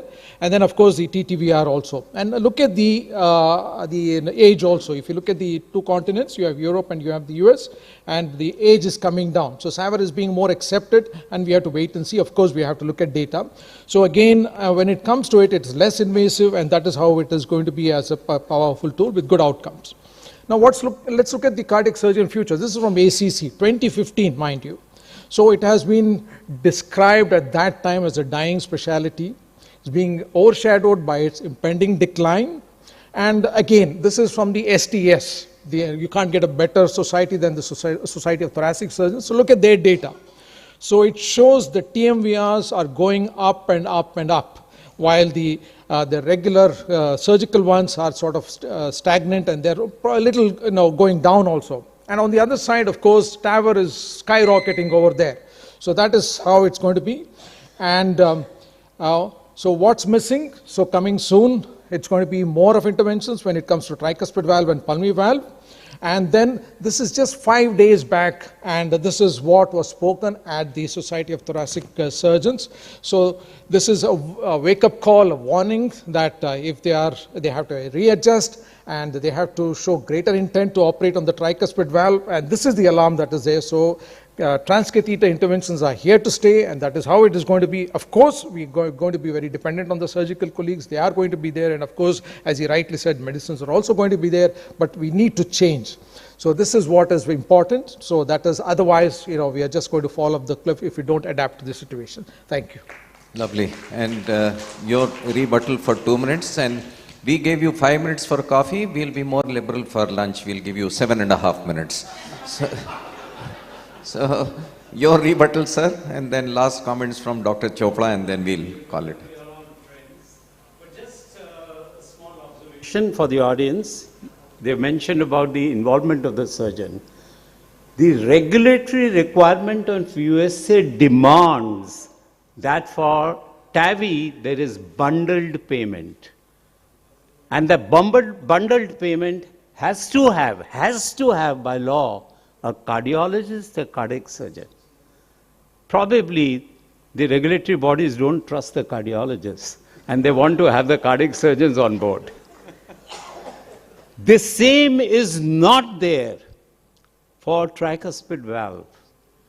So a cardiologist, when he sees a patient with TR, he can do the tricuspid TR without talking to a surgeon, but he cannot do a TAVI without talking to a surgeon, or a mitral without talking to a surgeon. That is why you are seeing so much surgeon participation. They are not implanting TAVRs, all of them. They are part of the team. So please correct the exact situation. Second, let me tell you, these debates are never good learning podiums. They are all polarized, and the two extremes, and the truth is always in the middle. Always in the middle. I was given a task, I blew it out of proportion, he was given a task. No one says surgery is going to go away, no one says TAVI is a humbug. No. All we are saying, use the right procedure on the right patient at the right time using the right skills. Thank you. So, coming towards the end of this session, wonderful session, and I completely agree that truth lies somewhere in between. And you kind of have to mix and match the best what is available for the patient.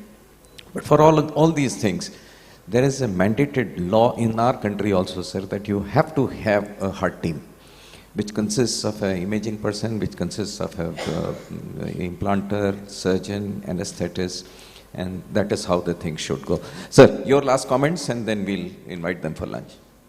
Ladies and gentlemen, you heard most prolific speakers.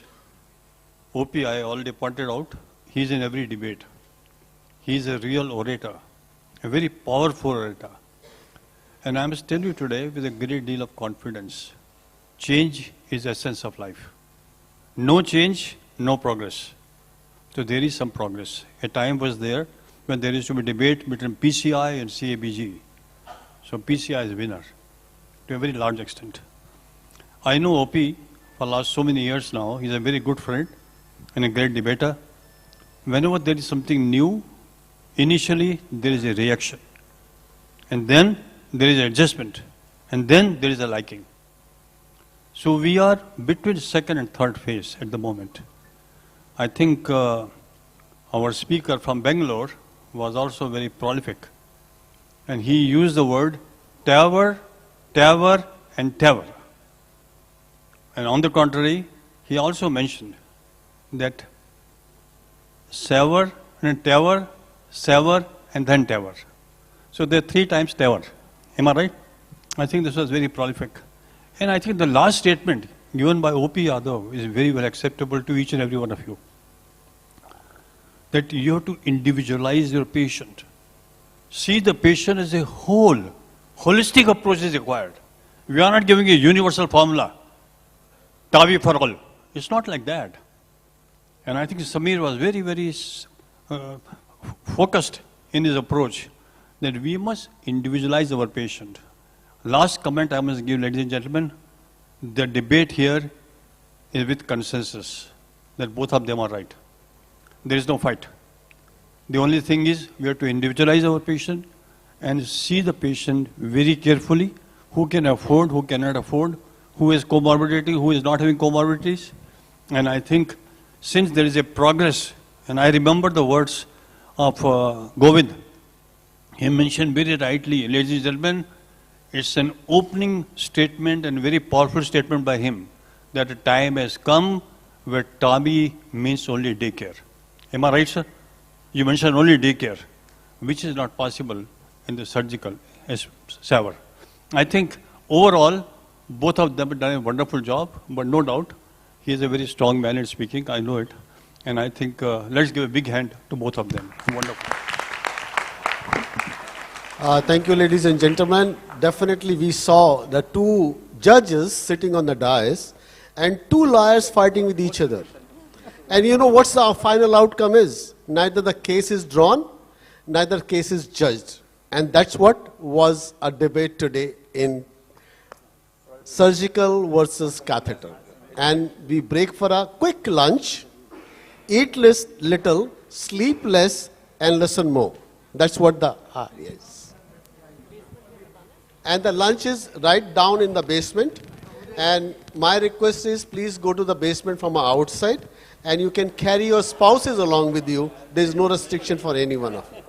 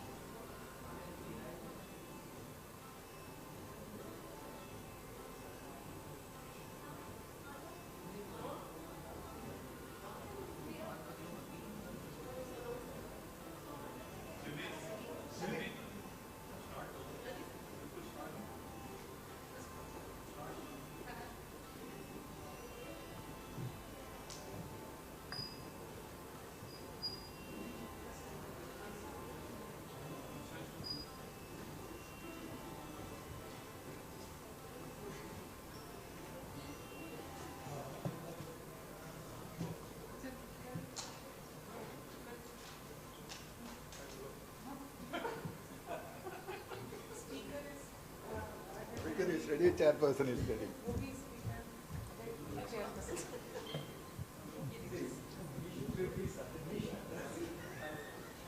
So now it's time for our very important session post-lunch. And till the time people join us, I'll announce the chairpersons, Dr. Alagizan, Dr. Manish Bansal, Dr. Vivek Solare, Rakesh Ranjan, Dr. Kartik Agarwal, and Dr. T.M. Agarwal, please. Let us go ahead with the first case, LBH in a case of CKD. What is the cause? Dr. Aridip. Good afternoon, everyone. So I'm going to present this case of a CKD patient who had significant LVH and in which we had a diagnostic challenge.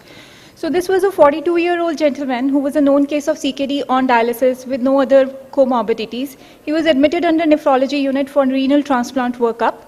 An echocardiogram was done as a part of pre-transplant workup, which reported to be suggestive of hypertrophic cardiomyopathy. So in view of echo findings and also for the purpose of renal transplant clearance, we were asked to see this patient. So these are the echo images. These are parasternal views, and we can see that there is significantly increased LV wall thickness, and myocardial texture appears abnormal. Septal thickness is somewhere around 18 millimeter, and there is suggestion of some caudal SAM in the plaques view. There is small pericardial effusion along the LV inferolateral wall. On further imaging on apical views, almost similar findings, but in this apical long axis view, the caudal SAM can be better appreciated. But in these images, it appears as if the septum is a bit more prominent in comparison to the inferolateral and anterolateral wall. So on color Doppler imaging and continuous wave Doppler, there was no significant LVOT obstruction. Now this is the mitral inflow pattern, which is showing E is less than A. E velocity is somewhere around 40 to 50 centimeter per second. E prime is 5 to 6 centimeter per second, overall reflecting normal LV filling pressures. IVC is dilated with more than 50% collapse with inspiration. And this is the global longitudinal strain bullseye plot, and which showed significantly reduced GLS at minus 9.3%, but it was not pointing towards any specific pattern. So overall, the echo findings, the patient had significant LVH. Maybe there is some degree of ASH, mild caudal SAM, no LVOT obstruction. E is less than A, normal LV filling pressures, reasonably preserved LVEF, but markedly reduced LVGLS, small pericardial effusion. So overall, all these echo findings, they were not really pointing towards any specific pathology. So we looked at the ECG of this patient. So ECG, I would say, further added to the confusion because it was neither pointing towards the typical LVH with strain pattern which we see in HCM, and nor it was pointing towards that typical low voltage ECG which we see in amyloidosis. So it was kind of discordant ECG. So the question was that what could be the cause of LVH in this patient? Now, since I said that was a CKD patient, so it is not uncommon to come across significant LVH in a patient of chronic kidney disease. And generally, the reason for LVH in CKD is hypertension. But this patient had no history of hypertension. He has never been on antihypertensives. So this possibility seemed a bit unlikely in this patient. The second possibility was, as was reported by the person who did the echo, was hypertrophic cardiomyopathy on the basis of that there is some ASH, caudal SAM. Again, because ECG was not very consistent with the HCM, so this was also a bit doubtful. It may be HCM, it may not be HCM. The other possibility was amyloidosis. In fact, when we first saw the images, that was our first impression that probably this is cardiac amyloidosis because of the extent of LVA, discordant ECG, and myocardial texture was abnormal. So we thought that this patient should be worked up on the lines of AL amyloidosis. But on further, when we further saw the records of the patient, we came to know that patient had renal biopsy 1 year back, which showed minimal change disease. Now, this finding was a bit discouraging to our diagnosis of cardiac amyloidosis because renal, it did not show any evidence of amyloidosis. So renal biopsy has very good sensitivity to detect amyloidosis. Now, this negative for amyloidosis, so again, put our diagnosis of amyloidosis under doubt. But the echo findings and the ECG finding, they were kind of bothering us, so we decided we requested for free light chain assay in this patient. Now this is the free light chain assay report, and as we can see that the lambda chains are markedly increased and there is abnormally low kappa lambda ratio. Now in a patient of CKD, high kappa lambda ratio can still be seen, but low kappa lambda ratio is almost always abnormal, and in this scenario we started chasing for the diagnosis of AL type of amyloidosis. So we asked for hematology consultation, and a bone marrow biopsy and bone marrow aspirate was done for this patient, but that showed only 4% of plasma cells and did not show any evidence of amyloidosis again.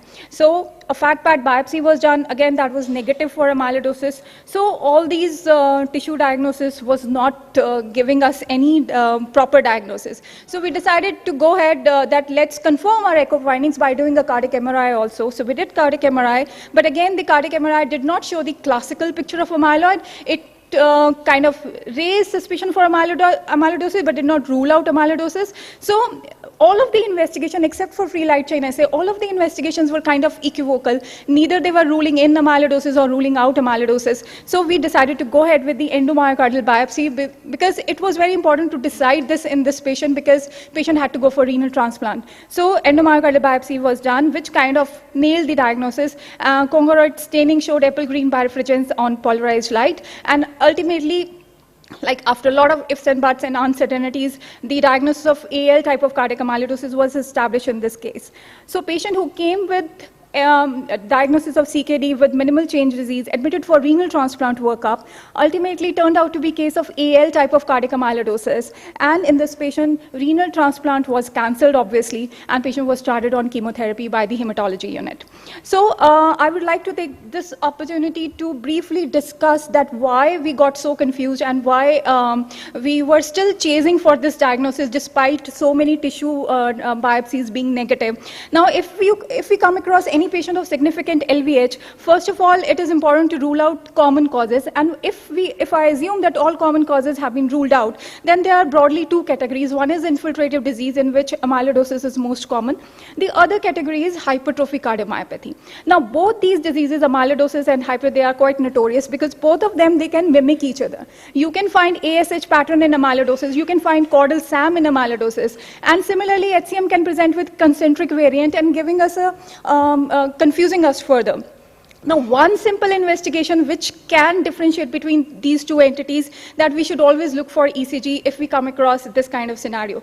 A classical low voltage ECG can kind of virtually clinch the diagnosis. But the problem is that a classical low voltage ECG is not seen in all patients of amyloidosis. They are seen in only 50% of the patients. And similarly, even in HCM, in 6% of the patient, you will not find any LVH with strain pattern. So it is reliable, but it is not diagnostic. So briefly, if you come across any patient who has signs and symptoms, echo findings or cardiac MRI suggestive of cardiac amyloidosis, always look for free light chain, and that should be our first investigation. And if you find abnormally low kappa lambda ratio, the next step is to get the tissue diagnosis. Now, normally we can sample the surrogate biopsy sites, abdominal fat pad or bone marrow biopsy, but none of these are 100% sensitive. A negative abdominal fat pad biopsy does not rule out amyloidosis. Similarly, bone marrow biopsy also can tell us whether this patient has plasma cell dyscrasia or not, but it is again not 100% sensitive for amyloid deposits.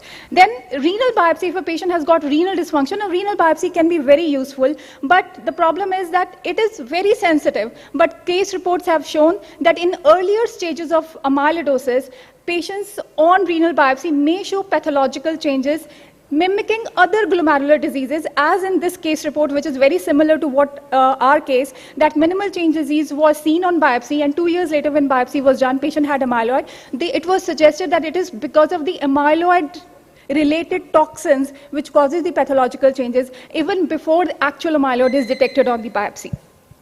Ultimately, you have to go for the endomyocardial biopsy if we have to establish the diagnosis of the cardiac amyloidosis. And if the hematological tests are negative, do not stop your diagnosis if you are still suspecting amyloidosis. You should get a PYP scan to rule out ATTR of amyloidosis. And if that shows significant uptake, you don't really need any tissue biopsy for that. You can straight away make the diagnosis of ATTR type of cardiac amyloidosis. So in the end, I would like to finish with this last two slides, that when do you suspect amyloidosis? Now, this picture is a typical cardiac amyloidosis. This is like textbook picture. But so this is generally not missed. But by the time patient come to us with this echo picture, the disease is always in the advanced stage. What we aim for is to suspect amyloidosis at an early stage because the treatment is more effective when the treatment is started early. Now, what are the red flags which we need to be very mindful of? Any patient who's got LV wall thickness increased by 12 millimeter and is now presenting with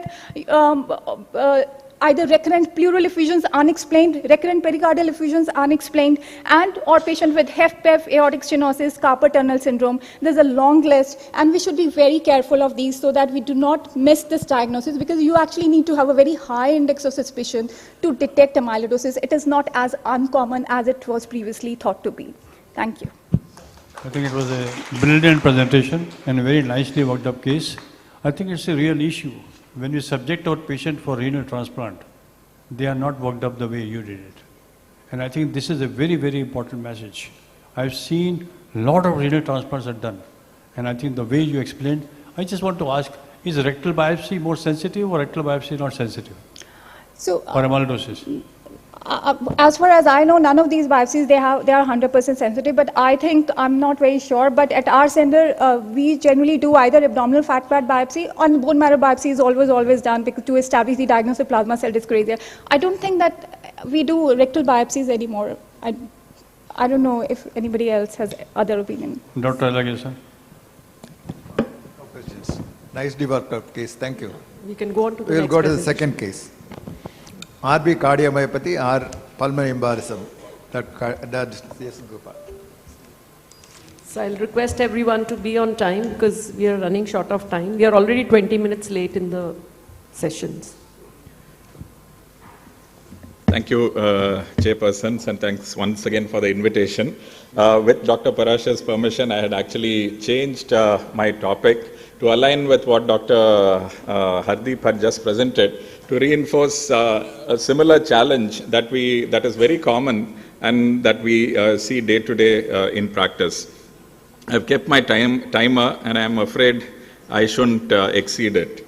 So this is a 42-year-old female with exertional dyspnea for 1 month. All pre-admission, she had sudden palpitations with syncope. I've put it in chronological order. Was found to have VT, cardiac arrest, multiple shocks, resuscitated, normal coronaries. And then after discharge, after all that, was once again found to have palpitation, syncope, again required resuscitation. The diagnosis done elsewhere was a dilated cardiomyopathy, moderate LV dysfunction. She was referred for further management. Younger brother died at the age of 20. That was a positive history there. This was the ECG when she came to us, broad QRS, bizarre in sinus rhythm, congested with cardiomegaly, mild anemia, iron deficiency mostly, and some hypokalemia. She was on diuretics. Apart from that, nothing very remarkable. This was the echo. Thickened LV walls, which seem to be concentric, a bit of pericardial effusion, dilated left atrium, likely to have diastolic dysfunction. And again, not great images, day-to-day run-of-the-mill images taken retrospectively, showing the same thing. The 2-chamber and the 3-chamber views show a slightly elongated AML. Sometimes we take this as a pointer towards mitral valve abnormality, which might point towards. So in a given case of thickened LV wall, like Dr. Hardeep already explained, there are multiple possibilities which cross our mind. Is it CKD? Is it hypertension? Is it amyloid? Is it HCM? And those are the common things that come to our mind. And then we try to tease out. Nothing here except for markedly reduced tissue velocities and at least a grade 2 diastolic dysfunction. TR gradient elevated, acceleration time shortened, pulmonary hypertension, PA is dilated. So that has been the story for quite some time, it appears. RV function here looks okay. We proceed to a cardiac MRI. Appears to have some asymmetry in the wall thickening as far as the 4-chamber is concerned. And a similar thing is seen in the short axis view also. Some asymmetry is noted. And of course, the LV is dysfunctional too. So EF was 35%, RVEF was 33%. This is the TI scout image, so wherein we can see myocardial nulling before the LV cavity. So this is what we call as a reverse nulling pattern, which was seen in this particular case. So by now we are thinking that, okay, we thought it was something, but now we are narrowing down to amyloid. And there is some amount of the subendocardial enhancement also, which is seen with amyloid. However, there were some additional findings reported on the cardiac MRI, multiple enlarged mediastinal lymph nodes. The patient obviously had to go for a CRTD, and these were the enlarged lymph nodes which I have just described. So all the lymph nodes, lymphadenopathy is seen. So the next thing, the lymphadenopathy leads us to do a PET. Is it sarcoid or something like that we are dealing with? And we find uptake, very heavy uptake seen in the LV, involving the septum, and towards the apex, it seems to be circumferential. The same thing seen in the axial views also. A endobronchial ultrasound biopsy or FNAC was done, and that only showed reactive lymphoid tissue. There was nothing suggestive of a granulomatous disease. Mycobacterium culture also was negative. The patient had again multiple shocks, had to undergo a VT ablation. We are still very eager to know what the diagnosis is. Like Dr. Hardeep showed, we were not lucky. There was nothing to suggest granuloma or amyloidosis on the endomyocardial biopsy. A genetic study had been done, and that showed myosin light chain 2 pathogenic variant for hypertrophic cardiomyopathy.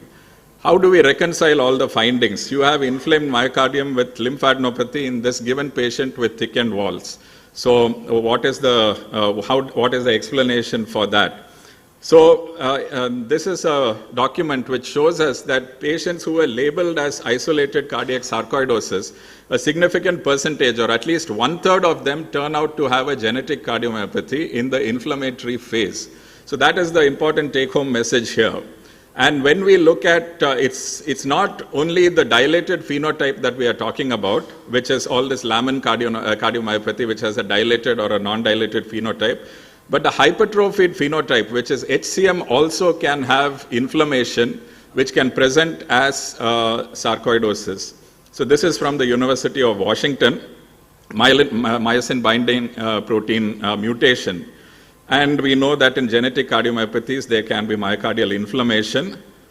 I'll skip through this. This is a recent document where they proved therapy with immunomodulatory drugs also. So I just put it up there. I'll skip through all that. And another university also showed, this is a very recent paper, showed about genetic cardiomyopathies with PET positivity. Again, not just limiting to those causing dilated cardiomyopathy, but even those with hypertrophic, the MYH7 variant, also can have, which means HCM variants also can have inflammation. That is the point I was trying to make. I'll skip through all this and try to conclude. Why mediastinal lymphadenopathy? This is something that we discovered in the process, wherein this particular patient, they studied 215 patients, where significant mediastinal lymphadenopathy was there, biopsy negative, and it was attributed to just heart failure. So the learning there was heart failure itself can cause mediastinal lymphadenopathy, and most commonly it is this 4R station, which was enlarged in our patient also, and the biopsy did not show anything. Learning points: not all myocardial uptake is sarcoid, especially in this age where we are trying to rule out sarcoid and TB. Genetic cardiomyopathies can have phases of inflammation, traditionally thought to be only dilated, but now we know it is hypertrophic also. Subendocardial LG in HCM has a worse prognosis, and mediastinal lymphadenopathy can occur in heart failure. Thank you. Thank you for your attention.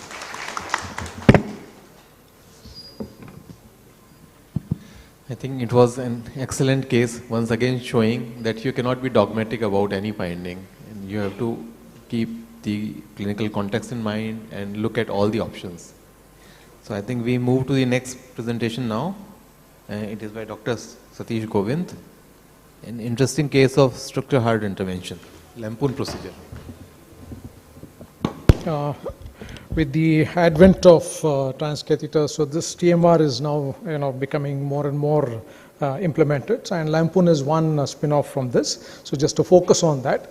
So just a brief look at the TMRs themselves. So what does TMR mean? So you have the transcatheter mitral valve replacement here, and it can start with the native mitral valve, and especially when they're not suitable for surgical repair or replacement, this is less done. But more often it is done with a valve in valve, and then less often in the valve in ring, and even more or less is the when there is mitral annular calcification, which is called as MAC. But there's always this risk of LVOT obstruction whenever this valve is put in. So there are two types of obstruction. So one is called as a fixed obstruction, where you have an existing mitral leaflet. When the new valve is put in, the existing mitral leaflet gets pushed towards the LVOT and narrows it, and this is called as a new LVOT. So how good or how bad is a new LVOT? For this, the CT is done, and typical risk factors for this is when you have a very acute aortomitral angle or a small LV or a very sort of thick basal septum. And when you have a cutoff of less than 200, that means that there is risk of LVOT obstruction, and this is where Lampoon sort of sets in, because it needs to create an additional LVOT over there. And then you have the dynamic obstruction. So this is typically like the hypertrophic obstructive cardiomyopathy, where you have the SAM, and when you have these long anteromitral leaflets. Now, the actual, the acronym, the Lampoon is, the idea is to lacerate the anteromitral leaflet and to prevent the outflow obstruction. So that is the acronym for that. And you have two types. So from the tip of the leaflet, you go to the base, or it can be from base of the leaflet to the tip. And this mimics the surgical resection of the anteromitral leaflet. Now, our patient is an elderly lady, very frail and symptomatic. She had a biovalve, and she had significant stenosis with some regurgitation and high risk for surgery, and the surgeons were very hesitant because of her frailty. They were not keen on it, and so TMVR was considered, and she underwent CT. And this is a CT, and you have the CT where they do all these sort of calculations, and then you come up with the new LVOT. So if it is less than sort of 200, so then you start to look at the Lampoon itself, and you try to mimic that. And again, the lower image tells you how the posts are. So any bioprosthetic valve, those of you who are doing 3D, you can always see in 3 posts. They're called as the 3 pillars of posts, whatever it is. So they have to be sort of exactly on either side of the LVOT. Otherwise, if it's in the middle, then the Lampoon cannot be done. So in this case, slightly sort of towards the LVOT, but still acceptable. So these are images of the echo. So you have a very bad bioprosthetic valve, and there is some amount of AR over there. And on the 3D, you can see that it is both seen on the LV side as well as the LA side. So the LV side is also crucially important here, so you need to get good images. And those 3 dots are what are called as posts, and the one above is the LVOT, and the arrow that is pointing is the leaflet that needs to be cut. So that is the one, and these are not so great images because we did it at another center with a low sort of end echo machine. And the valve per se was not good, so you can see that all the gradients, everything was all over the place, and we sort of took a comparison baseline LVOT gradient. And then the puncture was made. So the puncture, again, for these TMVRs are low punctures, so the puncture was done without any event. And then the focus then shifted to the left atrial side, and you can see that there is this catheter which is sort of hugging the leaflet which we wanted to lacerate. And then again, the catheter is sort of gradually maneuvered towards the center of the catheter. It's very important that we need to get exactly at that apex, the tip of it. Going on either side can make it eccentric, and that will be a suboptimal outcome. So you can see that it's going back and forth, and finally we were able to locate it, and then the laceration was done with an electrical energy, and you can see those bubbles that are sort of being seen over there. And then you also look at it from both the sides. And this is how the, just an animation to show you how it looks and how the laceration is, is done. So the leaflets are prepared like this. And then it was done about 2-3 times, the laceration, and you can see that those bubbles tell you that the saline is going in and the electrical energy has passed. And what is of importance is that you start to see the MR, which is starting to increase. So once the MR is there, then we know that the leaflet has been lacerated, and then we are absolutely sure about it. And then again, to sort of get an idea of where it is, so again we go back to the 3D. And here again, that the drawing over there shows you how the leaflet is cut. So just to explain to you what is on 3D and what the cartoon shows you. And then you can see that now there are 4 leaflets. So it's cut right in the center and it is going across. So 4 leaflets are there. And then very important to look at the aortic valve also, so that any damage to the aortic valve can cause the regurgitation AR, which is not very good. It can cause sudden problems over there. So that also needs to be looked into. And finally, the valve is put in, and then everything looks good. And then you can see that the leaflets are moving well, and then the flow is coming through the stents also, through the cells of the bioprosthetic valve, and the gradients were not much. So it was a successful one. So these are just images from the cath, which shows you how sort of went through as far as the fluoro is concerned. So stepwise manner. And then these were the pressures which improved. So you have a pre and post of both the LVOT as well as the pH, the pulmonary artery pressures also. So all in all, it was a successful and uneventful procedure. So this is something which is becoming more and more sort of, as TMV has increased, the lampone is also going to play a big role, and we should be aware about this. Thank you. Thank you, sir. The next case is by Dr. V. Amuthan, sir, on strain echocardiography for myocardial viability.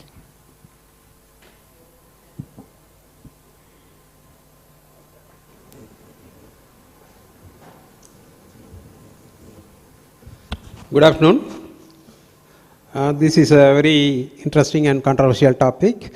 Now, myocardial viability is determined by many ways: CMR, PET scan, and strain. Now, in strain, we see the contraction of the muscles, so that is very important. And conventional echocardiography does not do this. You cannot predict exactly, does not predict the viability. And 2D strain is a key predictor of left ventricular remodeling and prognosis after STEMI. 2D strain also shows a good correlation with the CMR in chronic ischemic heart disease. Now these are some of the studies which show the diagnostic accuracy of strain imaging in predicting myocardial viability after STEMI. And the LVEF and regional wall motion score index, GLS, and territorial strain. You can see territorial strain has the highest p-value, predictable. And this is the circulation 2020 and state of the art imaging for myocardial viability. They have stated specifically speckle tracking echocardiography with its ability to perform layer specific analysis has been shown to predict left ventricular functional recovery and remodeling after MI. So I will show 2 cases to illustrate this. Case 1 was a STEMI failed patient, thrombolized, delayed presentation with heart failure, reduced ejection fraction, and LV clot. This patient in June 23 had STEMI, anterior MI. This is the angio post thrombolysis, and he was suggested PCI immediately. But a co-patient died on the same day. So he went against medical advice, returned again in July 23, and they did PET scan, which showed non-viable myocardium and rejected for PCI by 2 centers. And this was this echo received in our center. You can see the large LV apical clot. Large LV apical clot, and see his pathetic condition, and this gross MR, and this ejection fraction is only 25%. This is the 3D echo, And then this is the LA Vmax was 71 ml, and the LA strain was only 3%. And see, he has this layer pattern, which shows the anteroseptum and anterowall blue, and then you have the pink, and then the lighter grades of red, clearly indicating that the patient has a good chance for recovery after this PCI. So he was taken up for PCI. You can see the patient underwent angioplasty, and you can see this long stent was deployed. There was a totally blocked LAD in the middle AD. It was opened, and long stent was placed. And this is the final result, which shows a very good flow post procedure. This was the echocardiogram after the procedure. The MR has reduced to a certain extent, and you can see the improvement in the territorial strain. The mid LV has started contracting. This is the basal, this is the mid LV, this is the apex. Mid LV has started contraction, even though the strain and ejection fraction improvement took much more time. This is first case. So this is before, and this is after PCI, and patient has recovered well. And now this is another case. This was an embolic stroke with diabetes. This 40-year-old gentleman, government artist in Tirupur Baniyan factory, he collapsed and was taken to a neuro center where he had a left hemiplegia. Emergency echocardiogram was reported as dilated cardiomyopathy. He was treatment was delayed 1 month in Tirupur and 1 month in Ramnad. And you can see the ECG and his condition. This is the triplane view, and 3D echo of the same patient shows the LV apical clot. And you can see here there is a grossly reduced strain pattern in the anteroseptum, anterowall compared to the mid LV segments, and there is a definitive abnormality in the RCA territory. RCA territory, you can see here. This is the inferior wall, inferolateral wall, and this is his strain curves. And ejection fraction was only 23%. This patient again had a CTO of the LAD. You can see here LAD is totally blocked. And this is the D1. This is a very big vessel, had 90% narrowing. In addition, RCA was totally cut, mid RCA. So the patient underwent angioplasty for D1 as well as for RCA. So D1 had good results. You can see here the long stent was placed, and this is post procedure, and this is RCA. RCA, mid RCA was opened. You can see here balloon, and then stent was deployed, and this is the final result. You can see here final result. A good TIMI3 grade flow was achieved in RCA. You can see here the RCA. Good RCA results. Good result in RCA. This is the post procedure. The totally blue area in the RCA territory has gone now. And he had an improvement in ejection fraction. The GLS also improved. Ejection fraction 35. This is before PCI. This is after PCI. This is the LV clot has gone now. So carry home message is that all infarct related arteries should be opened. A speckle tracking echocardiography can predict functional recovery, and use of triple therapy including anticoagulants if there is a LV apical clot helps in solving LV clots post MI. Thank you.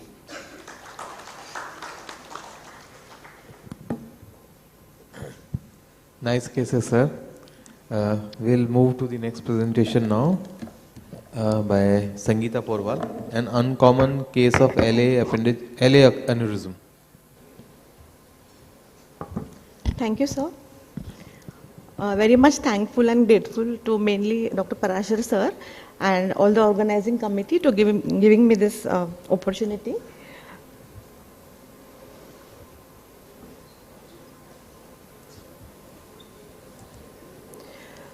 So my case is of a 47-year-old woman presented to our hospital complaining of chest pain, shortness of breath, fever with chills and rigors, general weakness, palpitation and giddiness. Based on clinical examination, she was found to be suffering from right-sided pneumonitis and Plasmodium falciparum infection. However, ECG showed evidence of atrial tachycardia, disproportionate to her temperature and clinical illness, and hence she was subjected to echocardiography. That's her ECG showing RBBB with atrial tachycardia. So once the echo, you can see the left ventricle very much normal, nothing on the left side, aortic valve. After colors, you can see just a minimal mitral regurgitation. Aortic short axis, and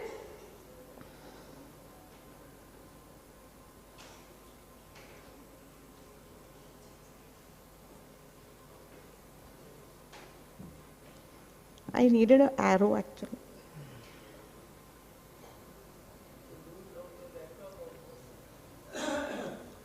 Okay, so in aortic short axis, the suspicion started here actually, because you could see something here.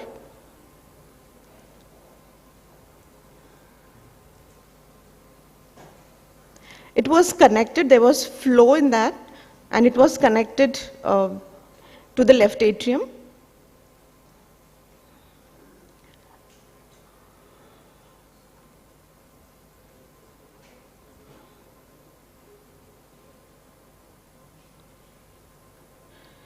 The apical four-chambered view, and you can see the left ventricle function is normal. I was trying to rule out whether this connection is from the left ventricle, because usually aneurysms are seen connected to the left ventricle, but this wasn't so.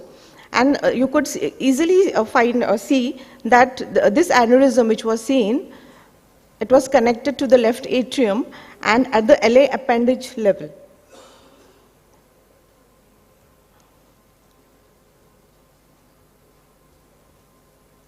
That's the appendage, and you can see that this was it was ballooning up of the LA appendage, and it was compressing the left ventricle. This is you can see the compression here, and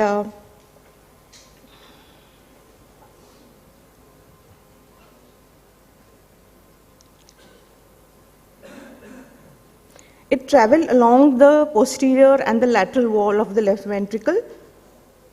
There was blood flow to and fro from it. Mitral flow, the minimal mitral regurg, but that was. So after looking to all these findings, the patient was subjected to transesophageal echo.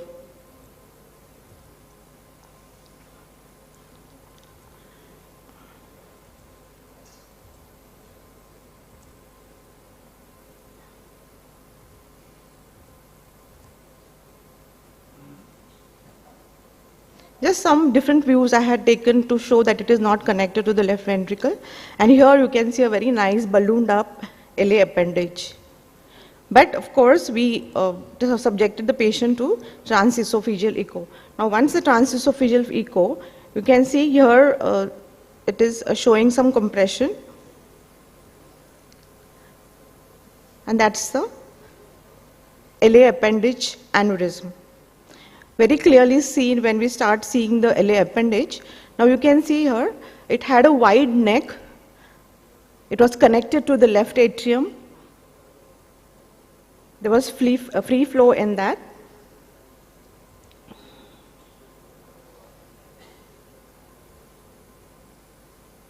Very clearly seen.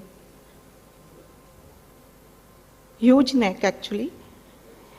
I did a 3D echo also, 3D TE. Actually, I wanted the diameter of the neck, and the neck, it was a huge neck, but after measuring, it came to around 2 centimeters or so. Till 3 centimeters, you can actually do a percutaneous closure of this aneurysm. So the patient was subjected to CT, and now you can see a huge aneurysm here. And it is compressing the left ventricle as well. Just another view. So LA appendage aneurysm is an abnormal dilatation of the left atrial appendage. It can be congenital or acquired. Increased chances of thromboembolism and arrhythmias. Female preponderance is there, mean age is 30. Transesophageal and cardiac MRI are investigations of choice. The treatment is surgical resection, 94% success, anticoagulation in case of thromboembolic events.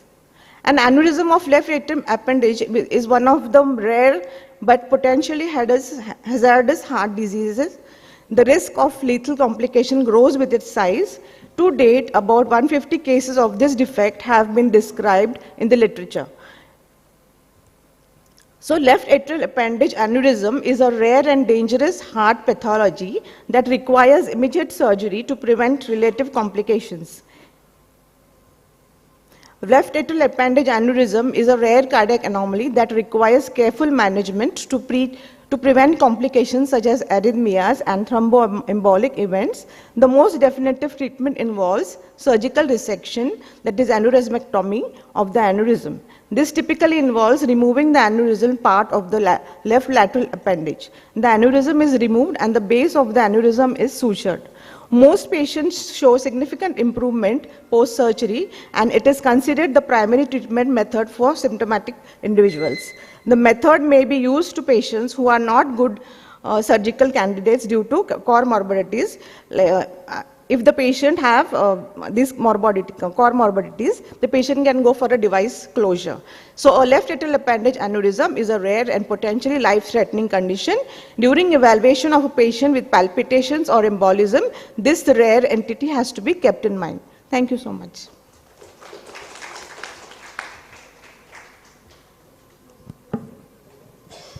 It was really a very nice case, a rare entity. I think because of paucity of time, we will not have any questions and we close this session. A big round of applause for all the presenters. We had excellent cases by all our presenters.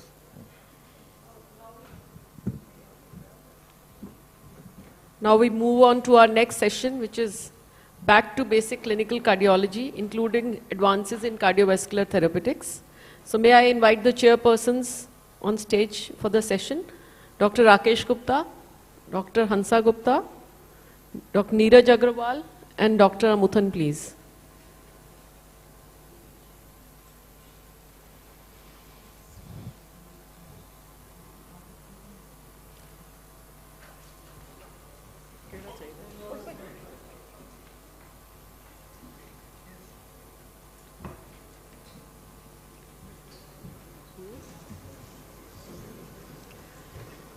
So the first topic in this session is a very important topic, and Dr. Shantanu Sengupta would be presenting the talk. The topic of discussion is myocardial work. What is it, when and how? So 10 minutes for each of the presenters. Please stick to the time, everyone.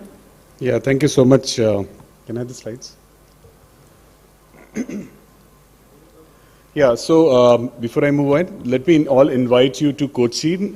That's the ECO India 2025 meeting, 18 to 21st September.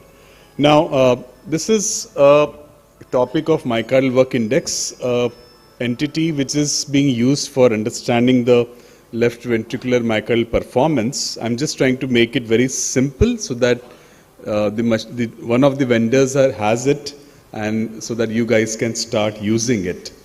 So pressure volume analysis is one of the most comprehensive way to describe cardiac function, which gives understanding of cardiac mechanics and energetics. Routinely, the pressure volume analysis is done invasively and it is time consuming, so it cannot be done. We know that strain analysis by global strain can identify ejection fraction and evaluate subclinical LV dysfunction. But speckle tracking imaging for LVGLS is sensitive to afterload, leading to its limitations in accuracy because it is also load dependent. And it doesn't undertake afterload into consideration. So we have now this entity called myocardial work index, which I will be focusing on. So what does it do? It basically incorporates both LV-GLS and the blood pressure measurement non-invasively, which has a reflection on the pressure strain loop, and it can evaluate cardiac performance. So what exactly is myocardial work index? It is nothing but a differentiation of strain curve, which when we multiply multiplying it with instantaneous left ventricular pressure. And this product is a measure of instantaneous cardiac power, which is integrated over a period of time. And the time it takes is nothing but from mitral valve closure to mitral valve opening. And it gives you an understanding about the segmental and global myocardial work. This estimates of work uses pressure as a surrogate of force, gives its relative dimension, and it doesn't incorporate the curvature of the LV, left ventricle. So that is an advantage. If the left ventricle is dilating in any of the ways, it doesn't take into consideration. So it is nothing but a strain multiplied by the instantaneous left ventricular pressure. It doesn't take into account the LV diastolic pressure. So remember this. So how do you do it? We start with the apical 4-chamber, 3-chamber and 2-chamber view, get the strain, and a systolic blood pressure is taken, and it gives you some nice colorful data, which is nothing but a myocardial work index. So what exactly is it? So this is a loop, and as I told, it incorporates the time of mitral valve opening to mitral valve closure, and on x-axis there is strain analysis, and on the y-axis there is the systolic LV pressure. So normal pressure strain loop looks like this. So if you have if the curve, this curve moves here, the strains are going down, but the pressures are maintained. So as I was looking at Dr. Amuthan's work, he just presented 2 cases, and I will mention. And this is what happens. These are the different ways you can get an understanding about how the strain and the LV pressures can correlate. So there are a couple of indices, and broadly it is nothing but the global work index, constructive work, the wasted work, and the efficiency. So the global work index is nothing but the work done by the left ventricle during mechanical systole, that is from mitral valve closure to mitral valve opening, and includes the isovolumic relaxation time. While the wasted work is the work which is performed during systole, that is not productive. It includes lengthening during systole and shortening during IVR.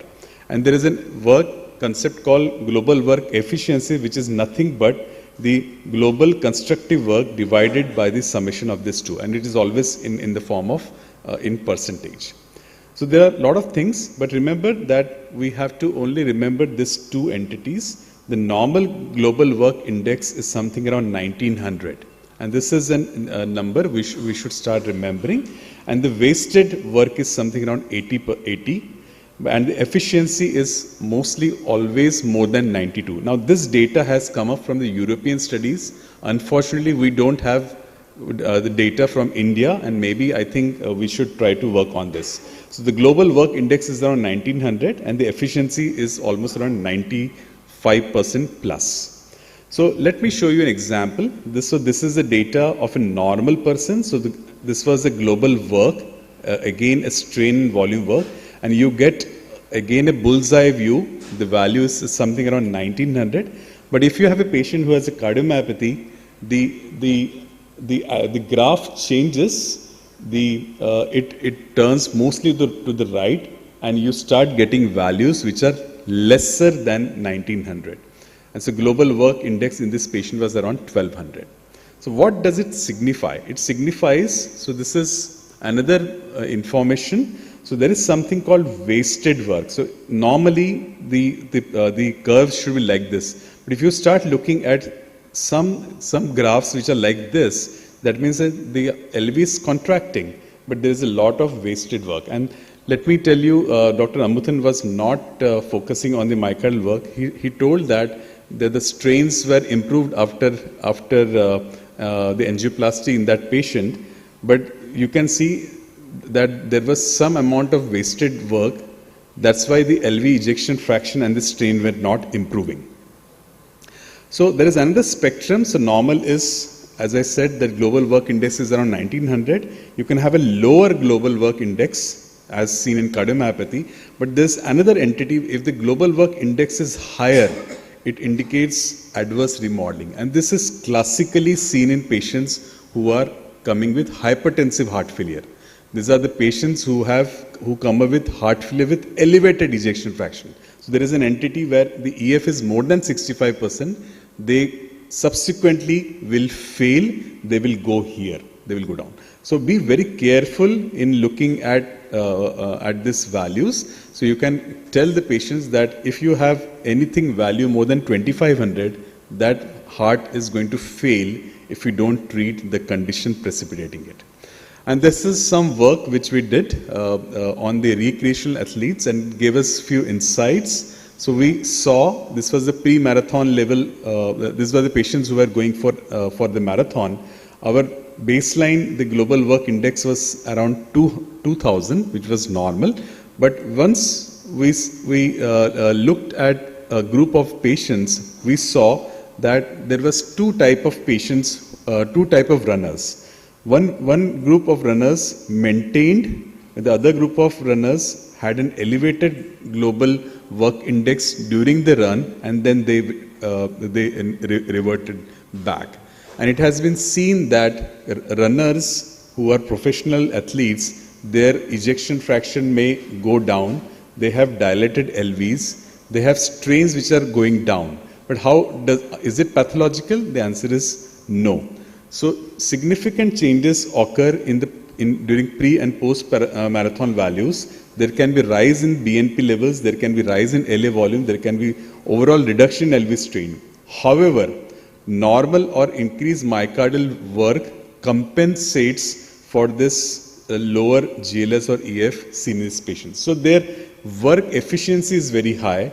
Their wasted work is low in spite of their strains going down, in spite of having the BNP elevated.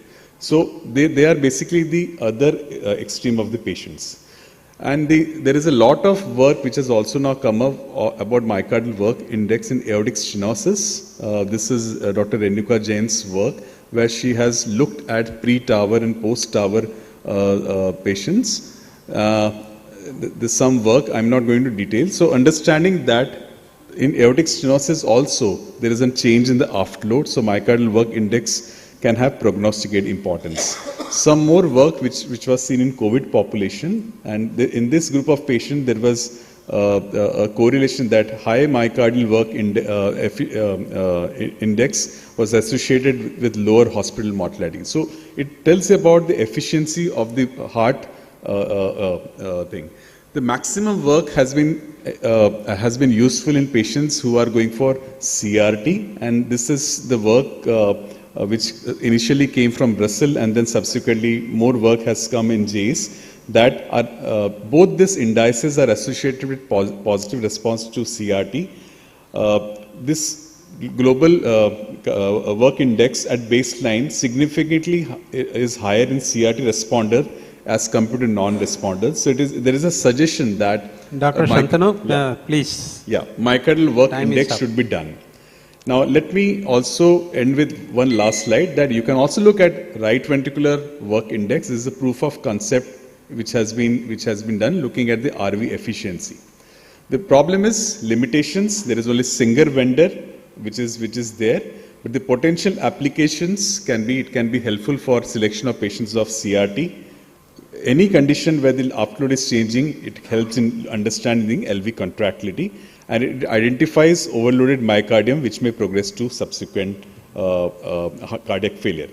So myocardial work index is a non-invasive way which broadens the current available techniques for understanding performance. In principle, it is superior to EF and strain imaging as it incorporates LV afterload. And adjustment to loading conditions help in implementation of this clinical hemodynamic concept, which is useful in daily assessment. Thank you so much. Thank you, Dr. Shantanu, for your excellent summing up of myocardial work. Next, we will have CKM, heart failure with preserved ejection fraction, clinical echo therapeutics.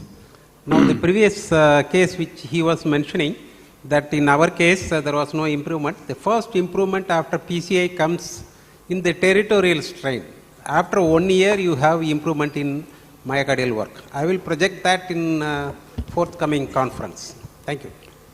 Mr. Chairman, sir, fellow colleagues, ladies and gentlemen, it's really a great pleasure and honor indeed for me to be here this afternoon. The topic given to me is CKMS and HFpEF clinical ecotherapeutic navigation. I think my main agenda presentation is cardiometabolic problems are rising steeply in our country. The percentage is up to tune of 50%, less than 50, 65% over the age of 65. JAC, this is from 2025. Morbidity and mortality is very, very high, and various chemicals are available. We are going to discuss very soon. What is CKMS? It reflects amongst the metabolic risk factors with CKD and CVS with profound impact on morbidity and mortality. This is a very important slide from AHA focusing on stage 0. There is no risk factor. It's primordial and pre-primordial prevention. Stage 1, excessive dysfunctional adipose tissue. Stage 2, metabolic risk factors known to all of you. While stage 3, what we do is subclinical CVD and CKM syndrome. Stage 4, where it is totally overt and we see there is organ damage. And this is what I want to say, because obesity is really rising rampant in our country. And you see the data, Kerala, Delhi, Tamil Nadu and Punjab, and the rate of obesity is 5.21. HFpEF, you all know, is very, very common entity in these patients, and the ejection fraction more than 50%. The prevalence rate is also very well known to all of you, is almost 10% after the age of 65, with number of comorbidities. This is the data I'm showing. One of my slides I published in Indian Heart Journal in 2007, where I've shown central obesity is a very powerful predictor of CVD to a tune of 86%. And see the data. The prevalence is common in females, and we see here the hemodynamics, the systemic volume overload and acute diastolic dysfunction are responsible, besides various factors like ventricular dysfunction, atrial, autonomic, vascular, hypertension and renal dysfunction are very, very important factor. This is from Bankar et al. He has also shown very clearly CAD, diabetes and obesity are the common factors. And we see here it is a stiff LA, stiff LV, pulmonary artery and pulmonary vascular which are responsible for the triple jeopardy. And see the data. The real mechanism pathway is inflammatory, neurohormonal stimulation, and we see coagulation cascading and increase leptin and decrease adenopectin which are responsible, and see various metabolic factors, vascular pathology, all the vessels are affected, micro, macro or middle size, and see the outcome. Outcome is very, very clearly known to all of us. Now what is the clinical outcome? Highest morbidity, undiagnosed, misdiagnosed with normal coronaries. And see the data of CHARM study and paradigm study are very clear, showing increased morbidity and mortality. And even the Trivandrum heart failure registry has also shown the same. Readmission rate is high and the mortality is very, very high. How do we diagnose? We all know it. In our labs, we take LAVI more than 34 ml per meter square, E by prime ratio, concentric LVH, and anti-proBNP of more than 220 in the patients with sinus rhythm, and more than 660 with atrial fibrillation. And of course, the American criteria is BMI and atrial fibrillation and age always into consider, besides the various workups mentioned here. This is what I do in my lab, and of course, a lot of focus was there today on stress diastology. This also we subject our patient when we are in doubt. And this is all very clear that LA enlargement, concentric LVH, LV mass are very important. LAVI is very important. This was focused by Dr. Amuthan this morning, that LAVI more than 34 per meter square has got a very, very poor prognosis so far as the recurrence of AF and resistant AF, and we see increased LAVI with poor survival. This is the latest classification by Scott Solomon showing the atriopathy, left atriopathy. Stage 1, stage 2 are reversible, while stage 3 and stage 4 are not reversible because of fibrosis. This was also covered by Dr. Amuthan. LA pressure. LA pressure, very, very important during rest and at the exercise. Similarly, LA stiffness, increased hospitalization and mortality. LA strain is very, very strong relationship. The lower panel I've shown, the very, very strong relationship when the reduced LA strain responsible for number of thromboembolic episodes and poor increased morbidity and mortality. LA remodeling is very well known to all of you. Increased LAVI and LAEF reduction may cause persistent, resistant atrial fibrillation not responding to LA ablation therapy. And see here The white areas which are seeing is the increased LA fibrosis by CMR, increased AF recurrence. Ladies and gentlemen, the message is very clear. Fibrosis is dominant in the LA cardiomyopathy. Decreased LA strain, increased mortality and morbidity. LV, GLS may predict subclinical LVD in atrial fibrillation. Now, therapeutics. Very clear, there is no outcome benefits till 2019. Paragon, TopCat, iPreserve, PEPS, HF and CHARM study have shown no benefits at all. SGL2, which opened a revolution, a reduction of MACE rate, hospitalization and renal protection. And see the data. Soloist, Emperor preserved, Imperial preserved and deliver heart failure trial. Functional benefits are seen in this slide.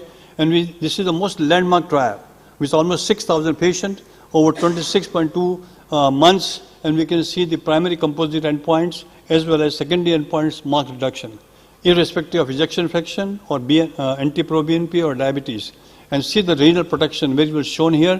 The mortality benefits are seen only with EMPA and DAPA and not with ARNI at all. See the data. 5 studies of meta-analysis have shown EMPA and DAPA are most powerful. And we can see here the composite endpoints, primary composite endpoints, worsening, hospitalization, CV death, and all-cause mortality favors dapagliflozin, empagliflozin.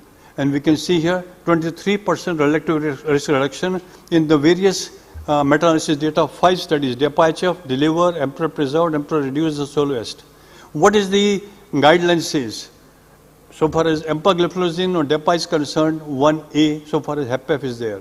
And we, of course, started the loop diuretics, MRA, ARNI, and ARB is very well known to you. The statement given by Eugene Brunwald, SGL2 is a statin of 21st century. It's true. He also said GLP-1 receptor agonist is going to be future and the present. And see the data. In the European Heart Journal, very clearly mentioned Ozempic, available in India as Rybelsus, or Mounjaro is what you call tirzepatide. They are the future, and the whole pillar is all completely changed. And see the data from circulation, very clearly mentioned that these drugs like SGLT inhibitor and GLP-1 receptor agonist, which will be spoken by Samir very soon, a reduction for mortality and morbidity. And we have published 3 books on heart failure, huge data to support what I'm saying. To conclude, ladies and gentlemen, health of millions is at stake with obesity and CKMS and HFpEF in India. Clinical echo metabolic therapeutic navigation is a must in all the patients. And SGL2 is the first iconic miracle molecule of the century in HFpEF. And now, with the help of GLP-1 receptor agonists and phenylalanine, all mortality benefits are seen. HFpEF and CKMS are preventable, regressible, and reversible. What's the learning from take-home message? Meticulous protocolized treatment of HFpEF is the need of the hour. It's rampant. SGL2, semaglutide, and tirzepatide in obesity with HFpEF is the future and game changer. My tributes to Anka, Butler, Nassif, Bhatt, Abraham, Solomon, and McMurray. We see here very clearly on the top SGL2 and GLP-1 receptor agonist. I must appeal to all of you, we must take a pledge today. We must treat all the patients of HFpEF with obesity and CKMS very seriously if you want to improve the morbidity and mortality. This is just to show that the CKM health is an expression of total health. Our blood flow in all the vessels is up to a rate of 400 kilometers per hour. A nice saying from the Tibetan proverb, if you really want to live long, eat half, walk double, and laugh triple, and love without any measure. Thank you very much for your kind attention.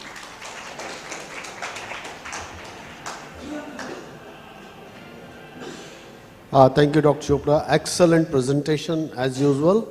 And thank you very much for sparing 2 minutes to us. God bless you. And let me call a legends of legend, Dr. Ravi Kasliwal on a dais. My elder brother, I always say that, to deal with this next topic. And this topic is, Dr. Ravi Kasliwal is the main pillar of management of heart failure with reduced ejection fraction. Good afternoon, Mr. Chairman, ladies and gentlemen. Heart failure with reduced ejection fraction, which is the main pillar of management. This is what my colleagues have asked me to speak on. Let us see, what is a pillar? One who strongly supports a work or cause. So let me see. Let me go through with you a case which will demonstrate, and then you can decide what was the pillar in all this. 39 years old male, progressively increasing dyspnea on exertion for 2 months, admitted with NYHA class 4 for dyspnea, non-diabetic, not a hypertensive, no family history of sudden cardiac death.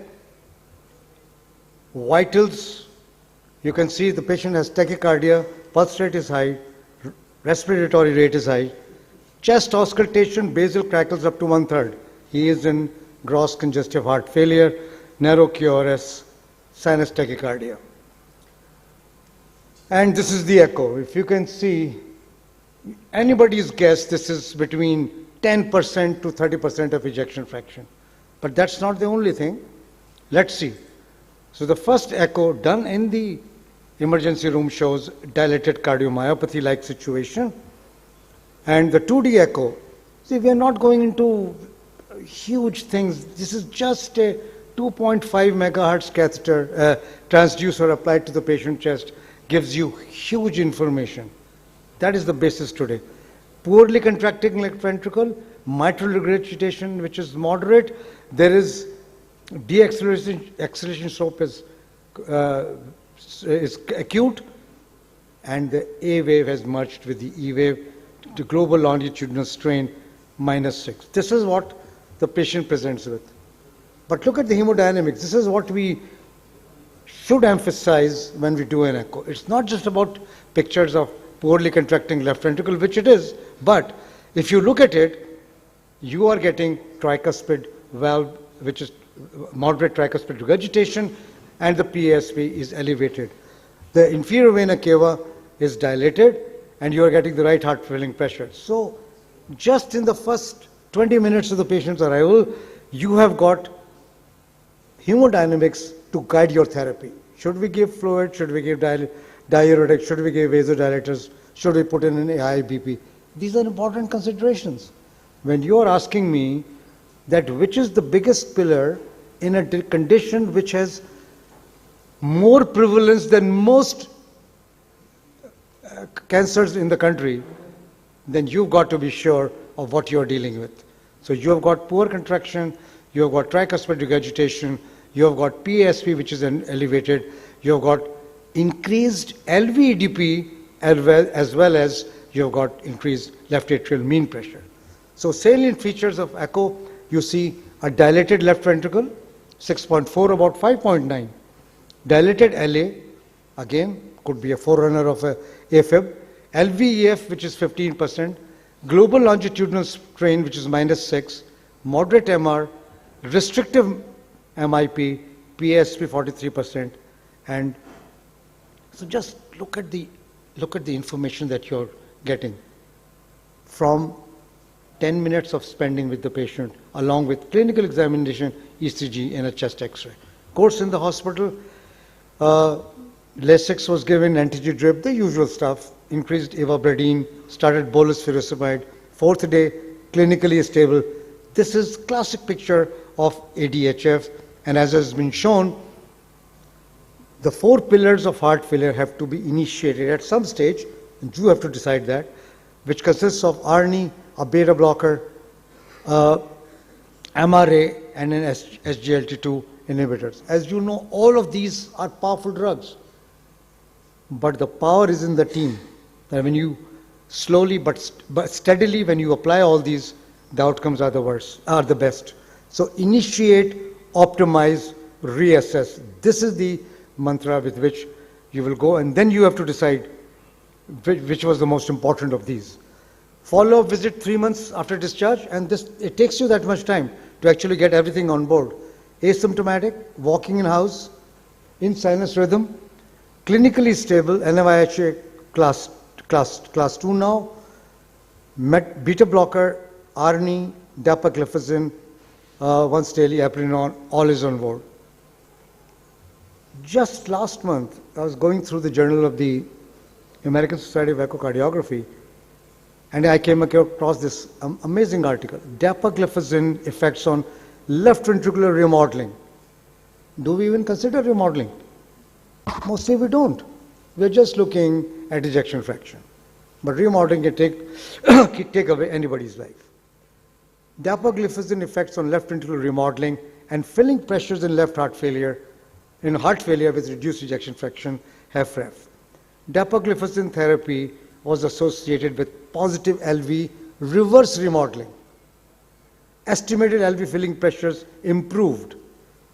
LVRR and filling pressure improvement reflected by anti-proBNP reduction.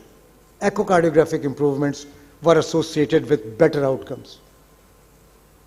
So just see, the real hero here is somebody who understands these things and applies it on a day-to-day basis. The drugs are there, but when to give it, what are you expecting out of it, only this instrument will tell you, correctly applied. 2D echo after 6 months, you can see the heart function is improving some. You can clearly see the mitral E by A, they are not fused anymore, tachycardia, and the steep slope of the mitral inflow tract is no longer there. Yet, he has some way to go. Sacubitril valsartan treatment increases LVEF. That's what, of course, we are looking at.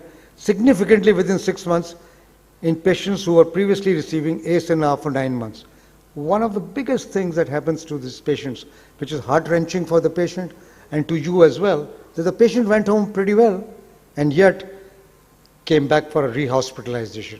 So here, changes in LVEF occur over some period of time. So you have to be watchful. So in 6 months' time, you have seen ejection fraction has improved. Beneficial reverse cardiac remodeling occurred not only with dapagliflozin, but also with sacubitril valsartan, has been demonstrated in multiple studies. What do you see? Shape and function of the valve becomes better. MR decreases. Many of these people are taken away from the transplant list. LV diastolic function improves. Many a times, we are just concentrating on ejection fraction, which is of course important, but not the only thing. So LV systolic function improves, and diastolic volumes we should be concerned about improves. LV diastolic, systolic volume decreases, MR decreases, LV diastolic function improves. These are the things which only a person who understands the very basis of what JGV, McMurray and other people have done will take the patient to the next horizon. Otherwise, these people will come back. So 2D echo after 1 year, and you can see it's nicely resolved. Patient is doing full work, and at 1 year, so these things will take time. So just as COVID has taught us that telemedicine has a value, well, it definitely has in patients of reduced ejection fraction. 1 year follow-up, symptomatically better, NYHA1, same medications continued, VO2 max improved, LVEF improved, and very importantly, reverse remodeling. The LV and diastolic dimension and LV systolic dimension all decreased. And just last week, Jack came out with this article that the sooner you apply the 4 pillars of therapy to your patient, the greater is the benefit. If you look at the last one, see absolute risk difference when you apply quadruple therapy, ARNI, BB, MRA, SGLT2I, you can see absolute risk difference of 24.8. Now you ask me, what is the most important or the single thing which is most responsible for this? I can only say that an astute clinical cardiologist who has knowledge of present-day echocardiography, and that's important, is truly the pillar that plays a key role in patients with heart failure for diagnosis, very importantly, treatment planning, again, and monitoring. See how the deacceleration slope improves.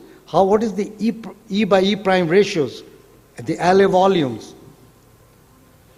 And he is the person who's actually, as the question asked was, what is the one thing that improves, the most important thing in HFrEF? I think he's the guy who's most important in making HFrEF work. So thank you, Mr. Chairman. One team, one goal, every life priceless. Thank you very much. Thank you, sir. Thank you so much. So I now take the privilege to invite the eagle-eyed echocardiographer, Dr. Sameer Srivastav. He has been a mentor to me as well, and so it's a proud privilege to call him on the stage.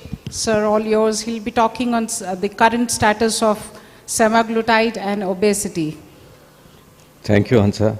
Hansa, you're looking very nice today. Are you taking semaglutide nowadays? Sorry?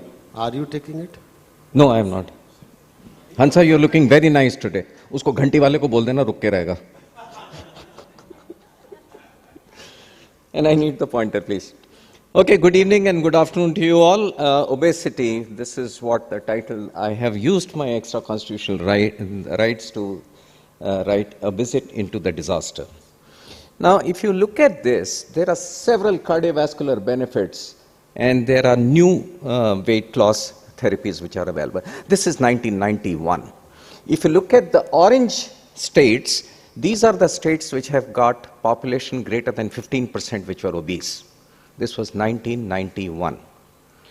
And less than a decade, this was the status of America. And mind you, the populations which were lesser than 10% did not exist in any of the states. Now, where did it land up with? This was the time when America had almost thought that they had won the war on cardiovascular diseases. The acute MIs were becoming lesser, the people were hypertensives were getting lesser, but this progressive increase in obesity was the thing which was concerning. Why so?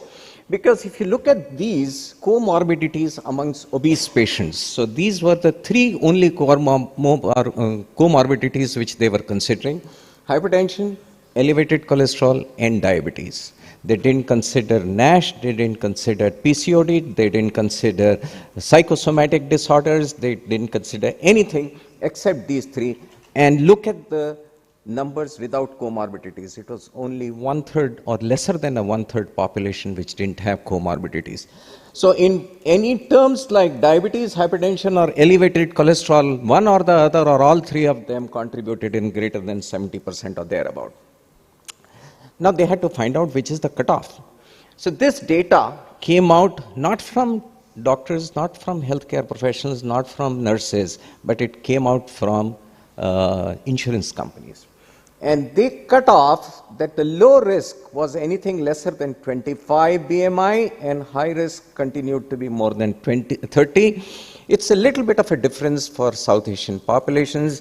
I think it would be somewhere around 24 here and somewhere around 28 or 29 for Indian population, because we are a very bad population as far as coronary artery disease is concerned.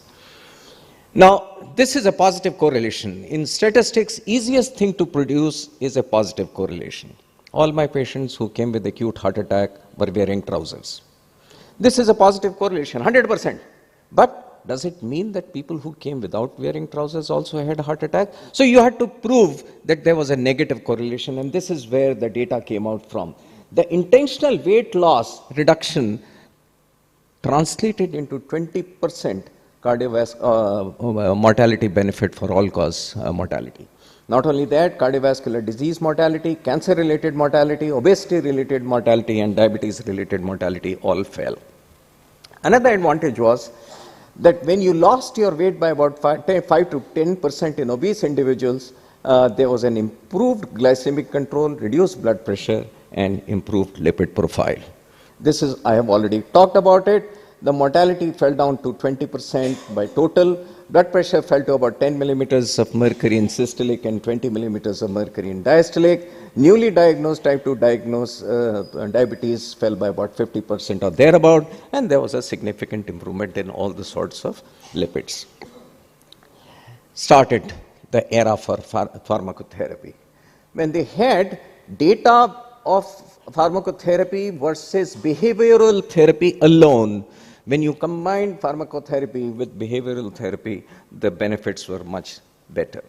So came the concept that you had to combine the two diseases, diabetes and obesity, and then came this new term called diabesity.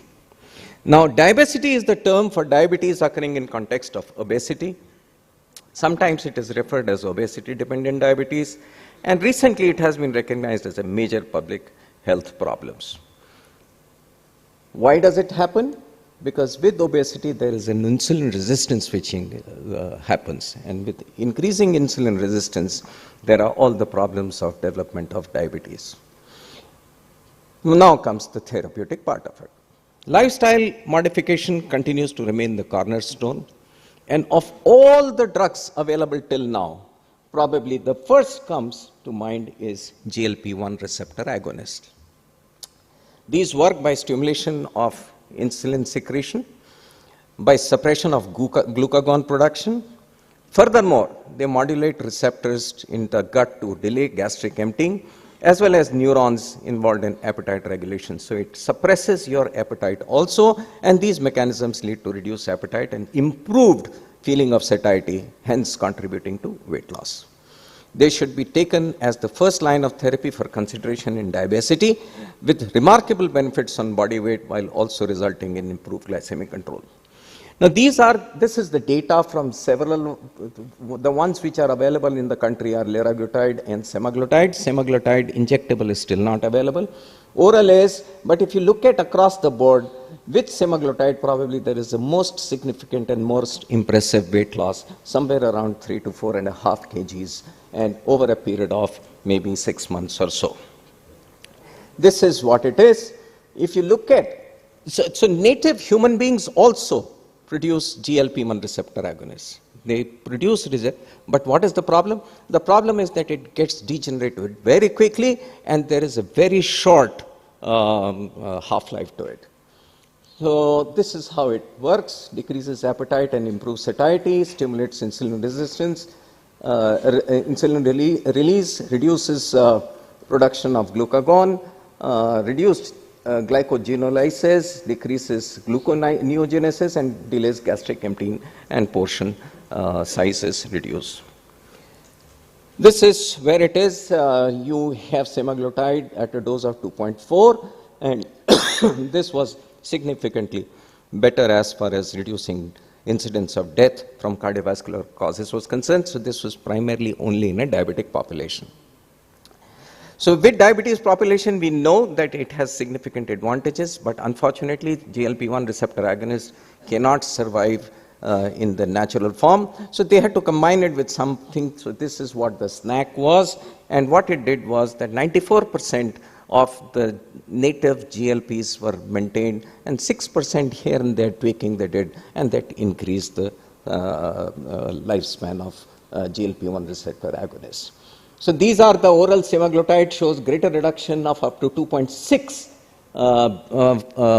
HbA1c from baseline. These are several trials. Not only does the HbA1c reduce, it also reduces your weight loss. So this is clinically relevant weight loss on oral semaglutide. And if you look at this, again, the significant benefit was close to about 5 kgs of weight, which becomes better. Now, not only that, you ask the patient to have sumptuous lunch, which is known as ad libitum lunch.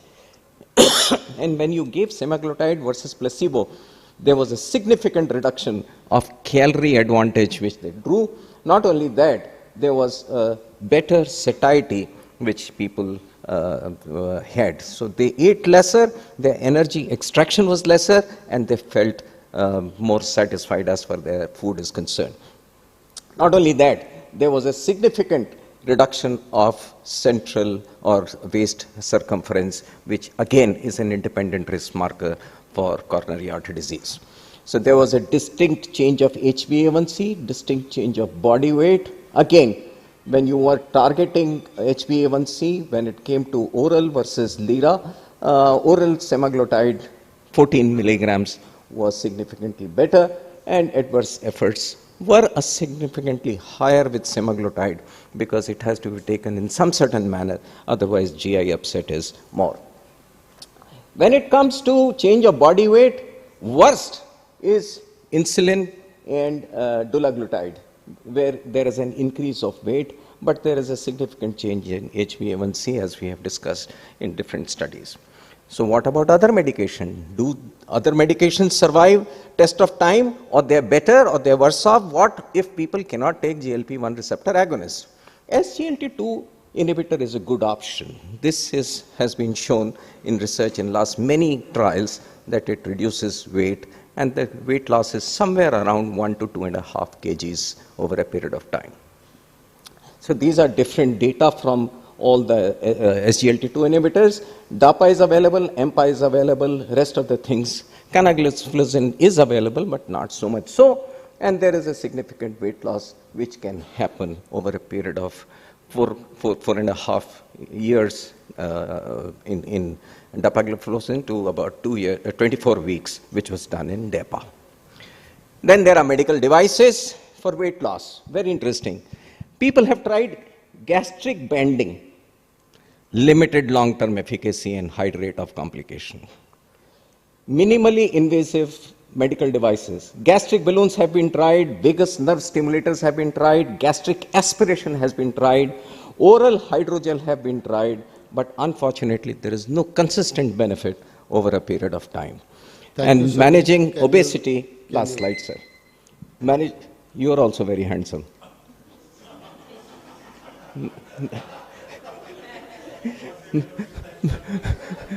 Managing obesity, surgery, as far as efficacy for surgery is concerned, 80% of patients remain at least 10% below preoperative body weight for 10 years post-surgery. And this is my last slide. And thank you very much for patient listening and allowing me to speak. That obesity is the easiest diagnosis to make. A person walking on the street can make a diagnosis of obesity, but probably the most difficult to treat. Thank you very much for your patience. Thank you, Samir. God bless you. Thank you very much. And take-home message is reduce weight, gain life or age. Let's move on to one of the very interesting topic from none other than Dr. J.P.S. Sahni. He is a professor of cardiology and chairman of cardiology at Sir Gangaram Hospital, which is a postgraduate teaching hospital in Delhi. And in cardiology, they are providing DNB cardiology degrees under the chairmanship of Professor J.P.S. Sahni. And another interesting, very interesting molecule is inclisiran. Yours. Okay, thank you. Thanks, Dr. Respected Chairperson, dear friends. Thanks for invitation. I will be discussing in next few minutes about the inclisiran, a molecule recently launched in our country, their indications, safety, efficacy, and outcome.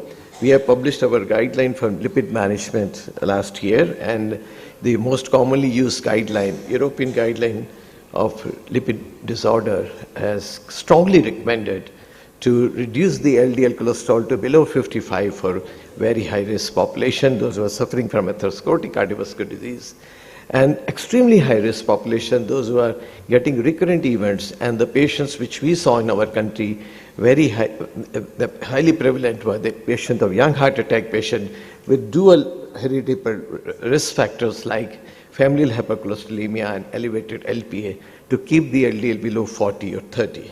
So this is a challenge to reach the goal, and this is what we have experienced. And now we have also evidence that in a setting of acute coronary syndrome, we have to stabilize the plaque within 3 months. Otherwise, there is a chance of recurrent coronary events by almost 10%. In our guideline, we suggested that we should hit hard and hit early and start with combination treatment of rosuvastatin 40 or 80 atorva along with ezetimibe in the beginning for every ACS patient, and wait for 4 weeks and look at the LDL. If it is still above 55, add bempedoic acid and wait for another 4 weeks. If the levels are still high, we have to use PCSK9 inhibitor or inclisiran. So at 8 weeks, we have to use this group of drug. Probably the requirement may be in 5 to 10% of patients, but it is required. And by 3 months, almost every patient, the stability of the plaque, which is the most important cause by which we can prevent recurrent coronary events. So this is the role of the drug which we have. And unfortunately, the data from the Da Vinci trial which came from the Europe, and now we have our small data from our country, that 575 patients of ACS at the end of 1 year, only 20% of patients were able to reach below 55. And our data, single center data from Gangaram Hospital on 3,700 patients, starting with high dose of statin, but at the end of 1 year, it was just 30%. We started looking into the fact, and it is not the side effect as the common cause, not the media, not the cost. The cause, what we found was that the physician, they reduce the dose for the reason unknown, and they never repeat their lipid profile after that. So when we look into this population, at the end of 1 year, those who are not on high dose of statin, 90% of them were above 55. So that shows the challenge which we see in adherence of the drug. And one of the important reasons for adherence is the number of pills, which we know that you have to take 365, or if you add agitamib combination pill, maybe 365. But when we have small number of population, those who need injectable PCSK9 inhibitor, the monoclonal antibody will require 26 injections, and whereas inclisiran will require only 2 injections per year. So we also have data now from our own colleague that shows that the like variability of blood pressure and diabetes, the variability of the LDL is also an important factor. If you keep on changing the drug or reduce the drug, the LDL level goes up, then the chances of having future cardiovascular events are very, very high. Mortality goes up by even 23%. So those two challenges are there, which we see in clinical practice. To overcome that, the inclisiran has come as a rescue to us. So it is the first and only LDL lowering single interfering RNA therapy that selectively targets the liver by 2 double-stranded. One is the passenger strand, which it takes you to the straightway to the liver. That specific action is there on the liver, and the guide strand, which acts on the PCSK9 and prevents the synthesis of the PCSK9 inhibitor. And that leads to the, and because of this drug specifically acting on the PCSK9 synthesis, you have to use only twice a year to maintain the LDL level. And since they are working on that specific action, the doses are small. Compared to the monoclonal antibody which we are using, evolocumab, injection evolocumab, which acts on the LDL receptors on the hepatocyte and has to be given twice a month, or some dose 400 milligram can be given once a month also, but there, if you give before the second dose, there is a variability of the LDL cholesterol is very commonly seen, which is not seen with the inclisiran. The inclisiran has been now clinically tried in phase 1 Orion group of trials. Phase 2 trials have also completed now, and phase 3 trials on Orion group are going on at the moment. Phase 4 is Orion 4, which is looking for cardiovascular outcome trial. Then we have the Orion 9 looking for heterozygous familial hypercholesterolemia. 10 is looking for the atherosclerotic cardiovascular disease, 11 for risk factors for atherosclerotic cardiovascular disease, and also the Victorian studies which are ongoing at the moment for clinical endpoints. And what we have learned from these studies is that if you use this drug, there is 50%, more than 50% reduction of LDL cholesterol. Not only this is important, but it has got a sustained reduction. There is no variability of the LDL cholesterol which we see with the injection evolocumab. That is the advantage of this drug. And secondly, as we have I discussed with you, the Orion 4 and Victorian trial, which are the cardiovascular endpoint trial, they're still ongoing. So we do not have endpoint data at the moment, but Orion 9, 10, and 11 trials which have got a data on 3,500 patients. This is not the primary or secondary endpoint, but these trials are not meant for that. So exploratory outcome data have shown clearly that there is 26% reduction of MACE in this population. Myocardial infarction and stroke was significantly reduced in this population. So that shows the drug is effective, not only in terms of efficacy, but also in terms of the reduction of cardiovascular event. Although we are still waiting for the large outcome data on 30,000 population. The data on the acute myocardial infarction or recent ACS is available with evolocumab, but was not available in the inclisiran group. So we have a data now of recent MI and the remote MI, and they have shown that in both the group on patients and compared to non-myocardial infarction population, the results are similar. The reduction of LDL cholesterol by more than 50%. How to use this drug? We have to use subcutaneous injection 1.5 ml, 300 milligram inclisiran, day 0 and 3 months, and then every 6 months. So ultimately it is twice a year injection which we have to give compared to 26 injection of injection evolocumab. Now why to give injection at 3 months? Because the studies have shown if you use the first injection, by 3 months there is slight increase in PCSK9 and LDL cholesterol. If you add second injection at 3 months, it reduces the levels further down, and after that you don't need any booster injections. And you just need 2 injections in a year to maintain sustained reduction of LDL cholesterol. This has been studied in all the clinical trials. And looking at the safety of the drug, what we found that it is very well tolerated, and the adverse effect of myalgia, arthralgia, new onset of diabetes, nasopharyngitis was not seen more. Only problem which we found was the injection site reaction, which was also very mild and self-absorbable. And based on this good data on all the clinical trials with the inclisiran, all the guidelines, the ACC, NICE, and our own guidelines, CSI, we have incorporated this drug in the algorithm of the management of dyslipidemia in clinical practice, because it is safe drug and effective drug. So what we have learned that we have to use this drug twice a year. It is effective and reduces LDL cholesterol. Sustainability and guidelines have accepted it. It is very well tolerated, and it has got a safety profile which is almost equal to that of placebo. And so what are the indications now? The patients, those who are unable to reach the LDL goal despite maximum tolerated doses of statin, HTMI, bempedoic acid, statin intolerance group of population, and the third group which we are finding, those patients are unable to adhere to the therapy, like those who are already on PCSK9 inhibitor, but they are on 26 injections, they want 2 injections per year. This is another area. And for primary prevention, our DCGI and also the FDA has given approval for that. We can use even for primary prevention in this population.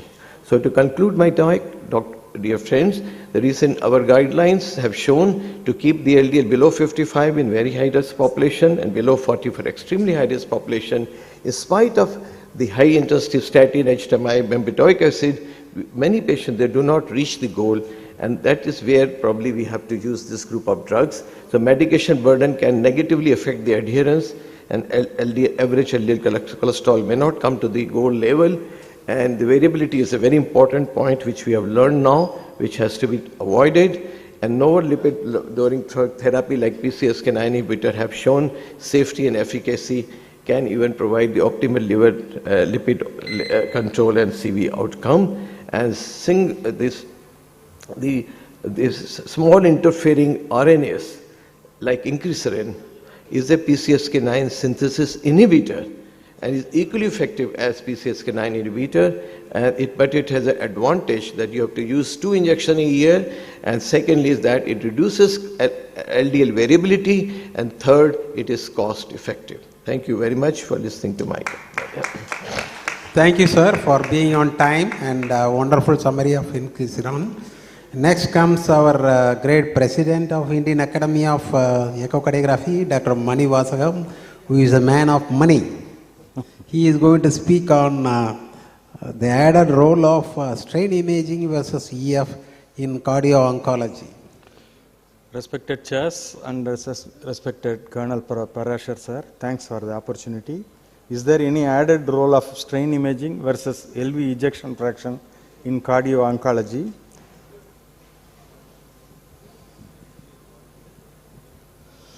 In the past era, lifespan of metastatic diseases were often too short. Cancer killed the patient. In the present era, survival from cancer is possible, prolongation of life is there, but cardiotoxicity of the cancer therapy kills the patient. And there are 2 types of drugs available right now. One is type 1 toxicity producing, that is anthracycline derivative. Type 2 is small molecule, targeted molecule drugs. These are all the examples of that. And previously, terminology is known as chemotherapy related cardiac dysfunction. Nowadays, it has been changed to cardiovascular dysfunction because of the coronary artery disease, systemic hypertension, pulmonary hypertension, arterial and pulmonary, venous thrombosis. It has been coined as cardiovascular dysfunction. Prior to starting chemotherapy, we have to see the therapy-related factors and patient-related factors. And these are all the echocardiographic things we have to follow. LV volumes, LV mass, 3D ejection fraction is preferable than modified Simpson's method. Global longitudinal strain, E by E ratio, LA volume index and strain, so on and so forth. Right ventricular dimension, RVS prime, TAPC, FAC, RV free wall strain should be taken. And apart from that, don't forget IVC dimension and valvular and pericardial diseases. And this is one example where the patient is in hemopoietic cancer receiving anthracycline. This is first topmost is basal echocardiography, ejection fraction is 78%. Exactly 3 weeks after the basal starting treatment, the ejection fraction is again 78%, no change in ejection fraction.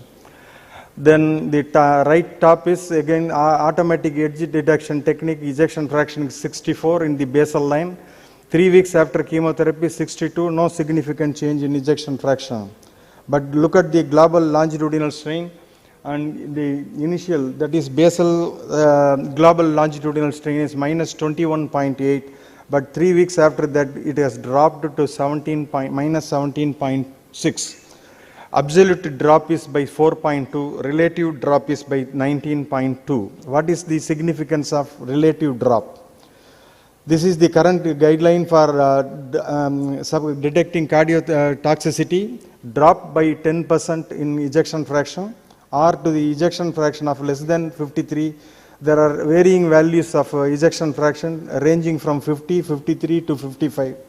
And relative drop of GLS is when it is more than 15%, that means we are dealing with cardiac dysfunction.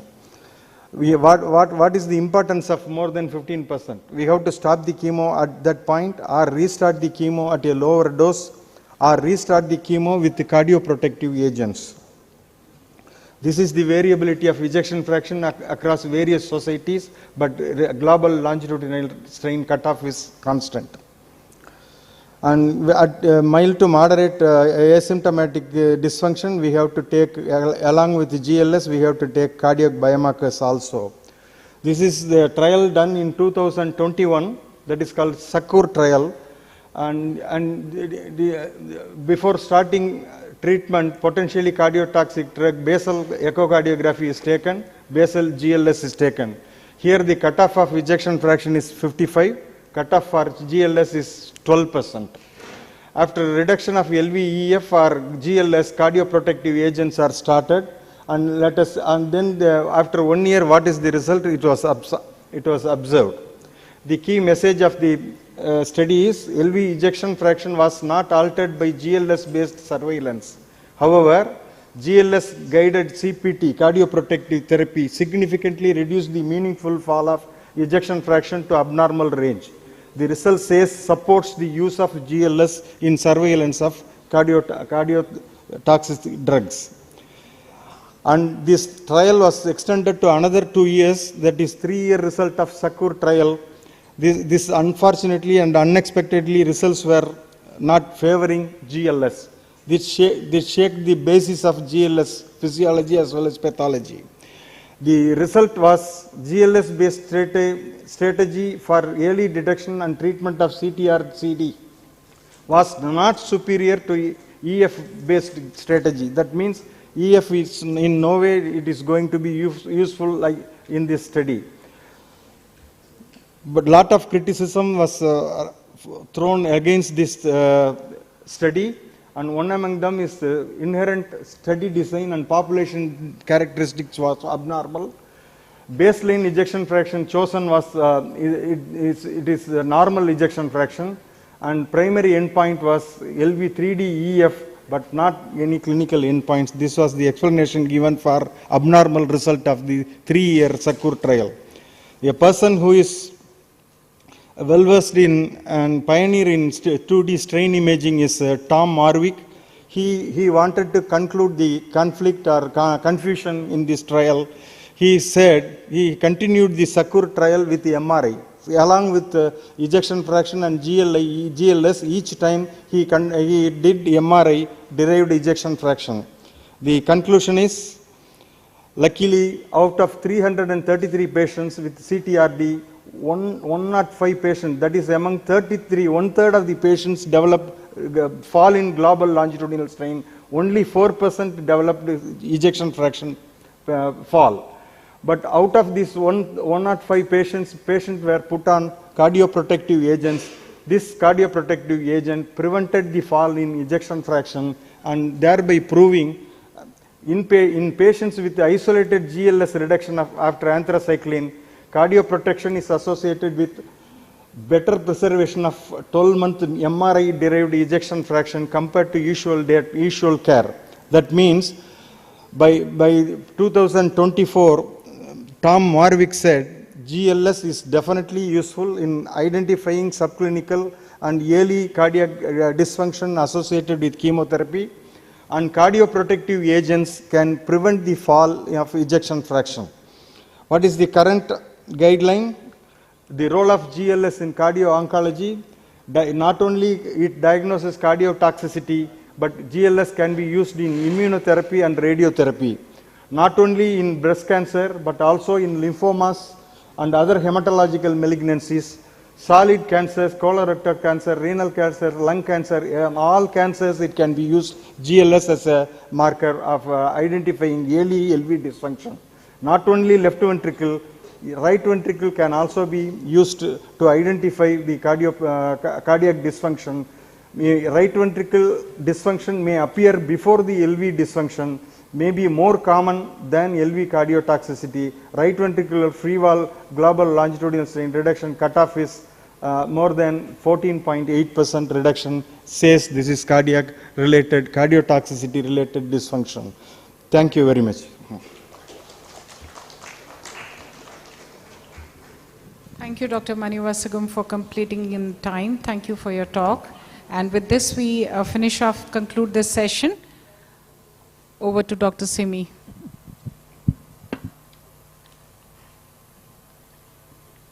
So now we are heading for the third last session and a very important session.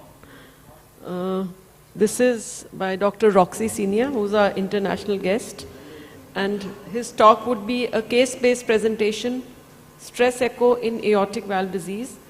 Before he starts, let me invite the chairpersons on stage. Dr. Manivasagam, you have to be on stage. Dr. Alagasan, sir. And Dr. Shanamuga Sundaram has to be on stage, please.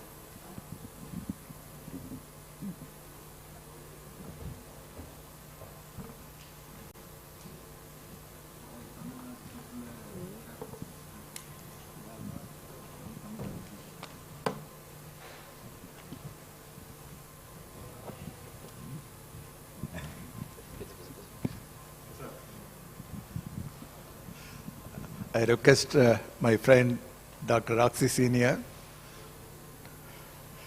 to present the case-based discussion on the usefulness of stress echocardiography in aortic valve disease. I think both dopamine stress and exercise stress. Yes.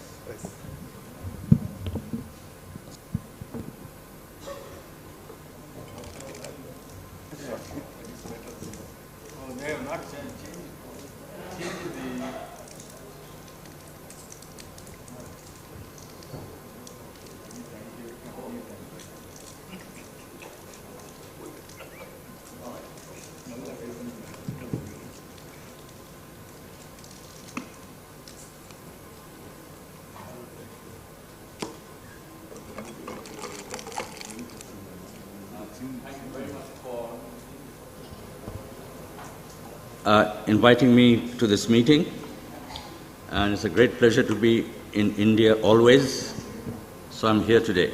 So I'm talking about the stress echocardiography case study in aortic stenosis.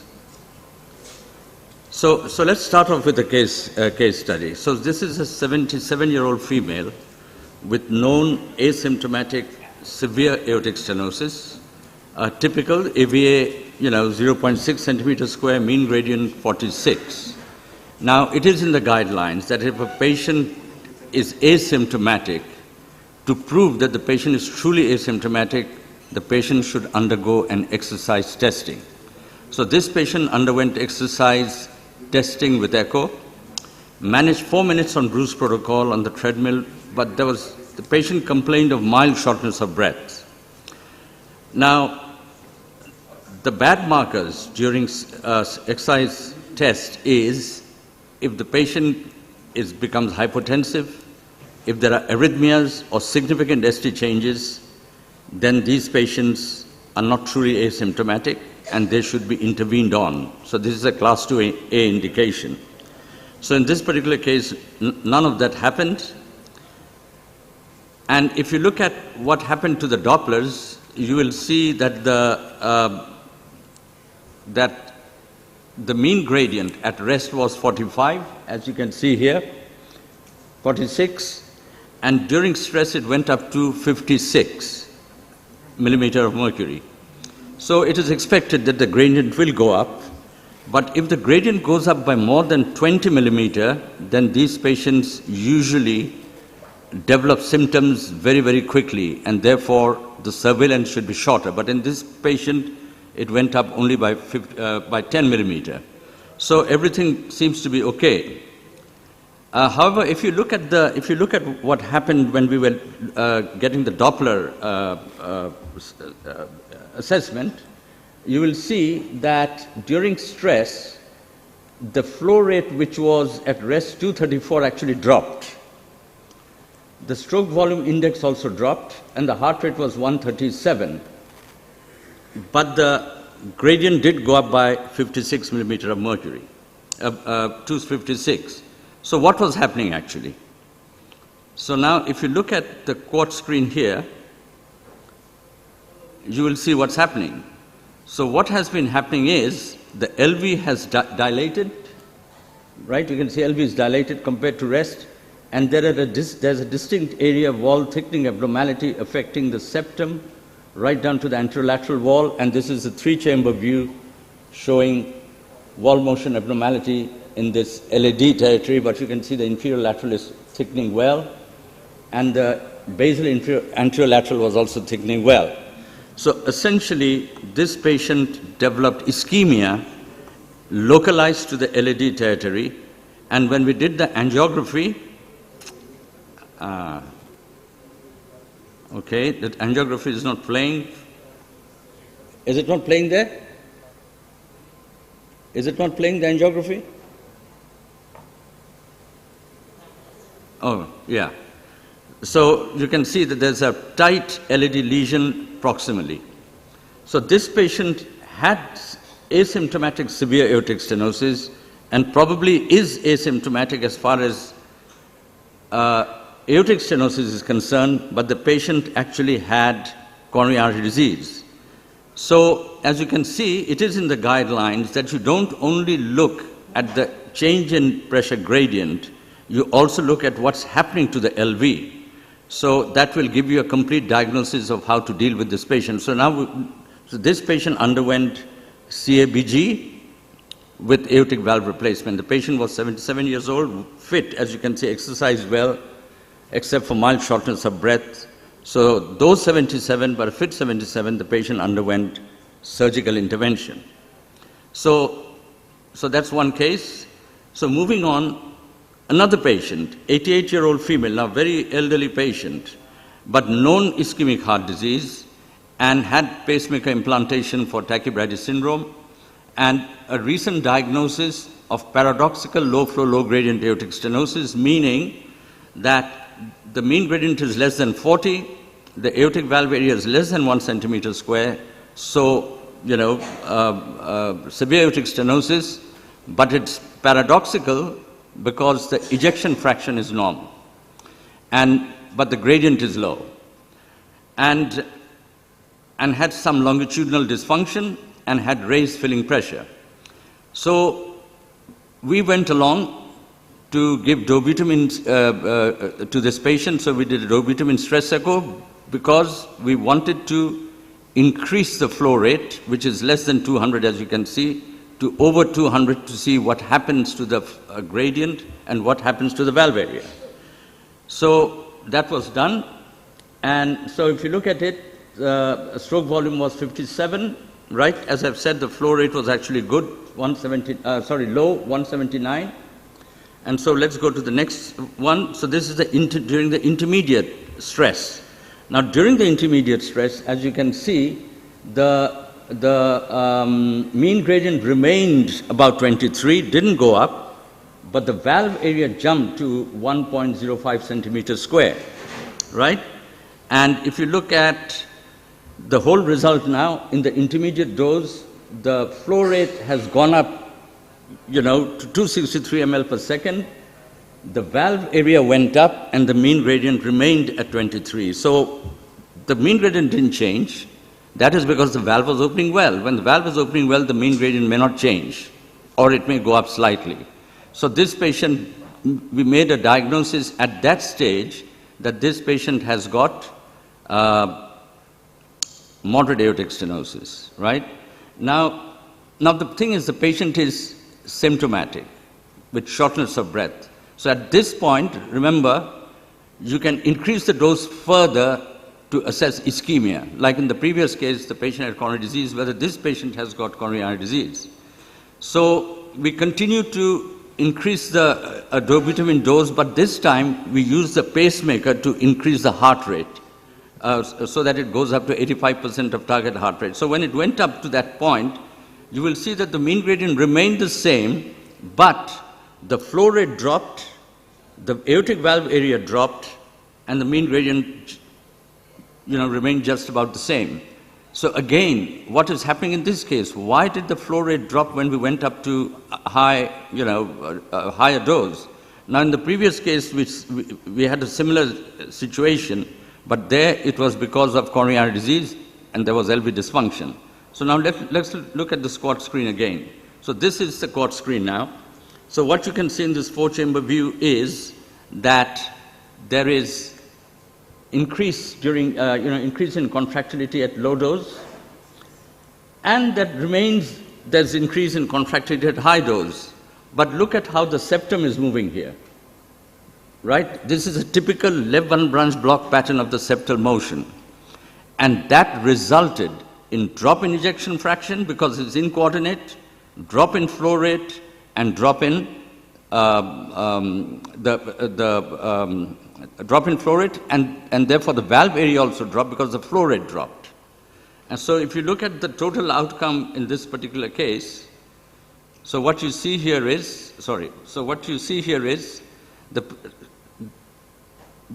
the only difference was from the previous case is that this patient was in paced rhythm. So the paced rhythm itself can drop the flow and the ejection fraction, and therefore it messes up your assessment of the gradients, etc. So the lesson here is you must always pay attention to the LV whenever you do a stress echo, even looking just for the gradient change or the flow rate change, because that will also give you an extra information of what is happening to this patient. So this patient has moderate aortic stenosis, but with LBB pattern during pacing, which resulted in drop in the flow rate, etc., and change in the gradient. So so we found a reason for why that happened.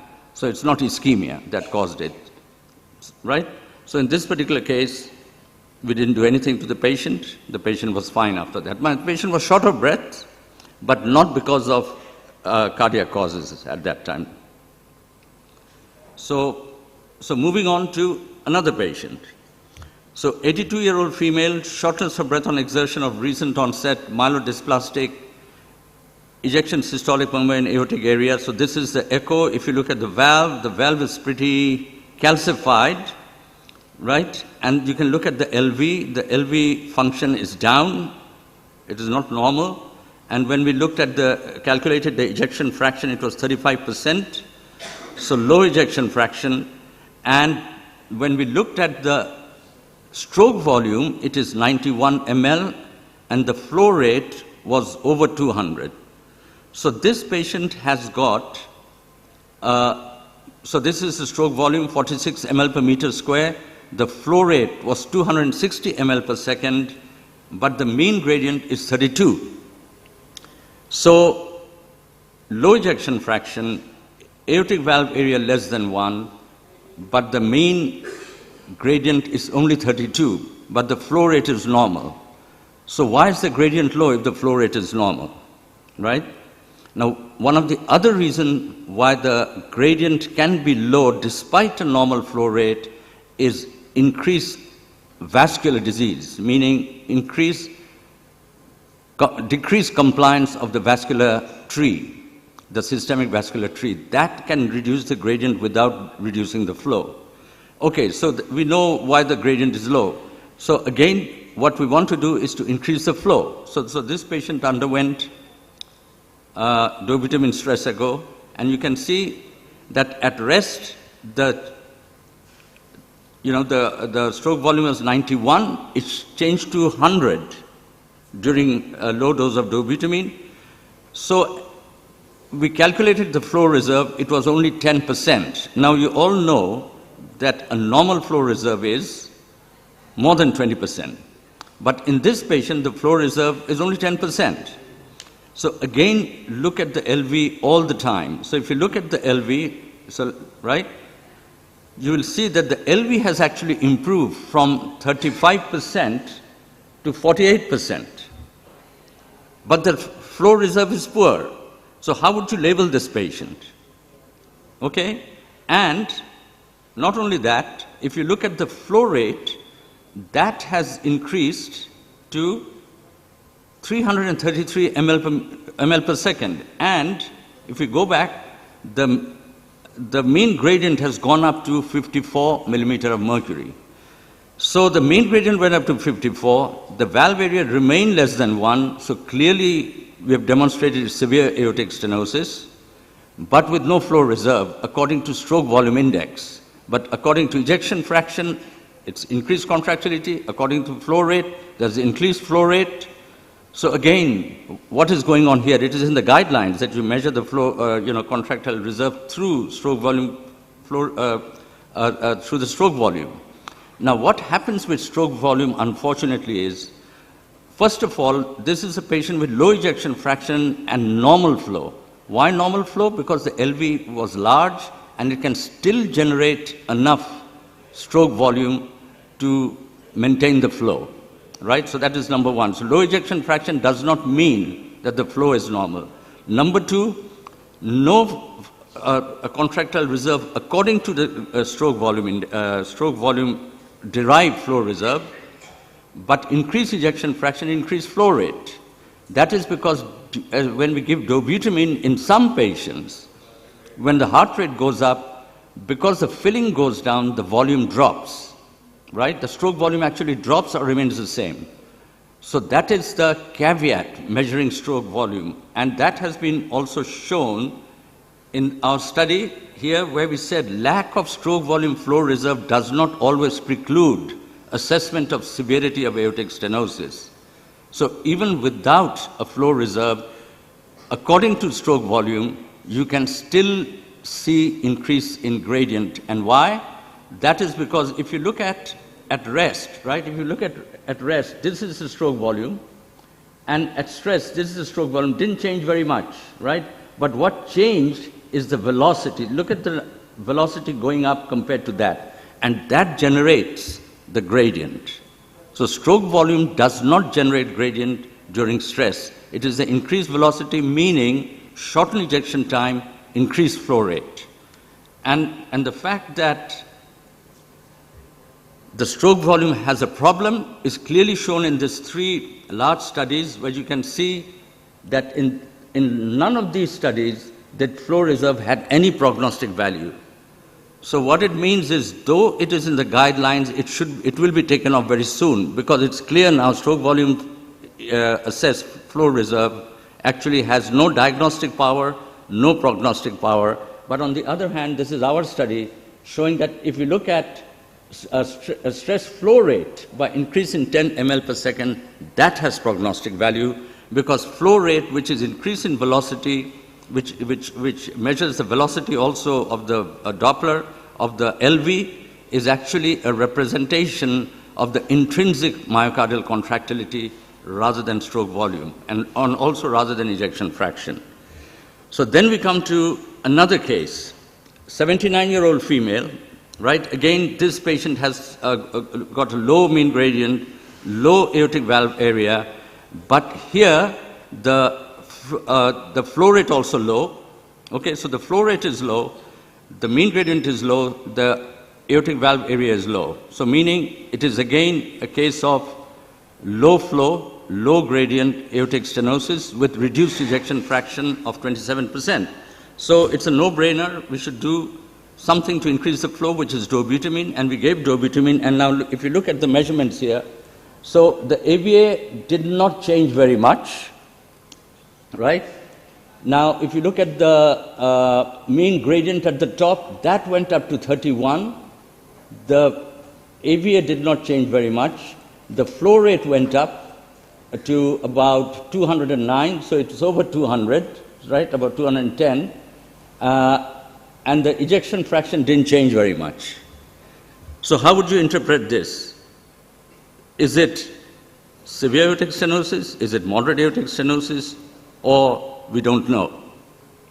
Now, because the gradient hasn't gone up to more than 40, we cannot call it severe aortic stenosis, though the aortic valve area didn't change.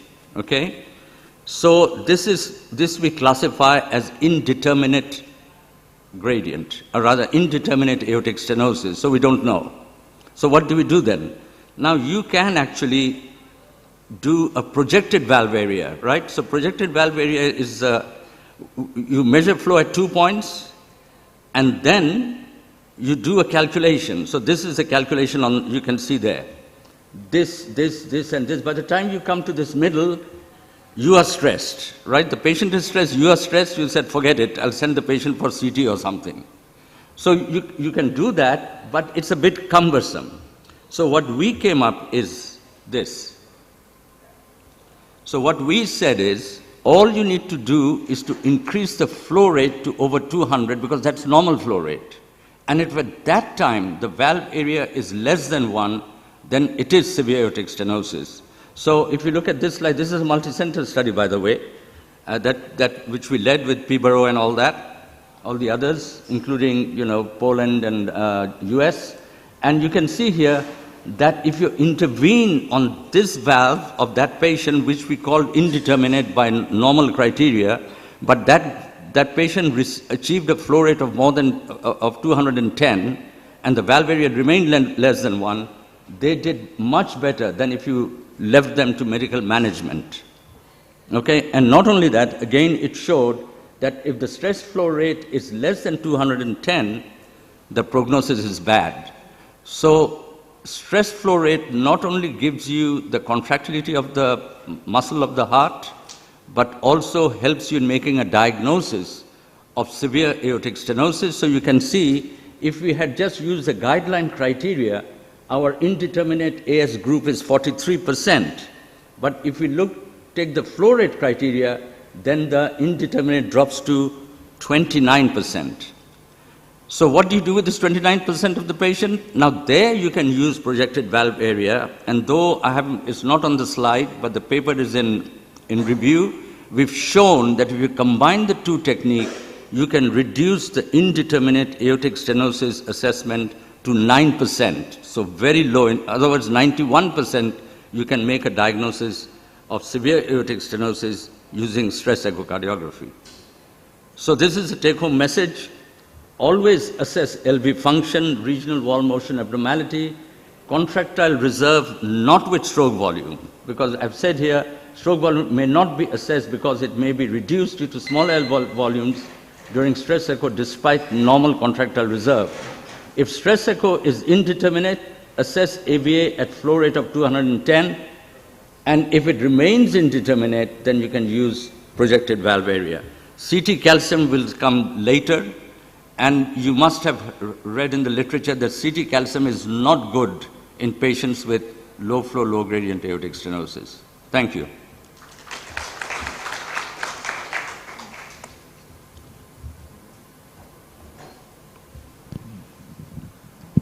How do you place the sample volume in LVOT for stroke volume calculation, particularly during stress, like the flow acceleration is going to be very prominent?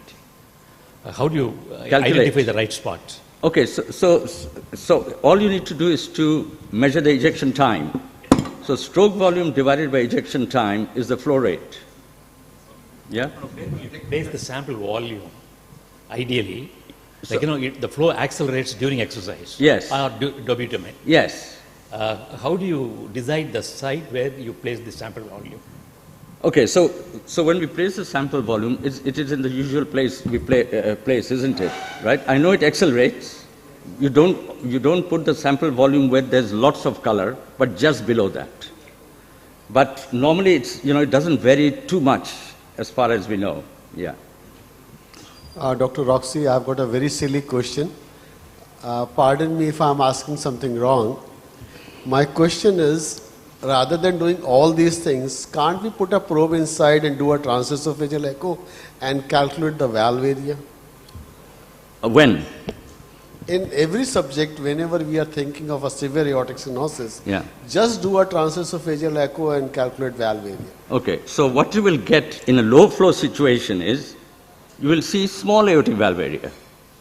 Because the flow is low, and aortic valve area is also flow dependent. Right? If the flow goes down, the aortic valve area also begins to go down to the severe range. So if you do planimetry, you will still see, a small valve area, but that doesn't mean that the patient has severe aortic stenosis because the flow is low. So if you are going to do stress echo during transesophageal echo and measure at each point, you can do that. But transesophageal echo is invasive or semi-invasive. The patient is uncomfortable, sedated, right? So even though the patient is sedated, it's still uncomfortable, right? So that's possible. Of course it's possible. You can measure by planimetry. Planimetry, throughout the stages. You can do that. Thank you. Thank you.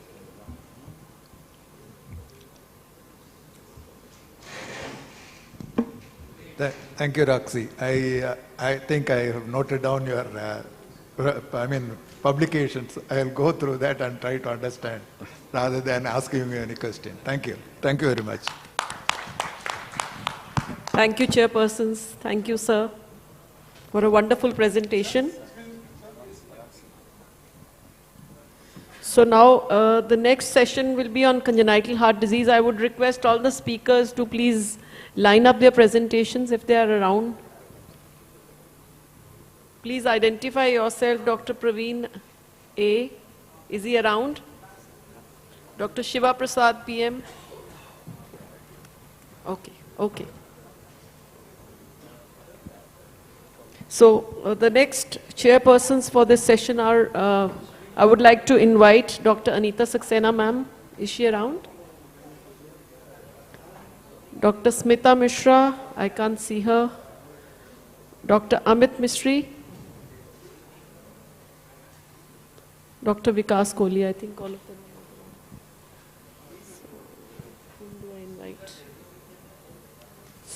Sir, at least 3 or 4 of them are here actually. Yeah.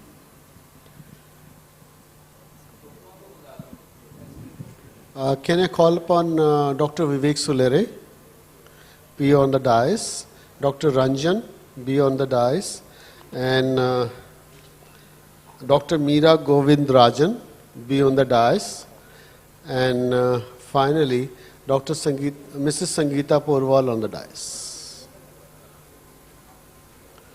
Last but one the session is. Sangeeta, be on the dais.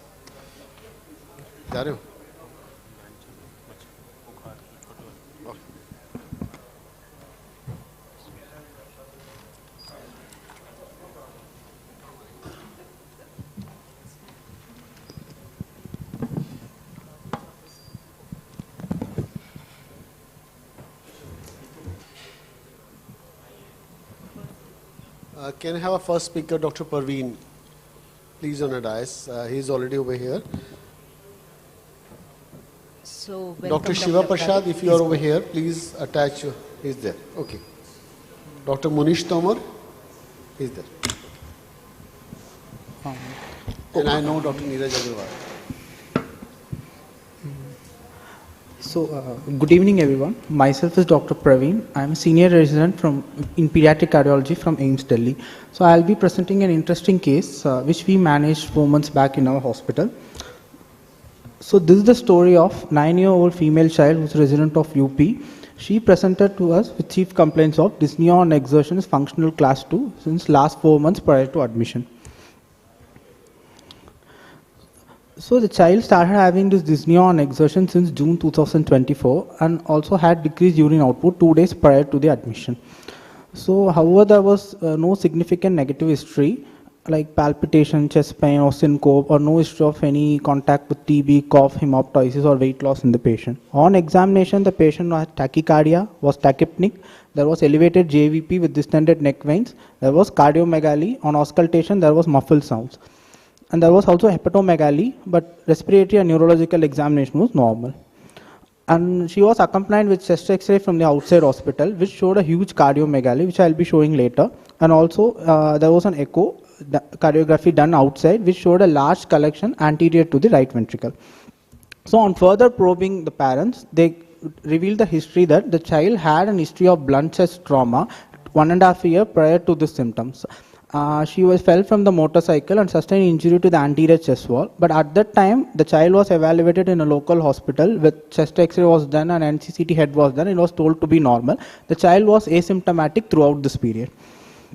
So this is the chest X-ray of the patient at the time of admission, where we can see a huge cardiomegaly with oligemic pulmonary fields.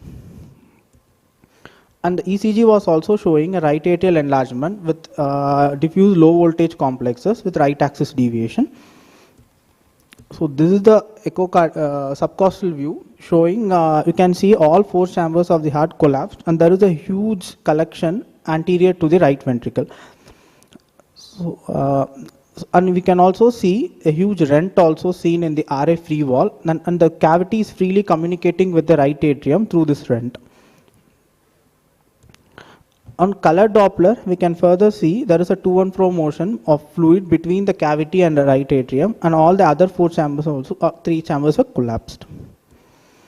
So we also proceeded with the saline contrast echocardiography, where we can see, we injected the bubbles from the left hand. We can see the bubble from the right atrium is entering through the rent and is covering, and is entering the collection. So with this, we had our differential diagnosis was a traumatic rupture of right atrium leading to a right atrial pseudoaneurysm, since there is a free communication between the right atrium and the collection. But also we kept a possibility of localized pericardial effusion anterior to the right atrium and right ventricle, but that is slightly unlikely. That is unlikely because we can see the communication in saline contrast echocardiography. So we proceeded with the CT angiography in this patient to further delineate the extent of the collection, and we can see the collection size was around 15 into 12 centimeters, which was very huge for the age, and it is extending till the sternum. So we sent the patient for surgery, and this is the images I will explain. So here, this is the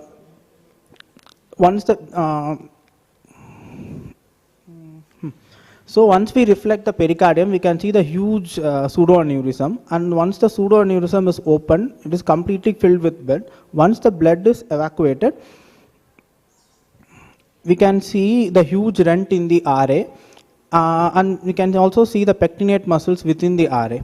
So the sac was closed and RA was sutured, and this is the immediate picture of the post-operative period X-ray, where we can see the cardiomegaly has decreased significantly compared to the previous X-ray, and also echo-wise, the collection was also decreased in the size, and all the chambers of the heart have opened up well.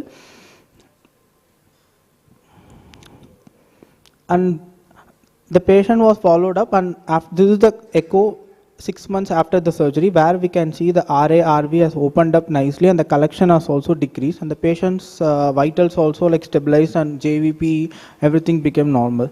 And this is the X-ray just 6 months post-op, where we can see the cardiomegaly has significantly improved.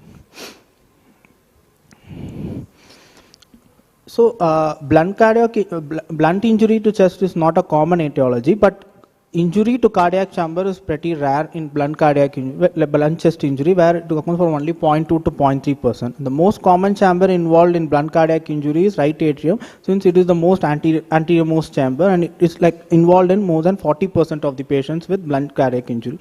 Most common damage will be contusion, valvular damage, the tricuspid valve damage, or dissection or arrhythmia, but can also pseudoaneurysm and tamponade can also happen. But these patients with right atrial injury tend to have a very late presentation in a significant group, like 20 to 30%, because of the low pressure in the right atrium and the very slow oozing effect to the right atrium, like our index patient. And if we can see the difference between a true aneurysm and pseudo aneurysm, the true aneurysm is just a dilatation of the cardiac chamber, and the wall will contain all the three layers. But a pseudo aneurysm usually have a rupture, and the breach will be communicating with the external cavity, and that will be causing the hemodynamic effect. And if we see, there are various etiologies for pseudoaneurysm in various chambers in heart. For right atrium, if we see, the most commonest thing is trauma or any ablation procedures with catheter, which we will be doing. So if we review the literature of isolated right atrial rupture, the most common site of right atrial rupture is the right atrial appendage, which accounts for 35%, followed by RA-IVC junction for 21%. But in our index case, there was damage to RA free wall, which but even in literature, around 15% of the patient has RA free wall rupture, and around 100% of this patient had hypotension and 65% had cardiac tamponade. But asymptomatic presentation of right atrial pseudoaneurysm has also been documented in the literature, but most of them are adults like more than 45 years or 50 years of age. But in a pediatric patient with an asymptomatic cause, this is pretty rare. And the mortality is also around 11% in these patients. So mechanism of injury, like there are two mechanisms proposed. One is the direct injury to chest, which will cause an increased pressure in the chamber, which is the anterior most, and which will cause an hydraulic effect, like a compression, and causes the RA rupture, which most commonly occurs in the RA-SVC junction or RA-IVC junction.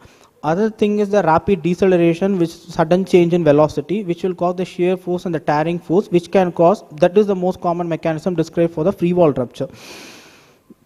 And because of the decreased pressure in RA, there is a slow accumulation of blood in the cavity, so this results in the asymptomatic phase. So conclude, like, this is a very extremely rare complication of blunt chest trauma, like a pseudoaneurysm, and early suspicion is critical, as initial presentations may be subtle or asymptomatic, and surgical treatment remains the cornerstone of treatment. That was a truly stupendous case. I think we have a little bit of time, so we can have one or two questions. Madam, there is no time because we have to wrap up by 5 o'clock. So let's move on to the next presentation, Because please. I thought he finished within his time. So No, time is short, you know. They have given him 10 minutes. It should be 8 minutes now. So, thank you. The next case is the calcification of vessels in a fetus, and Dr. C. Prasad, PM.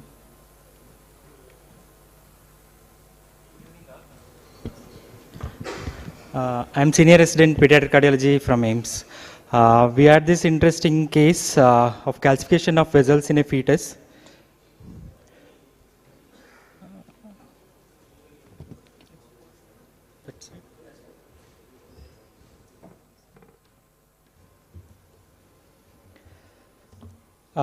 We had this 28-year-old multigravida mother who was referred to us at 33 plus 5 weeks of gestation with a fetus having the pericardial effusion. She had history of previous 4 abortions. The previous abortions which was examined was normal. All abortions happened in the first trimester. This was the fetal echocardiography in this pregnancy, which showed large pericardial effusion, and we can see the hyperechoic walls of aorta, ascending aorta and DTA. And there was also decreased right ventricular function. So with this large pericardial effusion and hyperechoic aortic arch and DTA walls, the baby was suspected to have generalized arterial calcification. She was closely monitored till term, and she was delivered at 37 plus 5 weeks. The baby was 2.5 kg at birth. It was appropriate for age, and she cried at birth. And this was the examination of the baby, which has depressed nasal bridge, hemodynamically stable at birth, with unremarkable systemic examination. This was the X-ray. As we look closely, we can see the calcification in the DTA in this X-ray. And we proceeded with echo. Echo showed hyperechoic ascending aorta, pulmonary artery, and even extending till the branch PS. This is further showing the same. And when you look at the arch showed ascending aorta and its branches which are hyperechoic. and the function was normal, and the pericardial effusion was not there at birth. So the baby had these hyperechoic walls of ascending aorta, arch, DTA, pulmonary arteries, suggesting the generalized arterial calcification. So we proceeded with CT. CT showed calcification in the ascending aorta and patchy calcification in the DTA, and the calcification involving the branches like common iliac, external iliac, and common femoral arteries. The same is shown in this VRT image. So baseline investigations, the child had normal baseline investigations with normal calcium and urine calcium creatine ratio. I'll be explaining this in discussion, the importance of this. And the child had normal USG KUB, hearing assessment was normal, and ophthalmological examination was normal, and the whole exome sequencing that was done subsequently showed homozygous mutation in ABCC6 gene, which was responsible for the generalized arterial calcification of this baby. When you look at this entity of GASI, it's a very rare entity. It's an autosomal recessive disorder which manifests as calcification of media of large and medium-sized arteries, which is accompanied by intimal proliferation leading to arterial stenosis. It's first described in 1899. There were only around 200 cases which has been reported worldwide since then. And the major two mutations that are described for the entity is ENPP1, which is the around 90% of the cases, and ABCC6 mutation in around 10% of the cases. The mechanism being these mutation in these basically these proteins are responsible for conversion of ATP to AMP and pyrophosphate, which is an inhibitor of ectopic calcification. When these are mutated, this leads to ectopic calcification in the arteries and other organs. So this entity has bimodal age distribution. Around half of these patients manifest in utero and half of them after birth. Early onset cases as signs of fetal circulatory compromise. They may present as eye drops, polyhydramnios, and fetal distress. Late onset cases may be asymptomatic, like in our case, like if you had not diagnosed in fetal life. They present usually with cardiovascular compromise, with heart failure symptoms and hypertension. So when we look at the percentage of involvement, 90-95% of the cases will have arterial calcification. Around 50-60% cases will have extravascular calcification, and skin involvement in the form of pseudoxanthoma elasticum is known in around 20% of the cases. When the ENPP1 gene is the cause for the disease, we see hypophosphatemic rickets, nephrocalcinosis, and cervical spine fusion and hearing loss. This is the picture showing skin and retinal involvement and the extravascular involvement of calcification. So ENPP1 gene, which is the major cause for this disease, has involvement of kidneys. They may present as rickets and hearing loss in addition to other manifestations. So when you look at the treatment, there is no definite treatment, but we can prevent the calcification and decrease the calcification by using bisphosphonates. The pamidronate is the drug that is IV form, which is available in India. Etidronate is a oral form, which is not available. We used in our case pamidronate at the dose of 0.5 mg per kg per day, 3 doses, with a plan to repeat the same every 3 monthly. If the patient has manifestation of hypertension, standard therapy is recommended. If there is rickets, we need to supplement phosphate and calcitriol. And if there are other organ involvement, supportive therapy is the treatment. So when you look at the prognosis, GASI is a life-threatening disease. Around 50-60% of the cases dies by around 6 months if untreated. But bisphosphonates have shown to be promising in improving the mortality. So the follow-up plan that is recommended based on the expert consensus recommends to do low-dose CTs at every 3 to 4 months during infancy to assess the extent of involvement, and every 6 months in the second year of life. It can be postponed if the calcification is not seen. Echocardiography should be performed more frequently depending on the degree of myocardial dysfunction.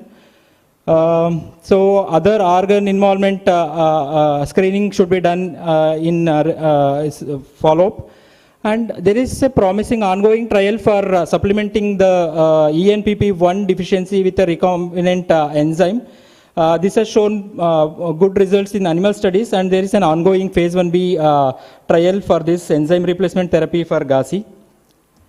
So in our case, the child has recently received second dose of pamidronate, and the child is developmentally normal, and the repeat CT has showed like circumferential wall calcification still present along the ascending aorta arch and MPA, but the same calcification that we saw previously in the branches is not seen, and the child has normal electrolytes. So this is the summary of the disease entity. It's a rare entity. Which needs to be, we should be vigilant in all cases of fetus who presents with eye drops. This may be the entity that we may miss if we don't focus.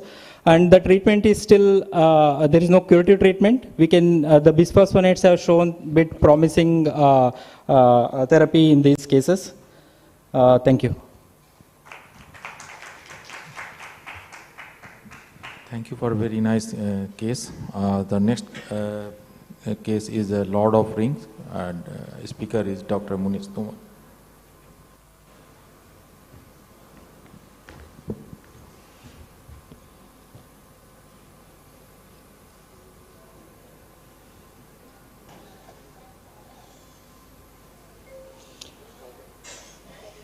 Very good afternoon, everybody. So in continuing with the interesting cases, both cases were very interesting, presented by AIMS Pediatric Cardiology Fellows. So here is a newborn, just born baby at term, and had severe distress immediately after birth. There was a stridor. Normally when a baby born and there is fetal distress or perinatal asphyxia, that the distress is different, but not with the stridor. Here, because it was a stridor, so it was something different from the usual perinatal issues. Because of stridor, the point of care echo done immediately in the labor room only. There was usual cardiac wise 4 chambers, little bit of RA-RV dilatation, PA pressure obviously has to be systemic at birth, but there was no inflow or outflow obstruction or the regurgitation. When going into the suprasternal view, because the baby was in severe distress stridor, it was getting very difficult to make the supraesternal windows in the baby. So this is a parasternal short axis view. Pulmonary artery bifurcation was normal here. On color flow mapping, there was a significant ductus, means it was normal for a just born baby. So nothing in parasternal short axis view. Suprasternal view, arch was defined from different planes. There was no coarctation and something dilated was seen here. Going further, because child was sick, it was immediately intubated. With intubation, the images were again tried, and this is the suprasternal view. So this is the trachea, and the 2 circles on the both sides of trachea were seen. That made a diagnosis of these 2 circles were in between, on the both sides of trachea, compressing tracheal obstruction, lumen, causing the stridor or the tracheal obstruction. So this was the finding made by after intubation, intubating the child. The intubation made the child stable, so you are comparatively easy in you're taking time to evaluate the echocardiogram. Plus, it gives a very important anatomical delineation to make the diagnosis of the possibility of double aortic arch. But double aortic arch presenting so early, that is another thing here. Beyond those 2 circles, there was something dilated was also seen. So there were some more thing to compress the tracheal compression here. Then after initial stabilization, shifting to nursery, the CT angiography was done, which made the diagnosis of the double aortic arch, along with there was large aneurysm, ductal aneurysm. So in the first image, the ductal was seen, usual ductus, but when you open in a different view, you could see aneurysm. So it was double aortic arch with ductal aneurysm, compromised the respiratory status of the baby, leading to immediate compromise immediately after birth. So clinical tightness, it was because of these 2 components. Endotracheal intubation was important, it saved the baby and give time to evaluate the baby in details. Then the CT and detailed echo was done and child was operated for same.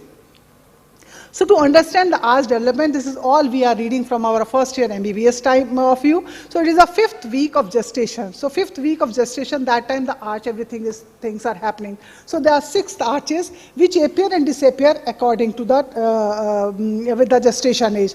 So first, second disappear, third goes into the carotids, fourth form the aortic arch on the left side, while on the right side it disappears. So basically these are the things which remain. So this is the normal, persistent of the normal left side, and disappearance on the right side of the fourth arch and the lower segment, leading to your normal aortic arch anatomy. Any difference in that will lead to your any type of the vascular ring may be formed. In case of double aortic arch, it is a persistence of left and right, both will persist and make a complete ring. So this is the thing where complete ring will definitely form with double aortic arch. Whether to intervene or not, that is a different question, but complete ring will be formed.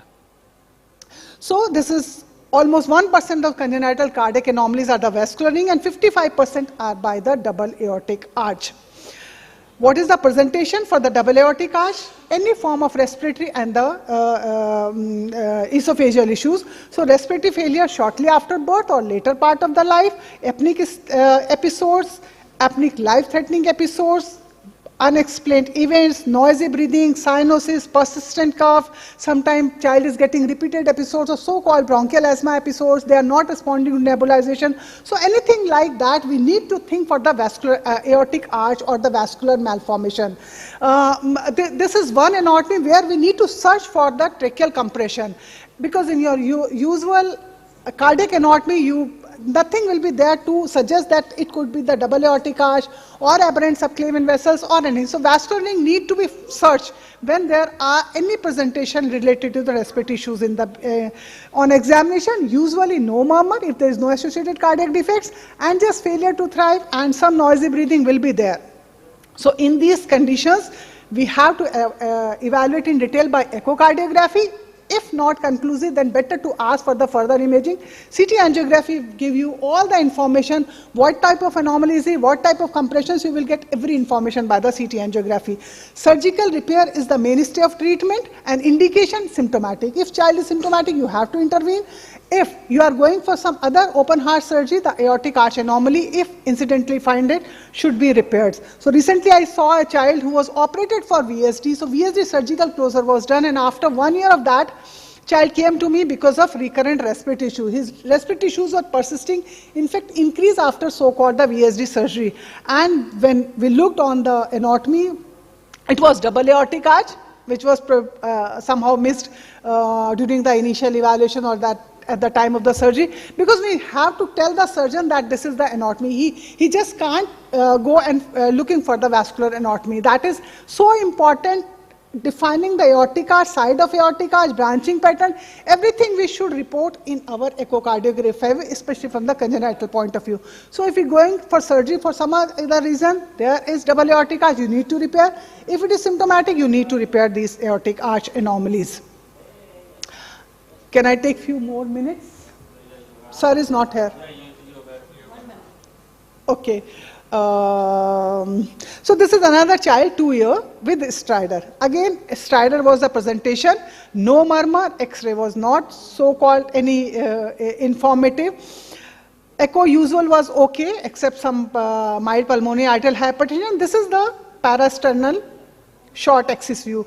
So here, this is again aorta, pulmonary artery, main pulmonary artery going to right pulmonary artery, and this is the left pulmonary artery, which is distally arising, and it was encircling the trachea and going into the left side. So again, the presentation is same, slightly older kid with stridor only, and it was the pulmonary artery sling leading to respiratory issues, and again requiring surgical intervention for that. So PA sling usually have almost 30% have some type of congenital anomalies. So could be tetralogy, left SVC, aberrant subclavian artery, any sort of congenital defect may be associated. Syndromic association is also known with the vector anomaly, Down syndrome, Holter-Rahm carcinogen syndrome. The thing is, when we are doing echocardiography, our approach should be segmental. All segments need to be defined. Arch need to define the side of aortic arch and the branching pattern. So everything intracardiac, extracardiac need to be commented when we are giving our echocardiography report, because it is something significant and have excellent report, surgical results if we do intervene on time. Thank you.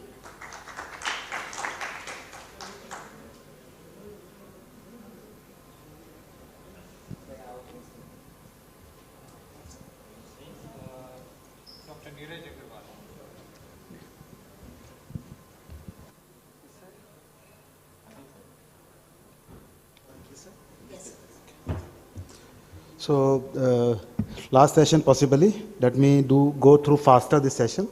I will be talking about scimitar syndrome and some pulmonary venous anomalies here. 4-month-old child admitted with LRTI, diagnosed with large ASD. And you can see the X-ray picture, slightly shifted heart to the right side. And if you see cleanly, you can see a shadow here. I have just marked it for you. This is called basically a scimitar appearance. On echo, see that there is a ASD here. You can see an ASD shunting left to right. But see, as 4-month-old child, large ASD should not have so much of dilatation of right side chambers. RA-RB is disproportionately larger than the ASD. Now on subcostal assessment, as ma'am told, segmental assessment is important. I was thinking maybe I am missing some pulmonary venous anomalies. Let's go to the subcostal window. On the subcostal scan, you see this is the IVC, and some red flow goes into the IVC. In subcostal view, what is this vein? In subcostal view, when you see a short axis subcostal view, the right lower pulmonary vein is seen. This is normally you see a right lower pulmonary vein in this view, and right lower pulmonary vein is draining into IVC. I can show you in 2D in color. So right pulmonary vein draining into IVC, basically a scimitar syndrome. There are 4 characteristics: right side PAPVC, variable right lung hypoplasia, dextrose heart, anomalous supply of MAPCAS. CT scan can confirm this diagnosis. See this right side pulmonary vein going via scimitar into IVC. I have marked this. This is scimitar vein going into the IVC. On CT, you can see right lung hypoplasia. So whenever you see a patient with a slightly dextrose heart, slightly right lung volume loss, start thinking of scimitar syndrome. Management of scimitar is surgical repair. VR section. Yeah. So here you can see a descending aorta, and then, yeah, this one. Scimitar goes into IVC. Surgical repair is the answer for scimitar. Now, how do a scimitar look on X-ray? This is the second patient. How does a scimitar look on CT scan? Will give you an idea of what is scimitar. That's why I'm showing this NG only now.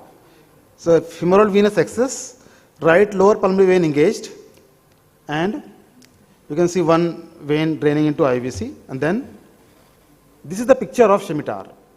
You can classically the scimitar appearance draining into IVC.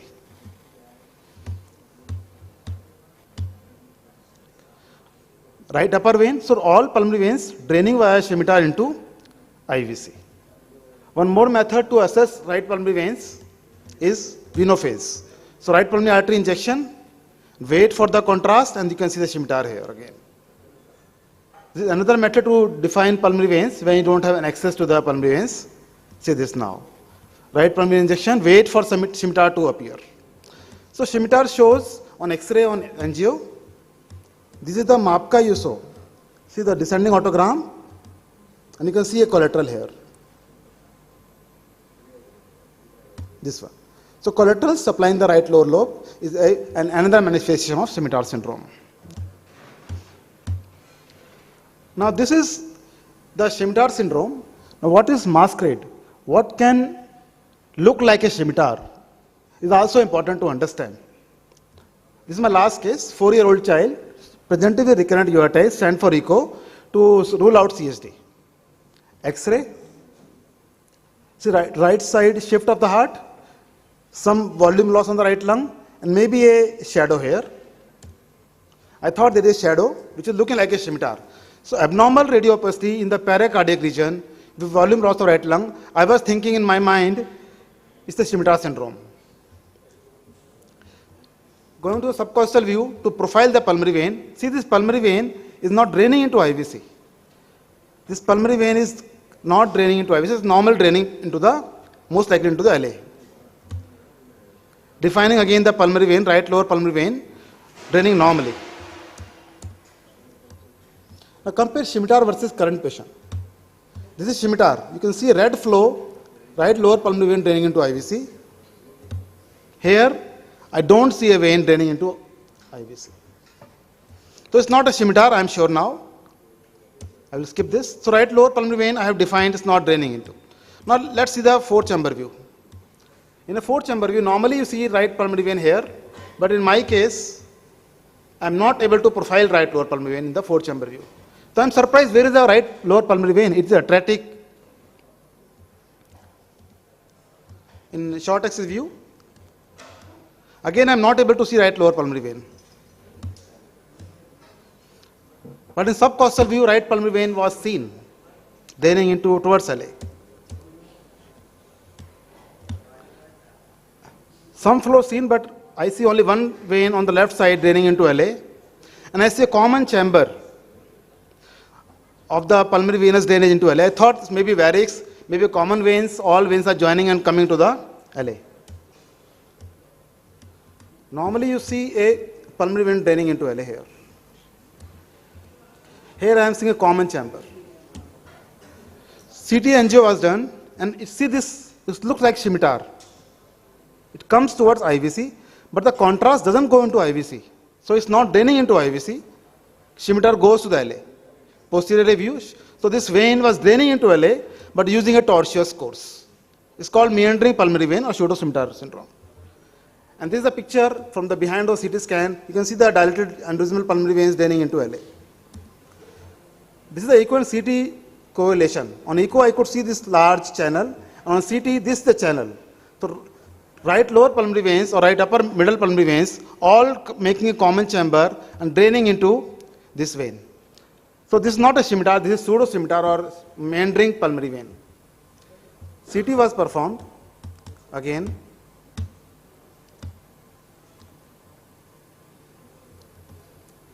so VR scan, and see this now, the scimitar goes, but the contrast doesn't go into the IVC.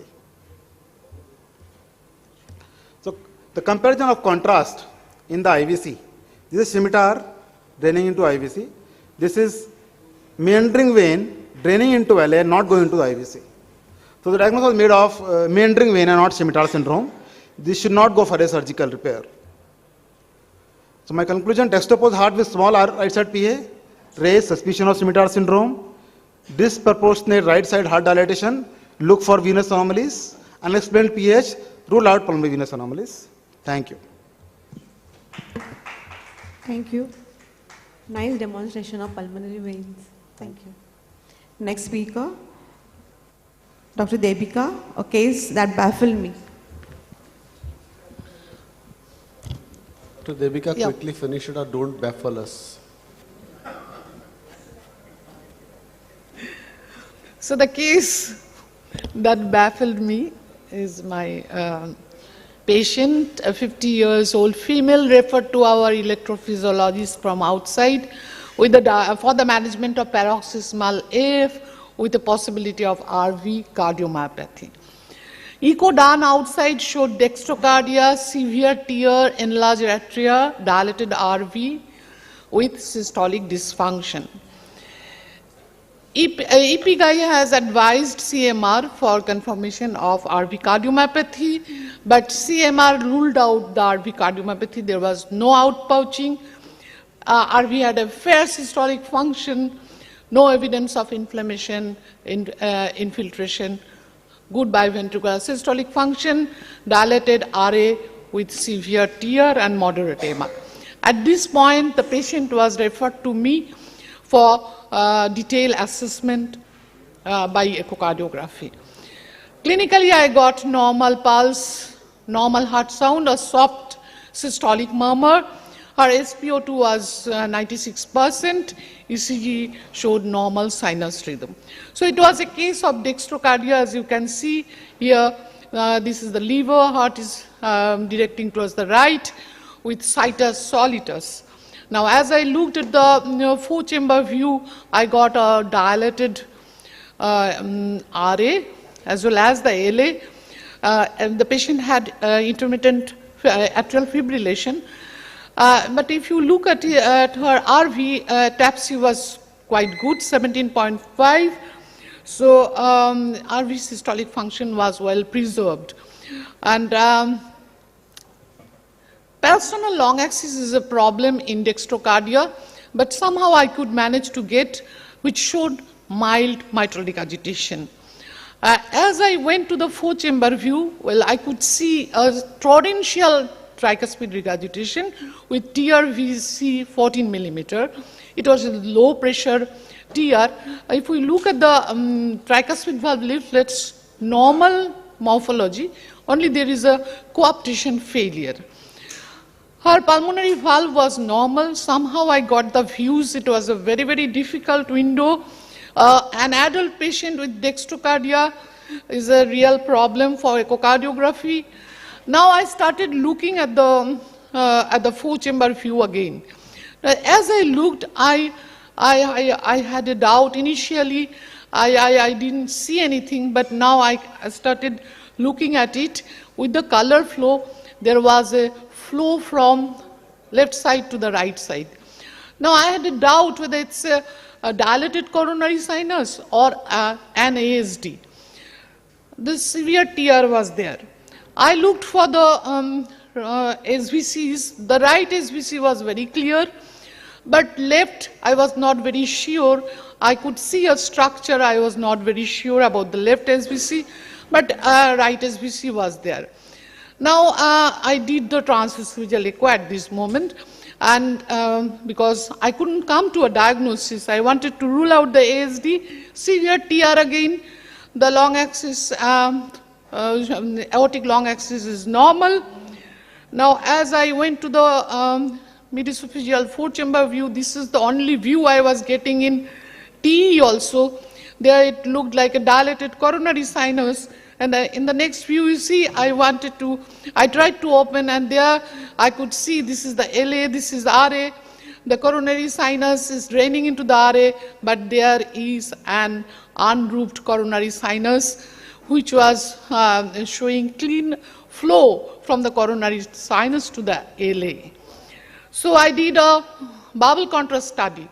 See how the bubbles, entering into the LA and RA simultaneously, which confirms, and it was to the coronary sinus, though I couldn't see in the parasternal long axis view because it was a case of dextrocardia, but it is seen nicely in TE that coronary sinus is dilated. So my diagnosis was is unroofed coronary sinus, coaptation failure of tricuspid valve leaflets with torrential tear, right SVC present, query LSVC with good systolic function. With these findings, case was referred to the surgeon. Well, after opening the chest, the surgeons had a problem. There was dextrocardia, situs solitus, normally related gate arteries, but and the superior inferior orientation of the left side and the right side was there. So I was called in the OT. So LA and LV were anterior and RA and RV were posterior, but they got partially unroofed coronary sinus, but again they got dual SVC, and the surgeon was telling it was the LSVC which was draining into the RA. RSVC was draining into the coronary sinus, which I couldn't visualize. And also, surgeon got an additional large posterior type of ASD. Well, the coronary sinus defect is very, very rare. It occurs less than 1% of ASDs with 0.1% of the congenital heart disease. It is a defect in the common wall which separates the LA from the coronary sinus, resulting in interatrial shunt. 75% are associated with LSVC. So our patient was discharged with no residual ASD, with mild tear on LISI. The operation which were done was roofing of the coronary sinus with pericardial patch closure of secondum ASD, and tricuspid valve annuloplasty. So this is the magic of wide-angle echocardiography. I didn't have the tubular vision. That is why I could come to a proper diagnosis, and we have given a new life to the patient. Thank you. Devika, just one comment. We had the same thing. We gave an IV agitated saline on left arm, patient collapsed. So we have to be very careful if there is large shunt is there, because these bubble will go either into the microcirculation of heart or a brain. We took consent and we did it very carefully. No, after the consent, if collapses, it will be liability. So we have to be very, very careful. Yeah.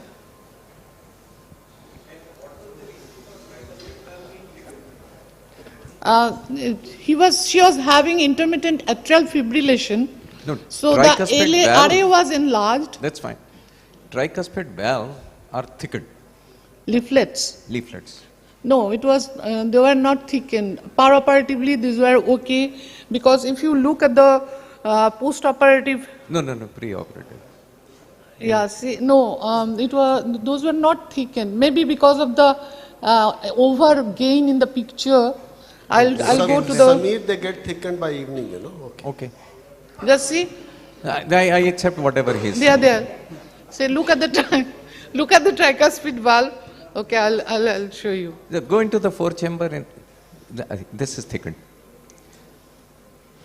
Doesn't matter. I mean, the only thing is that at some point of time when you see a low pressure tricuspid regurgitation with thickened mitral tricuspid and mitral being normal, then do start. You think so maybe mildly thickened, but the surgeon didn't have to do any repair work. I mean, just other than the annuloplasty. He would have just put in a ring and come out of it. That should be enough for him.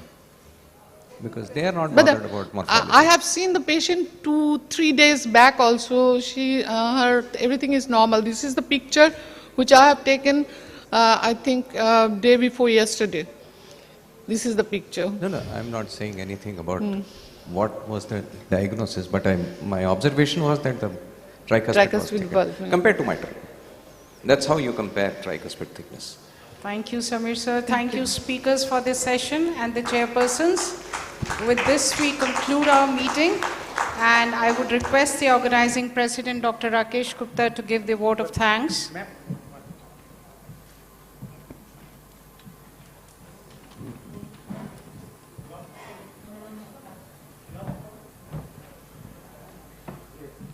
So finally, it's my job to pay thanks. I'll say that to begin with appeared a Herculean task to organize this meeting at such a short notice. When Dr. Parashar said, say Rakesh, go ahead and do this meeting. Can you organize it?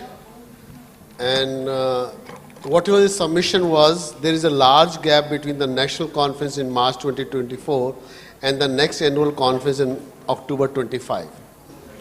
With no thoughts in mind, I immediately said yes. Okay.